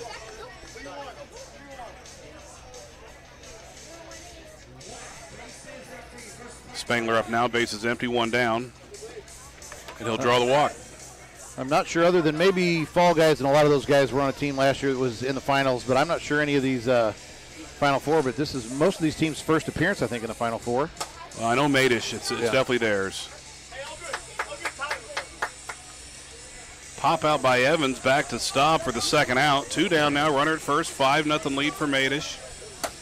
Ball driven, 1 hopper off the fence. Spangler quickly to third. Oh, the throw from Bryles gets away, but at least it got away towards the plate, so Spangler couldn't consider going. It's a double, though.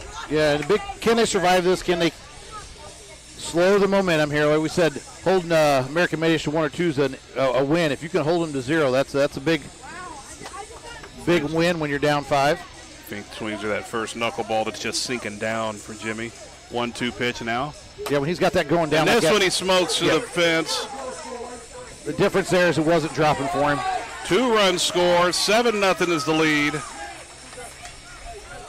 Couldn't get the drop he needed on that one. It just hung up a little bit, and Chase drove it hard out to center. 1-2 count, 2 outs. Almost got out of the inning, and they got 2 on the board now. And Bryles tries to quickly bat it. Fink around going to third, and he'll get there. First and third. That's the hard part about that drop ball, is putting a lot of spin on it when it's coming off the bat. Difficult play to defend out there once the ball's coming at you. Staub to Evans. Post. Ting was the post. Ball 2. 2-1 count now. Jimmy Staub to Evans. Swinging through it. Strike 2. Mighty cut. But hot. Last year you did. I thought you did. Yeah. Did get confirmation of Fall Guys in that group had made the Final Four last year. And there's ball 4.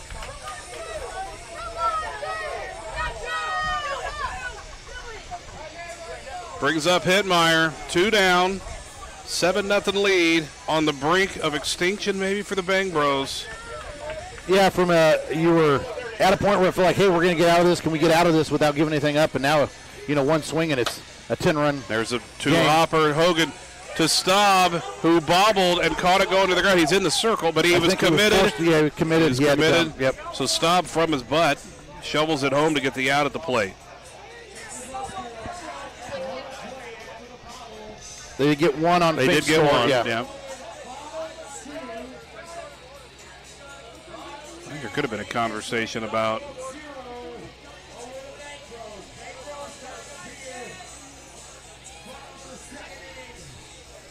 Hogan pursuing that ball out there. The runner coming down at him, but probably veered off. 8-0 now. Hittmeyer. First pitch to Hogan, lifted to center, but in here, Evans will make the catch, one down. You know, we've seen couple fly balls to the track here. Maybe just Bang Bros running out of a little gas. Jimmy Stomp's thrown every inning of this tournament. Leaving a couple up here and there and able to get that knuckleball in there for a strike a lot of times, putting too many guys on base. Yeah, and you just can't let the American Madish get on base. If you can prevent it anyway. I mean, that's just general baseball, softball, we know, but teams that have the big bats like this, like we said with X71 and that, so damaging. Beautiful pitch out of Hittmeyer. For a second, looks like it was going to hit Schmidt in the head. Breaks in for the strike. Quick pitch, and got him again on the quick pitch. He's got the control over it. I mean, he's using it very well.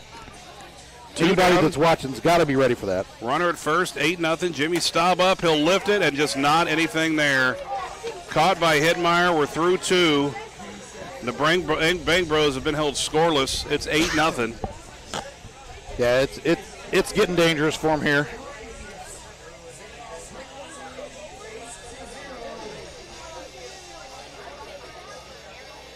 At this point, American Madish got all the energy, all the excitement, you know, all the confidence here. Chase Fink again will lead off the inning. Swinging through it.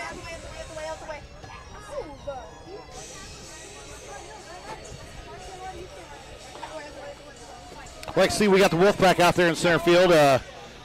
Lost a real tough game, great game. One of the more entertaining of the day. But sticking around to watch the rest of the games here. Ball lifted towards him into the tree. Everybody in there. Did Staub make the catch? He did. He made the Jimmy catch. Staub pulls it up just off the ground. Crashing late. He got eyes on it high in the tree. Nice catch out of Jimmy Staub. Saves a triple. Yeah, and even, I mean, on the ground, I'm not sure where the catcher was. Chase probably pushes on that and going to make him make a play from the seat of his pants at home. One down, top of 3, 8-0. Madish leads. Fouled back by Spangler.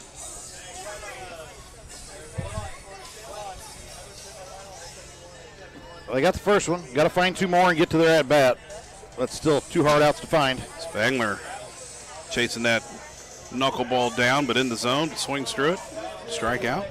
Again, they got here last inning. You know, they got the first 2 and just couldn't put it away.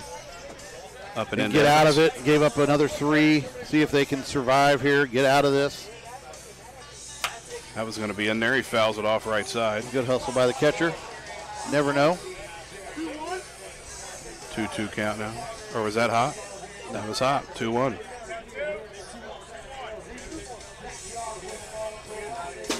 In there.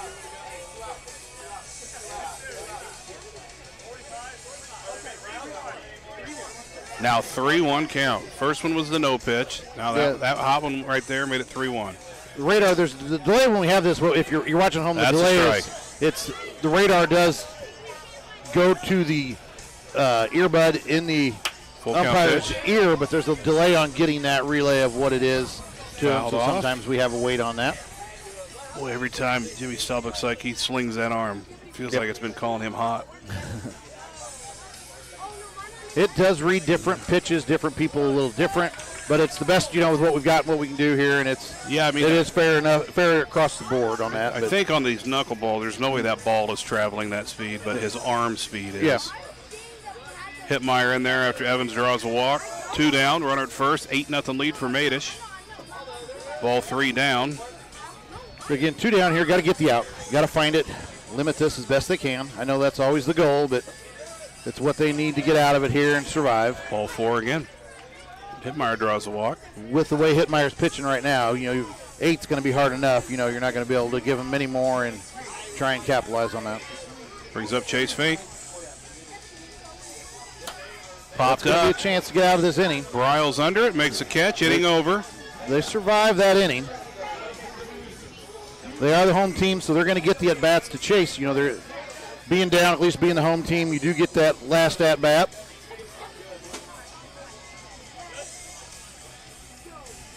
But they're going to have to start chipping away here soon.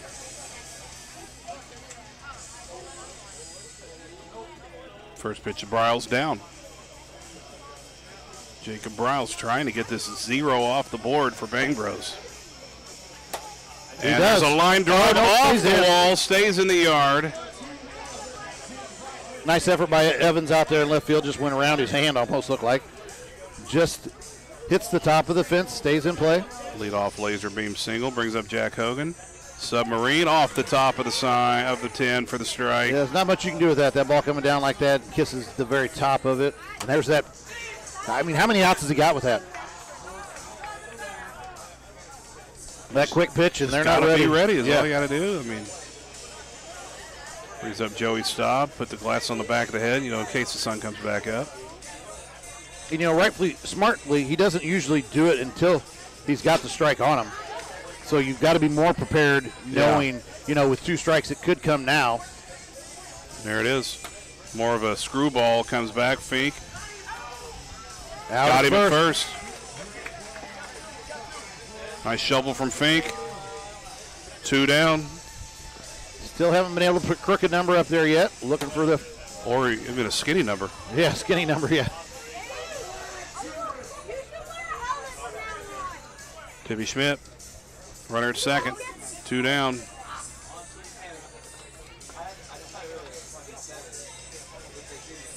Gets a swing and a miss. You get him out of it. 3 scoreless innings at the plate for Bang Bros. And as you said, they've done a lot of it with defense and timely hitting. So 10-run is it 10-run? No, there's no 10-run rule. There's not one. No, okay. no 10-run just rule. time it's then. time, and it's time.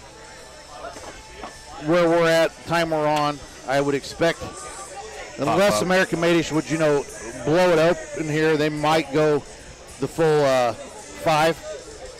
But there's a lot of 2 more outs here, big outs to get. Spangler pops out to the catcher Schmidt. Look at the range here. Oh, what an effort! Play from Schmidt again, not quite getting there. I mean, off the fingertips. That ball's 20 foot down the line, and it's off his fingertips. Great effort. Love to see it.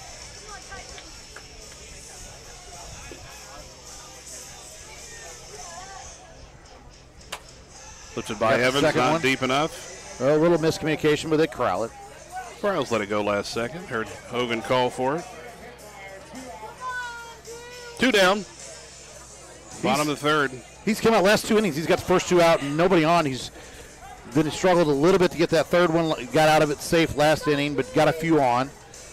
See if he can get a real clean one here. Get right back there. Hot pitch to start the inning. Now he goes up in the zone for strike 2. The other benefit for them is, you want to get to make sure we get 5 if they can. So the quicker they can get out of this, the better. Swing and a miss. Meyer tries to hit one across the country and swings through it. Another strikeout for Staub.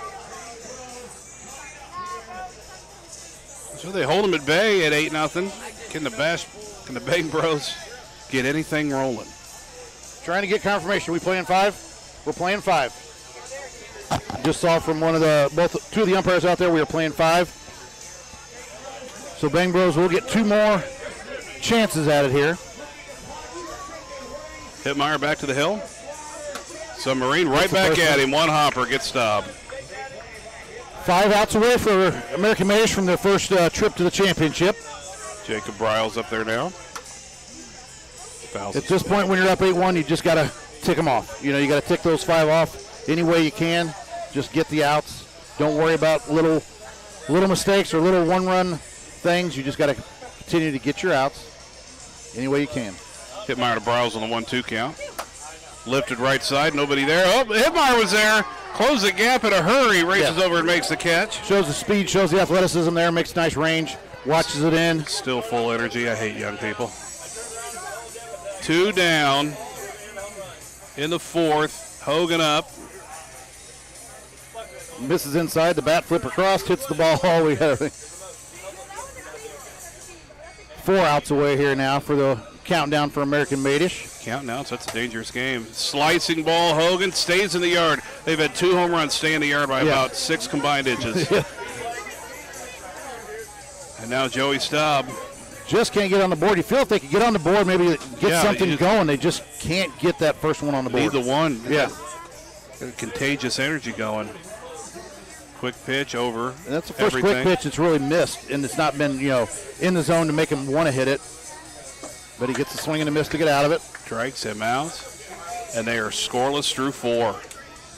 This reality of a shutout is starting to show its head. Yeah, I think, especially if Madish comes up, puts up a few more runs here, just kind of you get that defeated, and, you just don't have the energy, long day, don't have the excitement, knowing you got a big road to hoe to come back.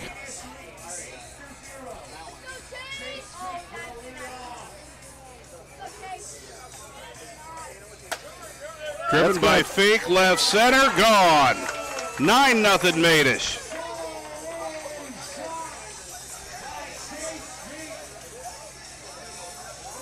Only their 3rd home run of this game, but They've pieced it together well. Yeah. Done what they need to do, and here's another one. That's what back-to-back Spangler this time, straight away left. That was always going to be the problem. Is why you had to chip away early because you still had that opportunity for him to just keep putting more and more and just demoralizing. Evans lifts to center. Hogan on the run, sliding, diving, Great effort. bobbling, hauled it in. Nice job. Used his body well there, made a nice play.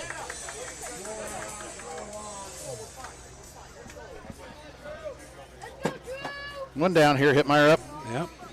10-0. Done a great job here. He's got a shutout going. He's trying to add some on. He had the That's first. going to keep it from leaving the yard. Yeah. The Plinko action. That's down. Nobody's there, but he's around the ball.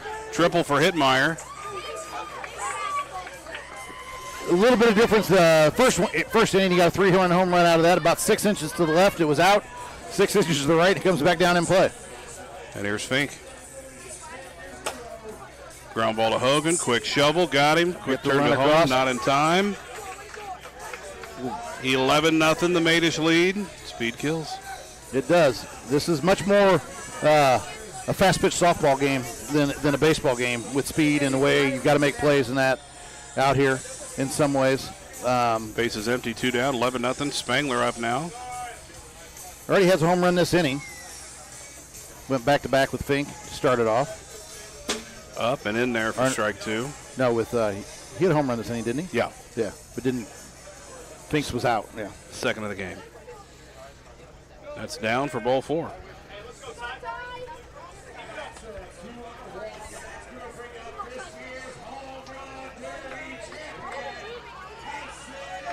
Tyson Evans, who won the home run derby last night.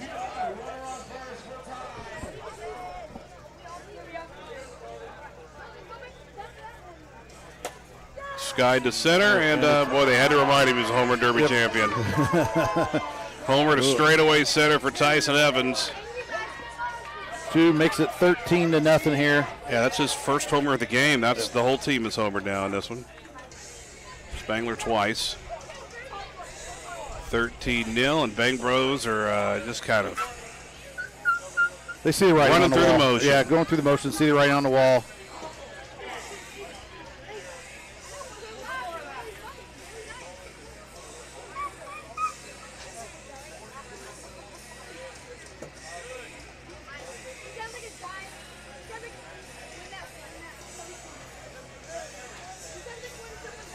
Pitch from Snob. Another knuckle through it is Hitmeyer. That'll do it for the inning. Well, last chance swings for the Bang Bros coming up. They get 13 or their weekend is over. American Madish. 13-run lead, having a little huddle in the circle. Just a reminder, hey, we just need outs. Don't force it. Take what you get. Enjoy all this. There's So whoever comes out of that next game, I think they're the underdog either way. X71 even? As good as they've been. I think Madish is the underdog. Oh, underdog. X71 or Fallout. Yeah, I think, as well as American Madish has looked here now, I Those think two teams just look destined. Both of them look like they're destined. Like it could be the. My only thing I would challenge with it is I do think if you're going to it now, if you're going to tell me who the best pitcher left, I think it's Hitmeyer. Yeah, probably. So that's the only, in the game where, nice to see with big hitting. We get Drew against the Hannekins, but, definitely not ruling out what Fall guys could do. But that's kind of the, what they're going to have to go. They can clearly hit with them, but, 2 down, Jacob Bryles. The way X71 and the Fall Guys and those guys are hitting right now, I know this is a team that just scored 13 runs. Yeah. We're saying it's not hitting as well maybe as so. But I do think they will have maybe a little bit of an upper hand on the pitching. Yeah, this game gives Madish a much better. It's going to make a lot more people go, okay, they're in this thing. Yep. And it's the confidence. You're just going to sit. You're going to watch one. You're going to go. So you get the benefit of that. You get a little rest and watch that next game. Whereas the other team's got to get through it and then come right back to it. You know what American Madish is rooting for? Like a 16-15 dogfight. Yeah. 6 innings maybe. Yeah. And they won't be shut out. Jacob Bryles smokes one to straightaway center. No shutout here in the semifinal. And I'm not saying Hitmeyer's not taking anything off here, but I mean ultimately, for him right now, it's just get it in there, make him put it in play. Let us get the outs. You're pitching to your defense, and that's what they get. 3 ground balls, and American Madish is going to the championship game. 13-1. Only our second bracket upset in the entire bracket. Yeah, and not much of one, clearly. Right. At this point, anybody winning, it's not an upset. You're going to tell me, X71 here is the 2 over Fall Guys is the 3. Fall Guys win that. No one's going to be completely shocked by that. We've got one half of our championship. American Madish punch their ticket. The 8:30 final, which is currently running ahead of time. And here we go, X71 and Fall Guys. Great tournament out of Bang Bros. Yeah, they had a real good tournament. Good defense, good pitching, timely hitting, and just couldn't get the timely hitting, couldn't get the early runs they needed to kind of put some pressure on. And American Madish just... Fall Guys and X71 combined 10-0 in this tournament. And scored about 100 runs. Here's their win differential. Fall Guys won by 13, won by 11, won by 1. And then in the tournament, I'm not sure if I wrote all their scores down. In the tournament, first one was a big one. They beat the Village pretty handily, right? Yep. And then won by 6 over Average Joe's. X71, first of all, they won the Sliderz championship by 12. Beat the Throwbacks by 13. Beat Average Joe's by only 3. Beat the Mothership by 14. And then they played Wolfpack in the first one, right? That was the big game. Yeah. And it was like a 19-15 or something like that. Yeah, they put up 19-14 and then 12-10 over Green Street Lounge. So that's showing, although they've gotten everything done offensively. Yeah, against Green Street, hittable. Yeah, it is hittable. And against Green Street, it was 12 to 6 or 12 to 5 coming into that last at bat for Green Street, where they had to put a lot up. And it was, again, they just knowing they still had an at bat, were just playing for outs maybe a little bit. But this is not a team you're going to just be able to play for outs. You're going to have to get some outs here. They're going to make you make plays. Both these teams make each other make plays. Yep. Rest of the way, 2 games left. Our second semifinal underway. Hannikin to B.J. Rotz. That's a good way to start it. Off the top of the wall. And he would have been out if Hannikin was in the circle. Yeah, he thought it was out and didn't come out of the box hot, and then we got down there. Also inside Looks out. Looks like he's a little hurt here, so we're going to have a injury base runner. Never seen B.J. Rotz hurt in my life. Brings up Ethan Hamrick, right? Yep.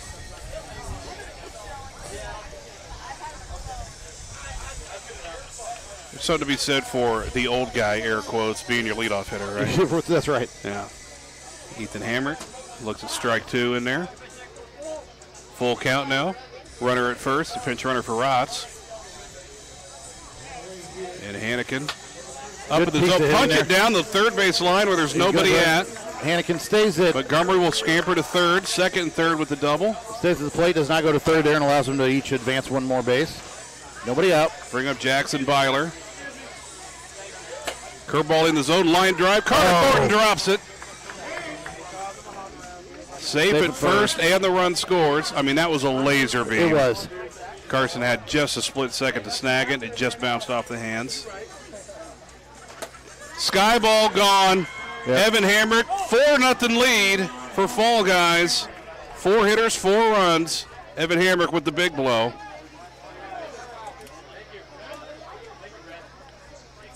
Hanneken is hittable. They just have made up for it. They don't. They've made up for it. They showed that. I mean, with the Wolfpack going down eight runs in the top of the first against Wolfpack. Montgomery pops out. Ben Hamrick bounces out there and makes the catch. We got a favorite for catcher of the tournament here? I don't know who it is. There's been some good plays. I'm not sure who the Timmy Schmidt should be considered for it. I think. At least if you're just looking at today. Yep. Ground ball to Rotz, and he's not feeling great. No, time there for Gilman. You don't got to know when your runner. BJ did there, had time to make the play, didn't have to rush it as much. BJ took the bat with him like he's Problem Child from the movie in the 90s. Strike one to Ethan Hamrick. Well, since that home run, back-to-back outs. Don't be complacent against this team. Almost. Great effort. Man, Ben Hamrick skied for it, hit his head on the table. Yeah, that little railing on the press box here hurt a few ribs out there. Trust me, Hamrick trying. Few of mine still feel it. Hamrick trying to roll it down the third base line again. Yeah, he's staying outside on it, and Hamrick smartly just, if he's going to throw that curve outside, try to go to the outside, just going to go that way with it. Ben Hanneken also probably in the running for that Catcher's Matter award. Spinner, and again down the third base line. Again, rounding big, but they'll get the ball in. Again, you're saying if you're going to give it to me, stay out there on me. I'm just going to go ahead and take it that way if I need to. The Anthony Rizzo move of the late 2010s. Fouls this one off as Byler. Again, so much when you've got to get runs. Runners on, take them what they're giving you. Hanneken pitch, Byler smoked, gone. Got Byler hot behind you. Your brother's hot behind you right now. Just getting on is what you got to do. Get those 2 outs and add 2 more. No complacency there, but remember, you can't get too many against this team. They've made up an 8-0 first inning deficit in this tournament. They just stay cool. Yeah. They won't start reaching. They'll take their base runners where they can get them straight away. Center! Evan Hamrick's second home run of this first inning. Going to make the pitching change here. They did it last game, too. They went to, in that same thing where, against Wolfpack, they brought Thornton in, kind of closed the inning out, reset it, and then they came back to Hanneken, and he finished that out for him. But not a bad idea. Just get a little change up here. Make sure you get out of this inning as soon as you can here. Chasing 7 already, Fall Guys. A couple big blows early. X71 just got to keep their heads in it. 7 runs, nothing for them. Thornton's first pitch, 2 hopper, Montgomery, shovel it, and he's out. That'll do it for the top of the first. Big first inning, 2 home runs out of Evan Hamrick, plus a Byler homer. Fall Guys lead at 7-0, X71 coming up. Hamrick's a good pitcher. He's won this as a pitcher back in 19. He was one of their main pitchers. 2020 got him to the championship as their one of the Vipers' main pitchers. He's a proven entity out there on the mound. So the X71's going to have to do something, but starts with Sam Gilman, fights this one off right side foul. In the same instance, Wolfpack had a Cy Young, from when they won it in 2024 with Lawson that they put up 19 on. So they're not too intimidated. 1-2 pitch. Down and in, ball 2. 7-0, chasing a 7-run top of the first. High sky, swing through it, first out. That's big. It was a big out when half your inning. Yep, you got to get them, keep them off balance and out of the momentum that they thrive on so much. And not putting base runners on for them Hanneken boys. Carter Thornton, is that strike 2? Yep. I think it hit, yeah. Got the corner. 1-2 count. Going to be a hard play. Rolled to third and just sneaks past the bag foul.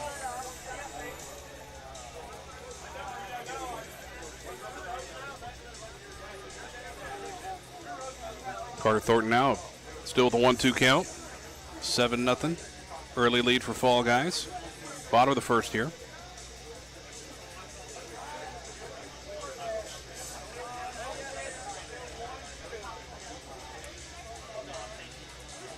Nightfall upon us. Lights are on here at EP Field. Yeah, beautiful out here right now. Another foul ball out of Thornton.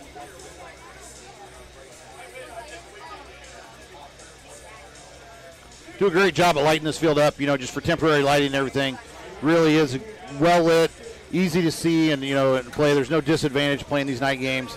It's, Well, it's welcomed. yeah. Carter Thornton fouled off another one. Hammer to Thornton again. Second header at the bottom of the first. That's down. I think that's just ball 2, isn't it? No, it's full count. Full count pitch. Gets a foul Fouls it tip, back stays again, alive. Carter Thornton. Staying alive. Ninth pitch of the at-bat coming here. Maybe the 10th. Hammer to Thornton. One down here. Base is empty. Bottom of the first. Driven to the right side. Nobody's over there. It's going to roll to the wall. Carter Thornton wins the battle. As you said, what you got to do when you got the Hannekins coming up behind you, just get yourself on some way. Set the table. Brings up Nick Hannikin. Hamrick. Little screwball. Oh, bad bounce. A lot of spin. Just ate up Evan Hamrick. So And those are the ones. Same with Carson. With Thornton out there, just one off his hands against these two teams. Those little bad bounces can hurt so much when you outs are such a premium. one out single brings up Ben Hannikin. Up and in, ball 2. Hamrick up, doesn't chase. 3-1 count now for Ben Hannikin. Dangerous pitch here. And inside for ball 4. Not the worst moves in the world to walk the Hannikin boys. Yeah, you get out of that without giving up a big home run there when you've got an out. I mean, can you survive the next 2? Clearly, but You're gonna the way they've been, Carson Thornton now. the way they've been hitting. But Thornton's come up twice in big, when they've walked them, he's come back with home runs 2 times to show him he's not the weakest. Drive to the right side. Nobody's over there. They'll take Both it. Thornton boys use the right side. This is going to be a double at least. And yeah, Byler will hustle it in. 2 runs on the board for X71. Not what we expect and what we usually see here out of X71. Little small ball. Yeah, these I guys. mean, it's not. They put up 19. Of that 19, I think they had 12 home runs in that 12 game. or 13 Yeah. homers, yeah.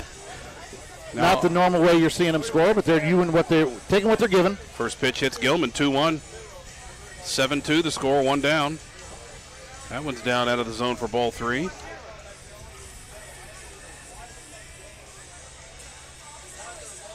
And fades away, ball 4. We're loaded for Carter Thornton.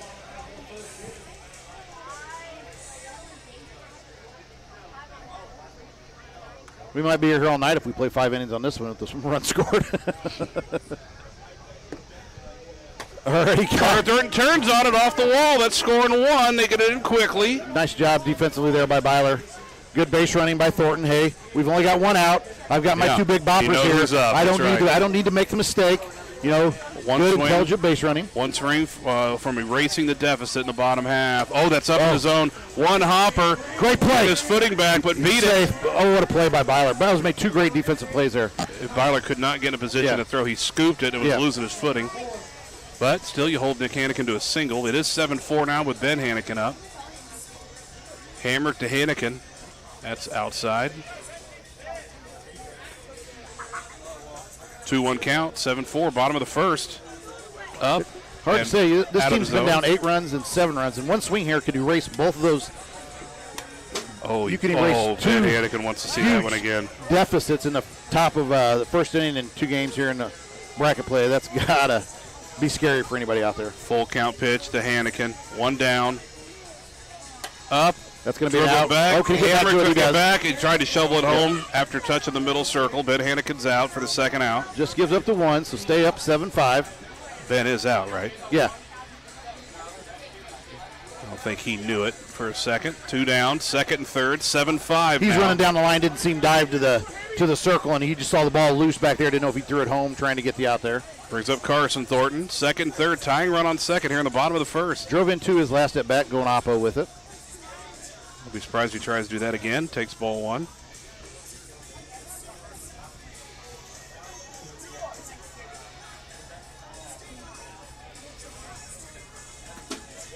Swing and foul tip. 7-5, X71 feeling good here. They got themselves right back in it here. They don't have to make it all up right now. Being the home team, they know they got that last at bat. Almost half. That's going to be Line out. drive, grabbed by Byler. Fall Guys get out of the first inning with the lead. You'll take it as a road team. Hang up 7, but you got to keep the pressure on. Yeah. Right guy to lead off the inning, B.J. Rotz. They're going to stick with the pitching change. You know, last game they went back to Hannikin. I think you're right until it doesn't work. Yeah. As long as Up you're the not middle by quick BJ. pulling, He'll take his single and take his base runner. if I'm X71, I want as many at-bats as I can get. Yeah.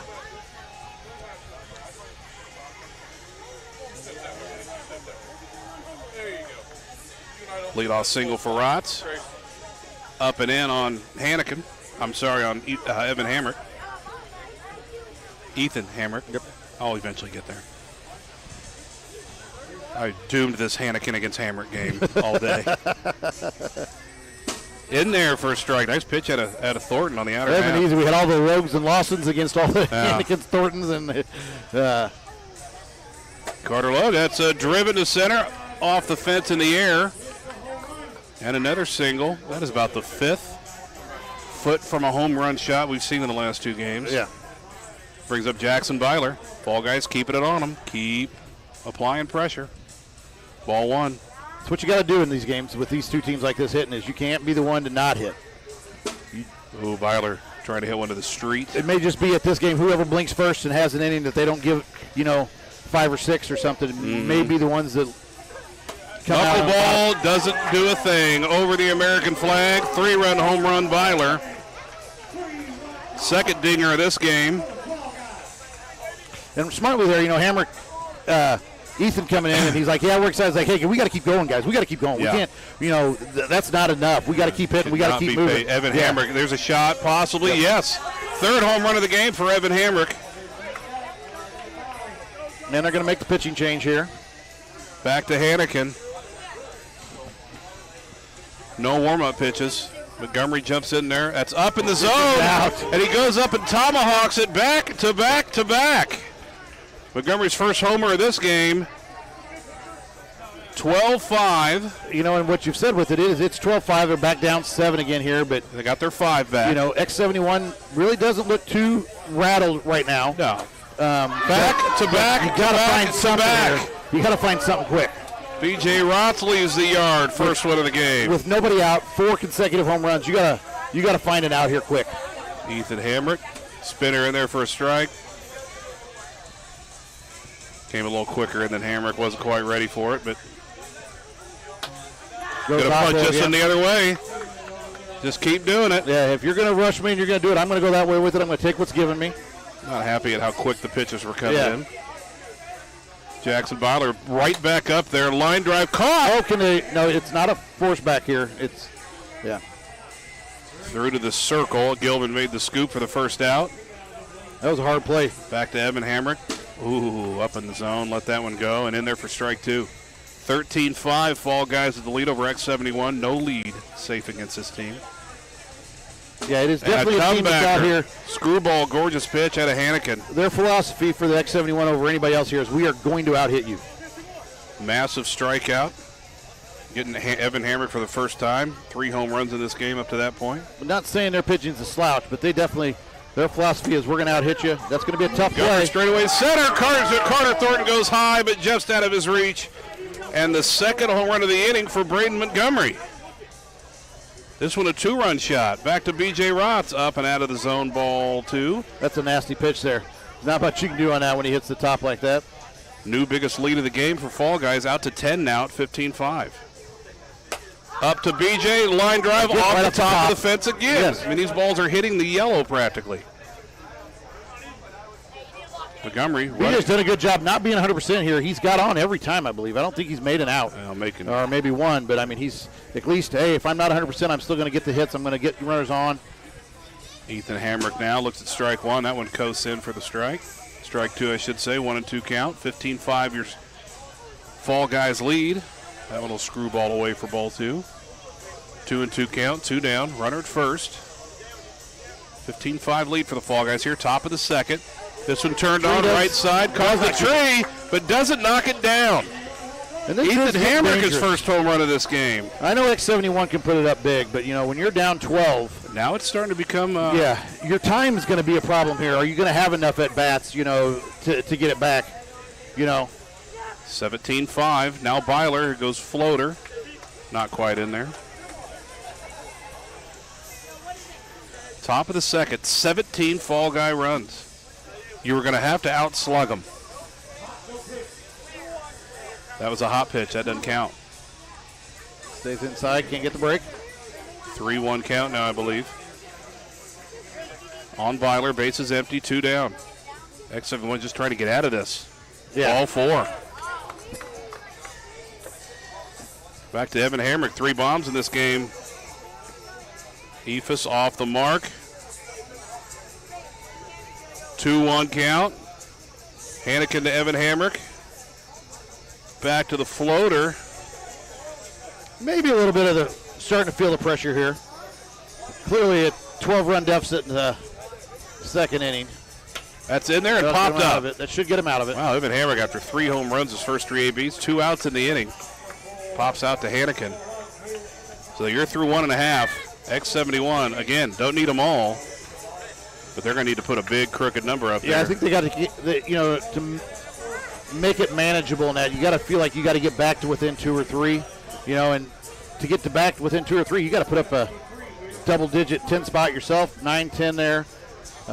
Clearly they're capable of it, but that's a lot of runs to put up here. Hamrick, as we said, an experienced pitcher, has won it all as a pitcher. Sam Gilman to start the bottom of the second. Fouled it back, 1-2. And again, what we've seen is they got 5 in the first, but it wasn't their normal way. And does he have them off balance a little bit? And can he keep them off balance if he does? Well, a couple times through the order. Now we'll see. That's inside, ball 2. 2-2 count.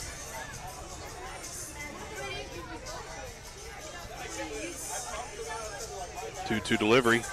Inside again, full count. That's what Sam Gilman's going to do. Yeah, knowing I just need to be on here. Going to suck the life out of you, make him come to him. And he does. 2 hopper, third, and that's going to eat up just Hamrick. Spin up into his chest. It bounced. He was down on it, and it bounced up into his chest. Your hands are down. You can't get it up there, Leadoff single for Gilman. Forcing 5 pitches out of him. Brings up Carter Thornton. Big boys on deck. That's in there and fouled back.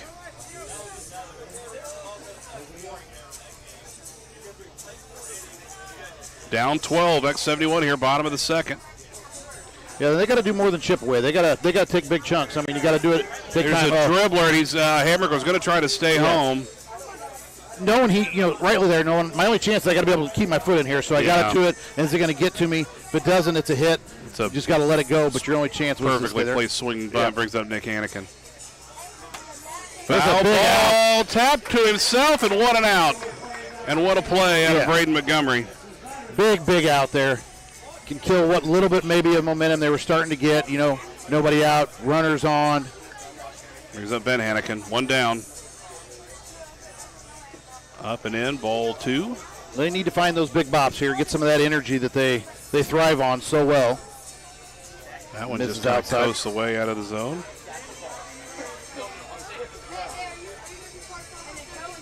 Stays out again. Tried to guide him, and he's not walking him on purpose, but he's definitely he's just really keeping it out of the heart of the zone. Yeah, on he's purpose. trying to find the corners there, and when you're up 12, you can do that early here. Carson Thornton now. Oh, he That's makes it up, it's chopping. right You're gonna back get at through him, there. and you got runners everywhere, and that's going to be a double play. Yep. A monster inning for Fall Guys. They hold X71 scoreless. Yeah, that was big. Little base running, maybe. Gilman snafu, but froze. hard, The yeah. other 2 runners took off, and he just ran right at Gilman, forced him to go to the plate and tagged him out. Smart defensive play there by Hamrick, knowing again, don't do anything more than run at the guy. If you run at him, you make him commit, and then you follow. Cut your angle down and get the out. A chance for a dagger inning here.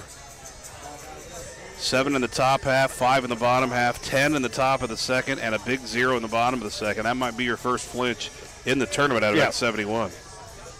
And again, if they don't get a shutout here, they could run into the time issue here on it if they don't have a quick inning, and then next inning may be their last at bat. They give up 4 or 5 here. Goes down swinging first out. May run into time.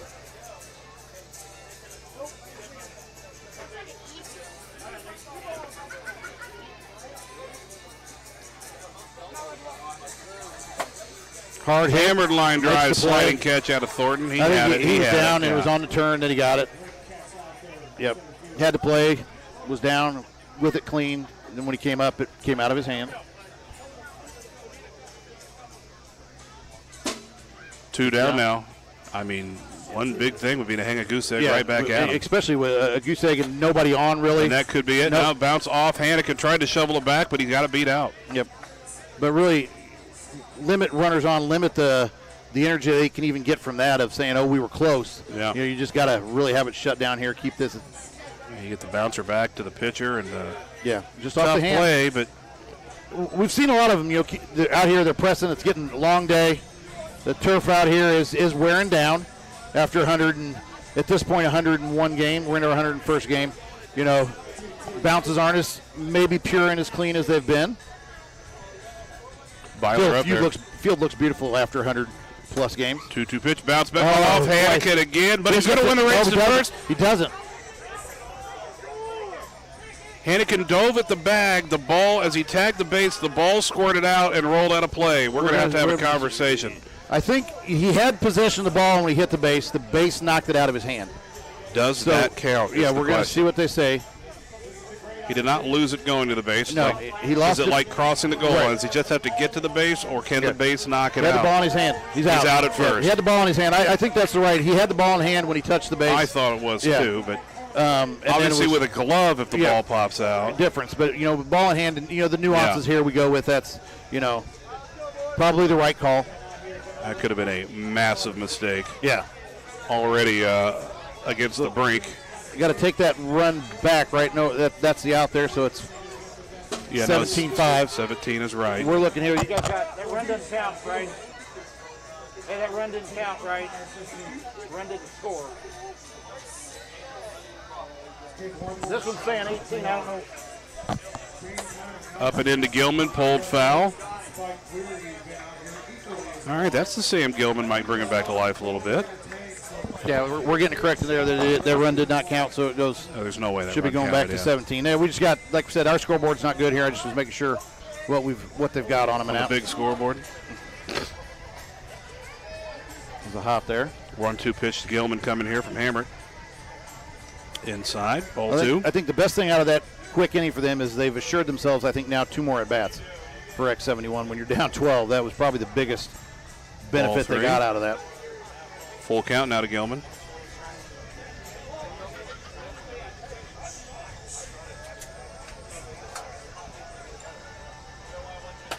Popped up. Challenging. It was moving in the wind there. Stayed underneath of it. Nice job. 1 down here. Bottom of the third. X71 got to get the pressure going quick. Got to get Thornton on, see if we get some big bops and some energy out of the Hannekins or something here and get some life in the bats. Another pop-up. Hammer going to run this one down and haul it in. 2 down. Hammer does seem to have him off balance here. He really does seem to have him. You know, we have not seen the solid hits, you know, the runs they've scored, obviously some opposite fields and some things like that. Does seem to have him off balance. Mechanican now. Chases one outside, and he catches fouls it back to the catcher for the second time in the game. And that was actually called. That's the game. That's a ball game. It's a ball game, folks.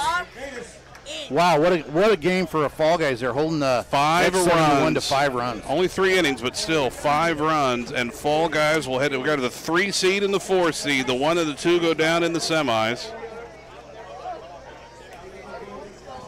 And well, I mean, it has not worked out to look like the wrecking ball team.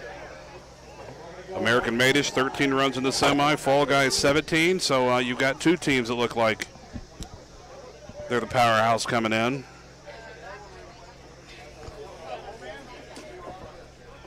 X71 will fall short again. They do win the Sliderz championship here on Thursday night. And they've shown they've been here. I mean, that's 2 years in a row they've been in that championship. They're here. They're competing right on the edge. They got to the Final Four. Well, you got about 5 minutes here at the most to place your bets. The awards have made their way up here behind the backstop. American Madish either going back-to-back with American Made, who went out with the championship last year, or the red, white, and blue going to recapture the pennant. I'm going to claim that was my. Or Fall Guys. American Madish took that walking out on top idea from me. You know, you win and walk out. You always got that to say is, hey, I left on top. Yeah. You know, you get the Peyton Mannings, few of those guys that, you know, you do that. That's quite an accomplishment to win it, walk away, say I've done my time, I put it in, I'm willing to walk out on top. Well, we've been highly decorated with trophies around us now. Catcher's Matter Award, Gold Glove, Championship Trophy. Cy Young here. Cy Young. I think the MVP is the chain. Yep. American Madish and Fall Guys for the title. Game 15 of this tournament started, been a while, 7 hours ago. 1:30 was our first game of this tournament. This one's set to start at 8:30, but we are ahead of time. Well, so we have had a few awards already awarded. I mean, we had the minor league stuff. With that minor league, we had the Warbirds, got the Sportsmanship of the Year award. The whole team did for the minors division. So we'll still have, you know, Sportsmanship award for the majors, also to be handed out along with those other awards. But really, you know, we are going to stay with you in the post game. Yep. I was asked that by Rusty, which you probably would have anyway. But as they announce what's happening and who's winning what, we're going to keep on the air here with you. So when this one's over, we've got all everybody wants now is a fun game. Well-played game. They're relining the field one last time, getting it ready for the championship. Look at the outfield here. We got the shirts off in the outfield. Tarps off in center, which I think is mostly the Wolfpack. It is. That's why I said the team that came and battled here, sticking it out, staying out here. Great sportsmanship from them. The USA chance. And that's what it's all about, folks. We love the sportsmanship. We love the camaraderie out here. That's what we're all here for. We're here for wiffle ball, but we're here to support a great cause, support these great competitors out here, having a lot of fun. J.J. Mitten, Joey Brinkotter. Yeah, the board doesn't get enough credit up. even on here. I mean, we don't mention them enough. You know, what this board does and all the time they put in. There's countless other volunteers. Well, we probably would if we knew they were. I know Rusty's on the board. Rusty's on the board. You've got Alfred's on the board. You know, Abbas on the board. JJ, Keck, obviously Day on it. both Owens. No, he's not. Wise choice, probably. Yeah.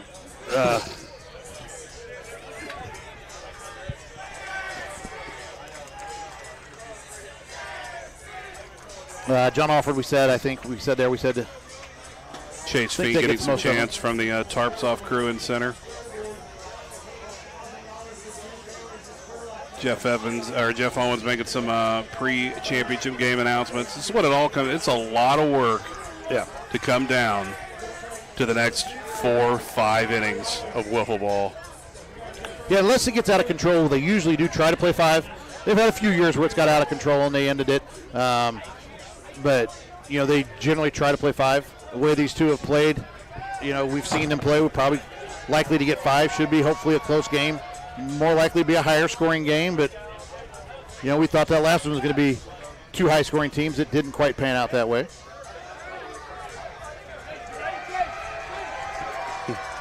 And we do got some minor things going here. We got Tyson Evans chasing the family here.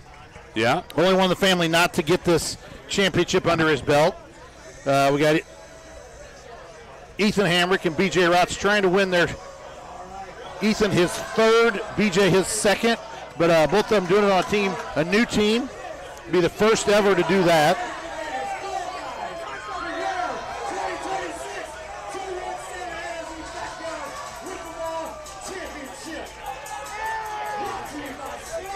And tell you what, I guess it didn't matter, but once American Madish won that game, the winner of X71 Fall Guys, we're going to grab the home team for this. Yeah. The 2-3 winner once one got knocked out. Jimmy Staub, by the way, pitched a couple great outings, said in our group, going home to take an ice bath. Now we got an ALZ chant out there from the fans. Well, this is awesome. Can't beat it. Uh-oh, there's Zach Day. I heard that. You haven't heard a lot worse.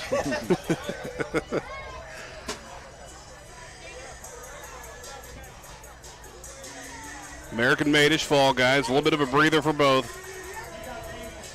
Music's cranked. I mean, these guys in center getting them both pretty pumped up. This is just cool. The atmosphere is set. Championship game on the line. Ethan Hamrick in the circle. Fall Guys will be the home team. And Chase Fink will lead it off for American Madish. The 4 seed against the 3 seed for the Ship. First pitch driven to left. Ain't done that all weekend. Chase Fink going to lead it off with a double. Usually pretty pull happy. That time he goes with it. And an eruption from the Tarps Off crew, mostly known as the Wolfpack. Lead-off double for Fink. Brings up Carter Spangler. Hamrick the delivery. Nice little screwball. That in there? Looks like a miss. Inside, 2-1 count coming. Hamrick to Spangler. I think like any heavyweight boxing match, this is who can weather the first blow. Both are probably going to make a blow here and give the good punch, and it's who can weather it. We talked about keeping your cool. Right. There might be a new set of nerves. You'd think probably no nerves because they've been playing all day, but just the last 10 minutes might help. Yep. Might help rattle the nerves a little bit. Who can settle those the fastest? And that the benefit there you've got is that a benefit for the Fall Guys? You've got experience. The only ones with experience here of having been here, having done this. They've been in this game, felt this pressure before. Whereas the rest of these guys, this is their first time, and floater for ball 4. Spangler's aboard. Where it's that first blow can be so important because it just gives you that breath that you can take. Tyson Evans here with nobody out, first and second. That'll be a knuckleball. Up and out, ball 2. Next one in there for strike 2. No movement from J.J. Mitten, strike 2. He brought that a little bit, Hammy did. 2-2 pitch, Hamrick to Evans. Nobody out, top of the first. Championship game. Floater, foul tipped, but great job that time out of Montgomery. He bounced it up, but it went up and hit the net. Yep. Good effort. Catchers do matter here. There's a good reason that award's out there. And that pitch will float away for ball 3. American Madish, top of the first here. First and second, first 2 runners aboard. This is driven, floated to left. It's going to stay in. Byler back to make the catch. A nice defensive rotation. Just fisted it a little bit. Still was right at the warning track right there. First out down. They retire Evans. Big out for Fall Guys. But you do see Fall Guys made the adjustment. They moved BJ down in the lineup here with him. Well, no, he's on the side. Maybe they didn't. Yeah, he's on the other team. I'm saying, but 4-team. It's Hitmeyer here batting fourth. They've stayed the same lineup all day. Yeah. That floats out of the zone for Hitmeyer. I saw BJ over there with the bat ready to go. I did a double take. What's going on here? Yeah. He's ready to hit. Pours it in there for strike 2. 2-2 count to Drew Hitmeyer now from Hamrick. Nice waist there. Fouls off a good pitch. Hard little sinker. Stays alive. I think a screwball with downward rotation. That's a tough ball to foul off by Hitmeyer. Those are the ones you got to do. You want to live again, just got to live for the next pitch. Up and through it. Hitmeyer swings and misses. That'll bring in, I thought Fink thought there were 3 outs. He's coming in to hit. He's coming in to hit, yep. Evans heading out to second. So first 2 runners aboard, double and walk, and then a back-to-back retiring of Evans and Hitmeyer brings up Fink. Up and through it. Fink swings at that high pitch. He doesn't modify it to a tomahawk, so you're trying to catch up to it. Yeah. So now 1-2. Hamrick to Fink. See if he stays up right now. He tries to go outside. Screw ball, try to pick on that outside corner. No good. 2-2 count. Will he get him to come up again, up and in again? He does try to get him to come up again. Fouls this one back, catches up to it that time. Fink's got a smooth swing. It's just that when you've seen him strike out, it's been that pitch up. Yeah. With a little bit of smoke. 2-2 delivery again. Oh, he's screwballs away out of the zone. Trying to find that outside corner there. Not going to give it in. Madish trying to get Spangler back up here. Fink, though, he will definitely be swinging at anything close. Top of the first inning. First 2 runners aboard, last 2 retired, 2 down, pitch to Fink. Swinging a miss. Swings through it. and that's a legal pitch. We're through the top of the first. American Madish puts up none. First 2 hitters on, and what a comeback by Hamrick to get him out of the inning. Yeah, just to prove us all wrong here, we're going to talk about all the hitting this tournament. We're going to end up with something like a 4-3 game here or something, That's probably. what nerves could do for you in a championship. Or even worse, 12-0. B.J. Rotz ain't going nowhere in that batting order, sir. He is still leading off.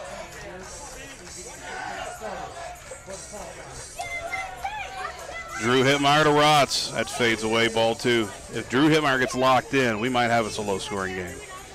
They're giving him a big gap in center here for BJ. They know he's been, going opposite a little bit here. Up and in, ball fighting 3. a little bit of injury, so they're giving him straight away quite a bit here if he just drives up there. Turns on that. 2 hopper. not gonna Evans get throw that to out. Hittmeyer. 1 down. Moving a little better, but he's not going to beat that out. Definitely not happy with himself with that at bat. Hamrick, see if he can help himself out, get something going here. Homered last game. First one of the bracket play. That's in there for strike 2. 1-2 count now. Nice pitch out of Hittmeyer. Full submarine swinger inside, ball 2. Championship game. We're going to see the quick pitch here. It's worked a lot, but he doesn't go to it. Does the step away crossover, and that's a high and in, ball 3. We got a full count pitch coming here to Hamrick. Holding on to that pitch. So Back to the submarine, pulled down right side. I think that hit the bag and then the tree. That's a fair ball. Yeah. Bag first, then the tree, which is out of play. But he went back to tag him. it's saying around, but with a little nuance here with first base, the fence being so close, so you get a wide round there at first, as long as you don't really attempt to go into second. And he did not so at all. for safety, yeah. Brings up Jackson Byler. 1 out single for Hamrick. 2-1 count now. Hittmeyer to Byler. Maybe holding on to that quick pitch till he really needs it later in the game here. Right now, no real pressure from the fall guys on that. He's not able to put as much on it when he does it. He's maybe afraid of that happening. Right into the Sebastian tree. Jackson Byler gives the fall guys the 2-0 lead. Yeah, you might be right. Just, don't need it right now, and I'm not sure about it enough against a team that's hitting like this to hold on to it. 1 down. Now Evan Hamrick, 3 homers last game. That's going to Driven to stay left center, 1 hopper off the wall. Fink gets it in a hurry. You'll see what they do well. Throw behind him. They throw it out of play.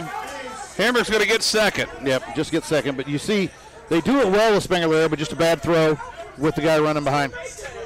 B.J. Rotz arguing for 2 bases, and I could see it because he's getting 2 anyway. Right. He's getting that one anyway. Should get the next one is what he's saying. But I think, the local rule here, you get a base on it. It came into play a little bit of a nuance in the game where, there are some unique rules here, and you just get the 1 base on the overthrow. Braden Montgomery looks at ball 2, ball 3, I believe.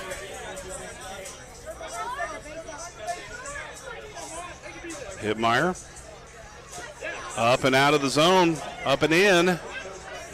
And Montgomery draws a walk. Back to Rotz we go. BJ, the only out of the game, of the bottom of the first so far. No, that's out. That's hammered. Oh, there's a bat flip. Bat flip into the neighbor's yard. He can run after that. 3-run bomb, B.J. Rotz. It's 5-0 kid's lead. got the energy, but he's showing he's got some energy of own there.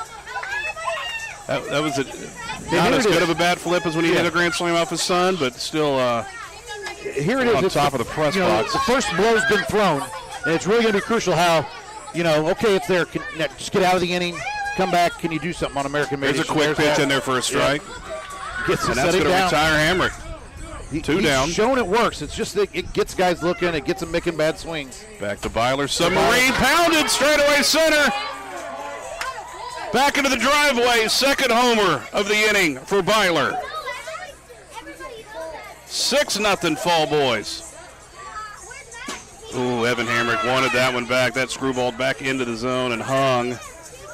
And a 1-2 pitch coming from Hittmeyer. Here's a quick pitch. And he Up, foul tip, straight back. It's still working for him. I mean, I think it's something he's going to probably have to start looking at a little bit more. You're going to have to keep him off balance, yeah. I mean, it's just as much as anything, I think you're right there. It's keeping him off balance once they're starting to get settled in here. Wanting to lean. Inside pitch, can't use your elbow to take it. You got to. I think that was hitting him anyway. That might be why they're giving it to him. Turn, pull. Evans bobbles. Can't get the throw made. Good hustle down the line there by Hamrick. 2 down. Runner at first. 6-0 the lead for Fall Boys. Hittmeyer up on the hands. Montgomery driven to center and gone. The sleeper in this game, Braden Montgomery, has homered in all 3 tournament games. Fists it out. Just a good piece of hitting there. Got enough of it on. Put it out. Muscling that thing out of here. We got to stop it here for the American Maidish. Got to stop it. 8-0. Don't let BJ get this crowd. Don't let anything happen here. The best you can do. Got to stop it as best you can. Up in the zone, fouled back. Great effort by Spangler. All I saw was him jump in front of us like a cat, all nimbly-bimbly from tree to tree. There's that quick pitch. And BJ drives one to the driveway. Now, if anybody was going to be ready for that, I think BJ's been here enough, been around. Yeah. He was going to be set. He knew that could be coming. His 2nd homer of the inning, their 5th home run of the inning. It's 9-0 Fall Boys. Was he playing a little coy in the last game there on that injury? I mean, I think sure it's looks pretty spry right now, doesn't he? Blood's pumping, man. Nobody wants to win games more than that guy. For 25 years of competition, that guy. I get it all the time from people from all over. They just know I'm a BJ Rotz guy. They're like, man. And then they make inappropriate comments about how much I'm a BJ Rotz guy. I'm like, I would take any kid on the planet being BJ Rotz material. Went to a slow pitch softball tournament as a pitcher. He was a hoover at shortstop. Fields everything. Intense as it gets. Definitely, yeah. Okay, here we go. Hamrick now from Hittmeyer. Gets a swing and a miss. Got Hamrick twice in the inning, but not before. 9 runs on 5 jacks. 2 from Byler, 2 from Rotz, 1 from Montgomery. And it is 9-0 Fall, guys. American Maidish fan crew out there trying to get him lively, get him going here. And again, as we've said, can you weather? Here's the big thing. Can you weather this? Can you weather this punch? Yeah, you have got to bounce back here. Fall guys probably, I mean, Hittmeyer does have the stuff to get the occasional 0 to 2 run inning. Yeah.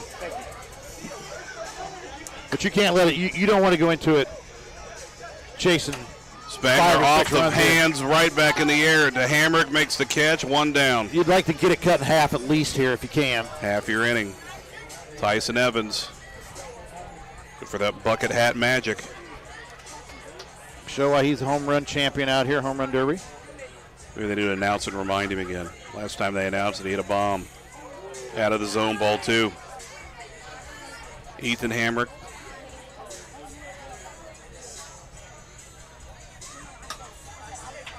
Evans fouls that one off. Hamrick does a quick pitch, but he does do a bit of a quicker rotation. He did it there. Just puts a foot down in a hurry when he's in it. Or sometimes he'll hang it back. Hides it as late as he can, and there he goes, a little bit of a high slider, and Evans swings under it. Seeing a lot of them do that where they're doing that step back and then coming right at you. You think it's going to come across, and they just come right, stay in on you. Turning the whole body to the plate. Little Hideo Nomo, or the Chanho Parkish. Chanho Park, yeah. 1-2, Hittmeyer. Getting serious, lost the hat, lost the glasses. He's tiled in here. Chases it, swing and a miss. And the inning is over. 2 scoreless innings out of American Maidish. Ethan Hamrick. I'd say just keep striking out and sit there and relax, kid. Yeah. Keep pitching like that. 9-0 lead. To the bottom of the 2nd we go. Yeah, at this point, they need his pitching more than his bat. I mean, he's got a big bat. It's helpful, but he's got to settle in here. Get this starts with Byler here. Bottom of the 2nd. Sky ball, no good. He gets a shutdown here. Gets the momentum they need maybe coming into their at-bat. Just missed for a catcher's matter.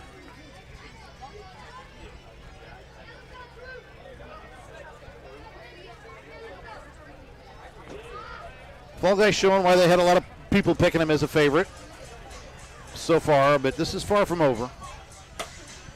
Ball that's going to be a hard one to get you out. Chase fake. Made the stupid and threw in a hurry. Good effort. Kind of spiked it. I think maybe collided with Evans. Not sure, but not in time. Yeah. Byler will reach a leadoff single, brings up Evan Hamrick.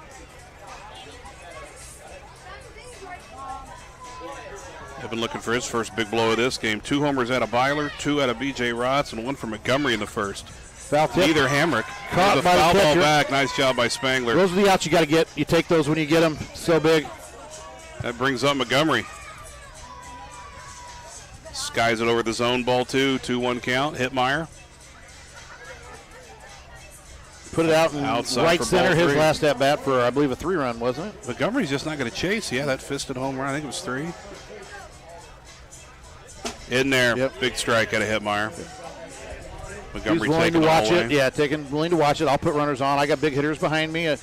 Chases that one on the outside a little bit. Fouls it Nice. off down the line. Nice play to J.J. I think Mick. it's showing there, the confidence, comfort that Fall Guys have here is we don't have to press. Submarine pulled, gone. Montgomery's second dinger of the game. Not a lot of talk probably about Braden Montgomery. Bats last for him. That's 2. That's 5 RBI for him and an 11-0 lead. Talking about what the Hammocks have done coming in, and here it's been the other 3 that have been huge, hitting here. B.J. Showing Ross good balance. asked if that one was hot. It was not. And now he'll That's drive another this one out of the That's his park. Third He's home run of feeling the it. championship game. We got him feeling it. You got these boys feeling it. This is a battle. American Madish Is B.J. Rotz got to be in the running for the MVP, right? We've had a lot of guys maybe hit more bombs, but he's just such the full player. Hitmeyer, quick pitch, pulled by Hamrick down the first base line and foul. the injury and not playing as much in the field, this year with these guys, and don't need him to. Silver Slugger, maybe? Yeah, maybe a silver Slugger over the MVP. MVP, this team has really balanced it out through the tournament. They have. I mean, and that it shows their depth here. Montgomery in has a lot of ways. Montgomery has 5 home runs in the tournament, though. Ball's foul. Yeah, I mean, they've shown good balance. As we said, they've had games where the Hamricks carried, or, Montgomery has 2 or 5, 3. Byler has 5, Yep. Rotz has 5. Yeah. And Evan has 5. Right. 4 So- of your, and then Yep. Ethan's your pitcher. Right. He's hit 1. Then that's just in the tournament play, not the Right. bracket play. Right. Line drive, Ethan says, "Don't talk about me." straight away center. What was that you said? How many home runs I got? Let me double You that. got 2 now, Ethan. Let me double that. Line drive hammer. 13-0 Fall Guys, and this is getting to miracle range maybe a little bit here. Yeah. And again, when you are the guest, if you're chasing this number, you much prefer to be the home team in this situation because you've got, obviously, you're getting limited at bats here now. Byler inside outs went off the tree. Great play by Fink Fink. but comes right to Fink. And that one is one of the difficulties at night. During the day, you can see the ball a little better in the tree than you can at night. It's probably about the only disadvantage that we have here at night. And Evan Hamrick his 6th home run of bracket play, of tournament play. First one of this game. Montgomery looking for his 6th home run of the tournament. Yeah, and this is the one part where the teams that have 2 pitchers, have that advantage of, you can kind of make the switch up. They've got others that have pitched. Ground ball through Timmy Evans to the wall. Double for Montgomery. Just beats the throw there. But, American Madish is pretty much a one-pitcher team. They don't use the others a lot. And, maybe a changeup would be nice here. B.J. Rotz. 5 home Can runs. he go 4 straight? Including a grand slam off his own son in this tournament. 3 of them in this game, up and out of the zone. That's the thing. He's just as happy to take the walk if you don't give anything good. And there it is. Yep.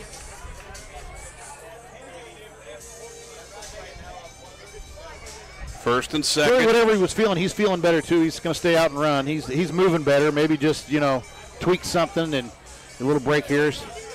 Nope. Feeling better. He's good. He's Nope, going to he's stay good. now. Nope. He'll say, "I'll take my runner." Yeah.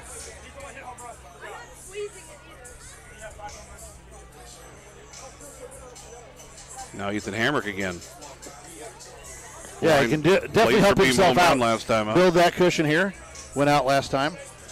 14-0. 2 down here, bottom of the second.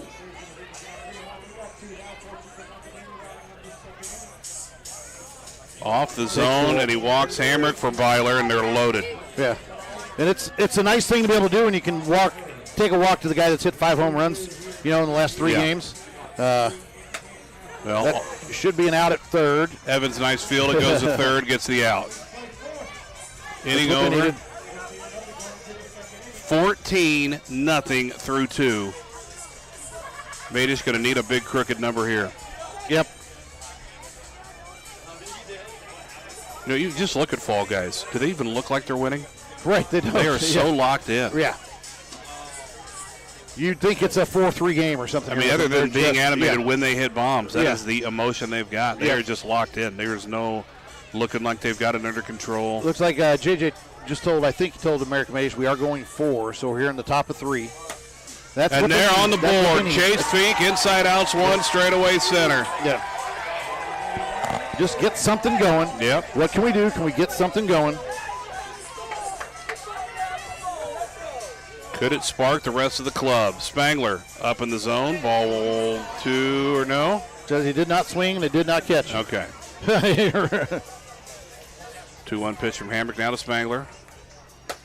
Grounded right back at him, bats it down, and then able to get the hands on it while he's still in the circle. 1 down. Great defensive play. Got a lucky bounce coming down softly out of his hands, but good defensive play. Keep it in front of him, then gather it and get the out. It's up Tyson Evans. 1 down, top of 3. In there for strike 2.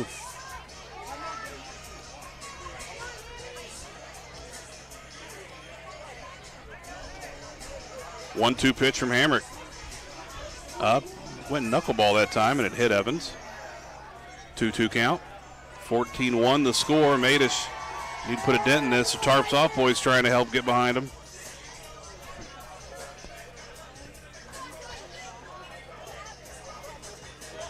Screwball inside, off the mark. Full count now to Evans.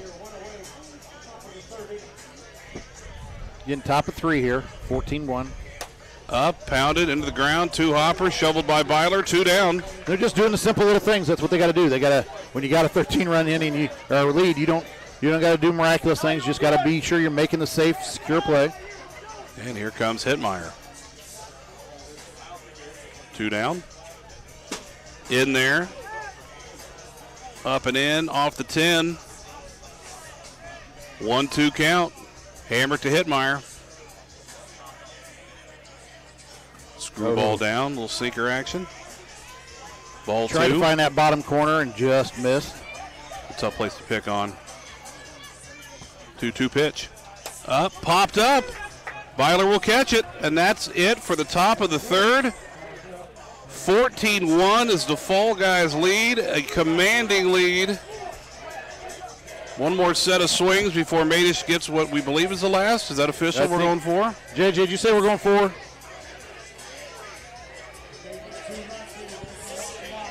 He has not called it yet, so I don't know that it's been called. They'll just have to make sure. It'll depend on this inning and where it's at, and he'll make that call. Even Hammer Make takes sure strike 2 to start. Madish knows on there at bat if it's their last one. Quick pitch, popped up. Yep. Evans under it. Makes the catch, 1 down. He's really not been in the position to use that pitch as well, but he still had good success with it. He just, Montgomery turns on one. Is it fair? It's not. Montgomery is having a monster last couple games of this tournament. As the team catcher, that's up and in on the hands, fouls it off.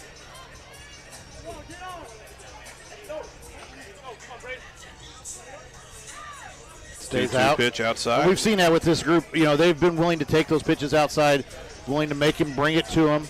They haven't chased a lot of bad pitches. 2 hopper, nice Good play by Evans. Evans. Yeah, 2 down. Out. Montgomery, though, 2 homers in this championship, 2 homers in the semi, and 1 in the quarters.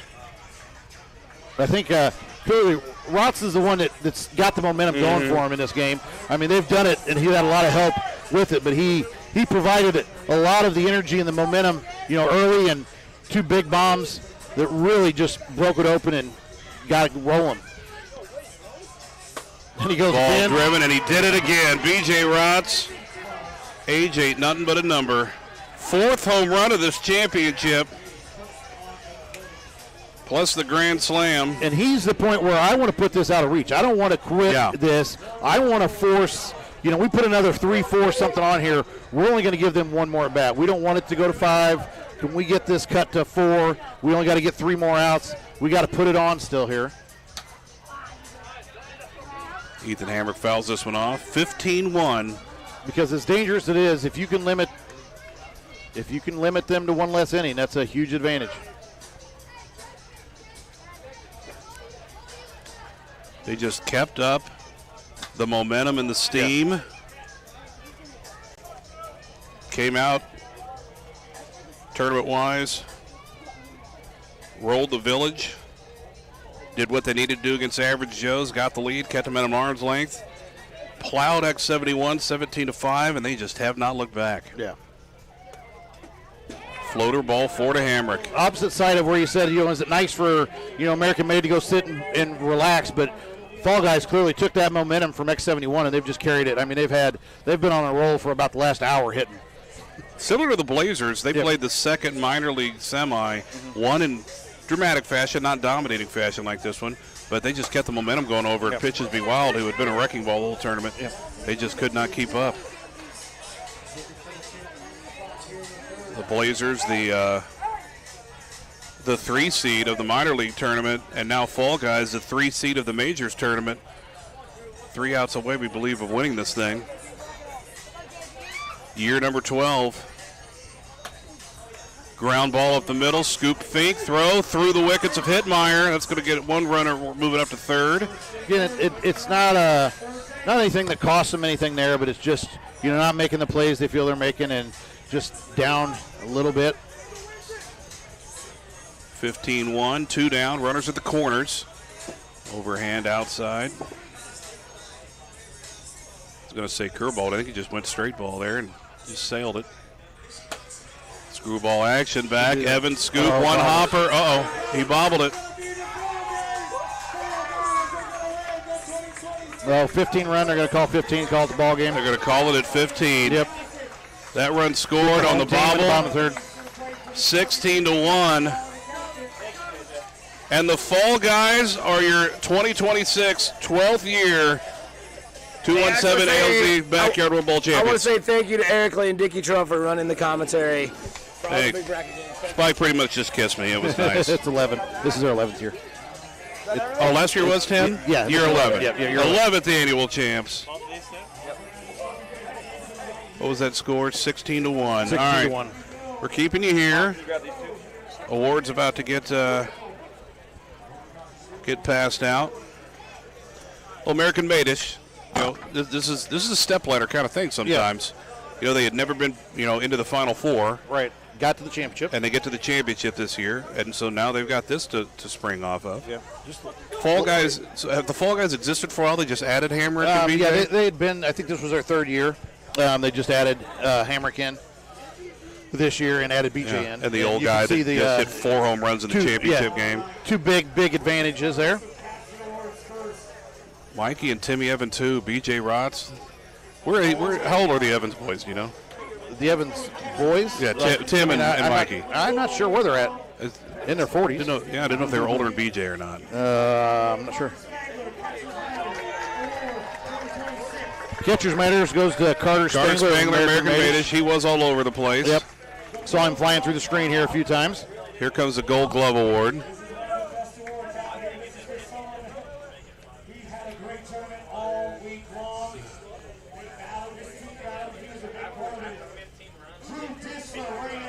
Drew Disler gets the Gold Glove. Wins the Gold Glove.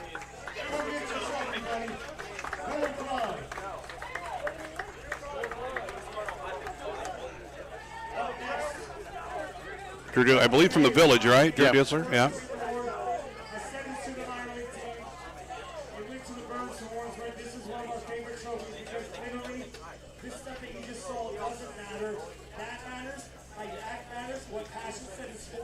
Character matters. Here at EP Field, character matters, and it's at the top of my list. And we're going to give it to an entire team. The Bank Bros are going to take home the Todd Hannigan Sportsmanship Award. Bank Bros get the Todd Hannigan Sportsmanship Award. It is one of my favorite awards out here. I really love what it recognizes and what it does. Everybody is so good in competition here. There's so many guys you can give it to. It's cool. It goes to the Bang Bros. Hogan, Bryles, the Stobbs. Yeah, Todd Hannigan wins the Silver Slugger. Nick Hannigan. Yeah, Todd Hannigan was the award. Yep. Nick Which Hannigan. is why they wear the X71. I don't think this was any contest. I think everybody knows Drew Hittmeyer Drew Hittmeyer just won the Cy Young. Yep. Even though he gave it up, he got his team there, did a great job getting him there. He didn't have the best finish, but great term. I know these boys are upset deep down. They're not showing it. They worked their butts off. They grew up literally in this tournament, getting their butts kicked and they kicking butts. There is no shame in getting second place out of 40 teams here in the field. Give it up for American made it their second place trophy.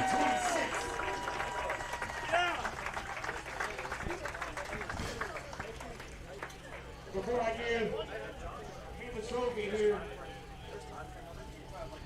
to the Fall Guys, we've been doing this for 11 years, and I am shocked this is the first time I've ever said this. MVP BJ Ross. BJ Ross wins the MVP. And I kind of what we said. You said it. Yeah, I didn't know It was that. the first time he's saying this.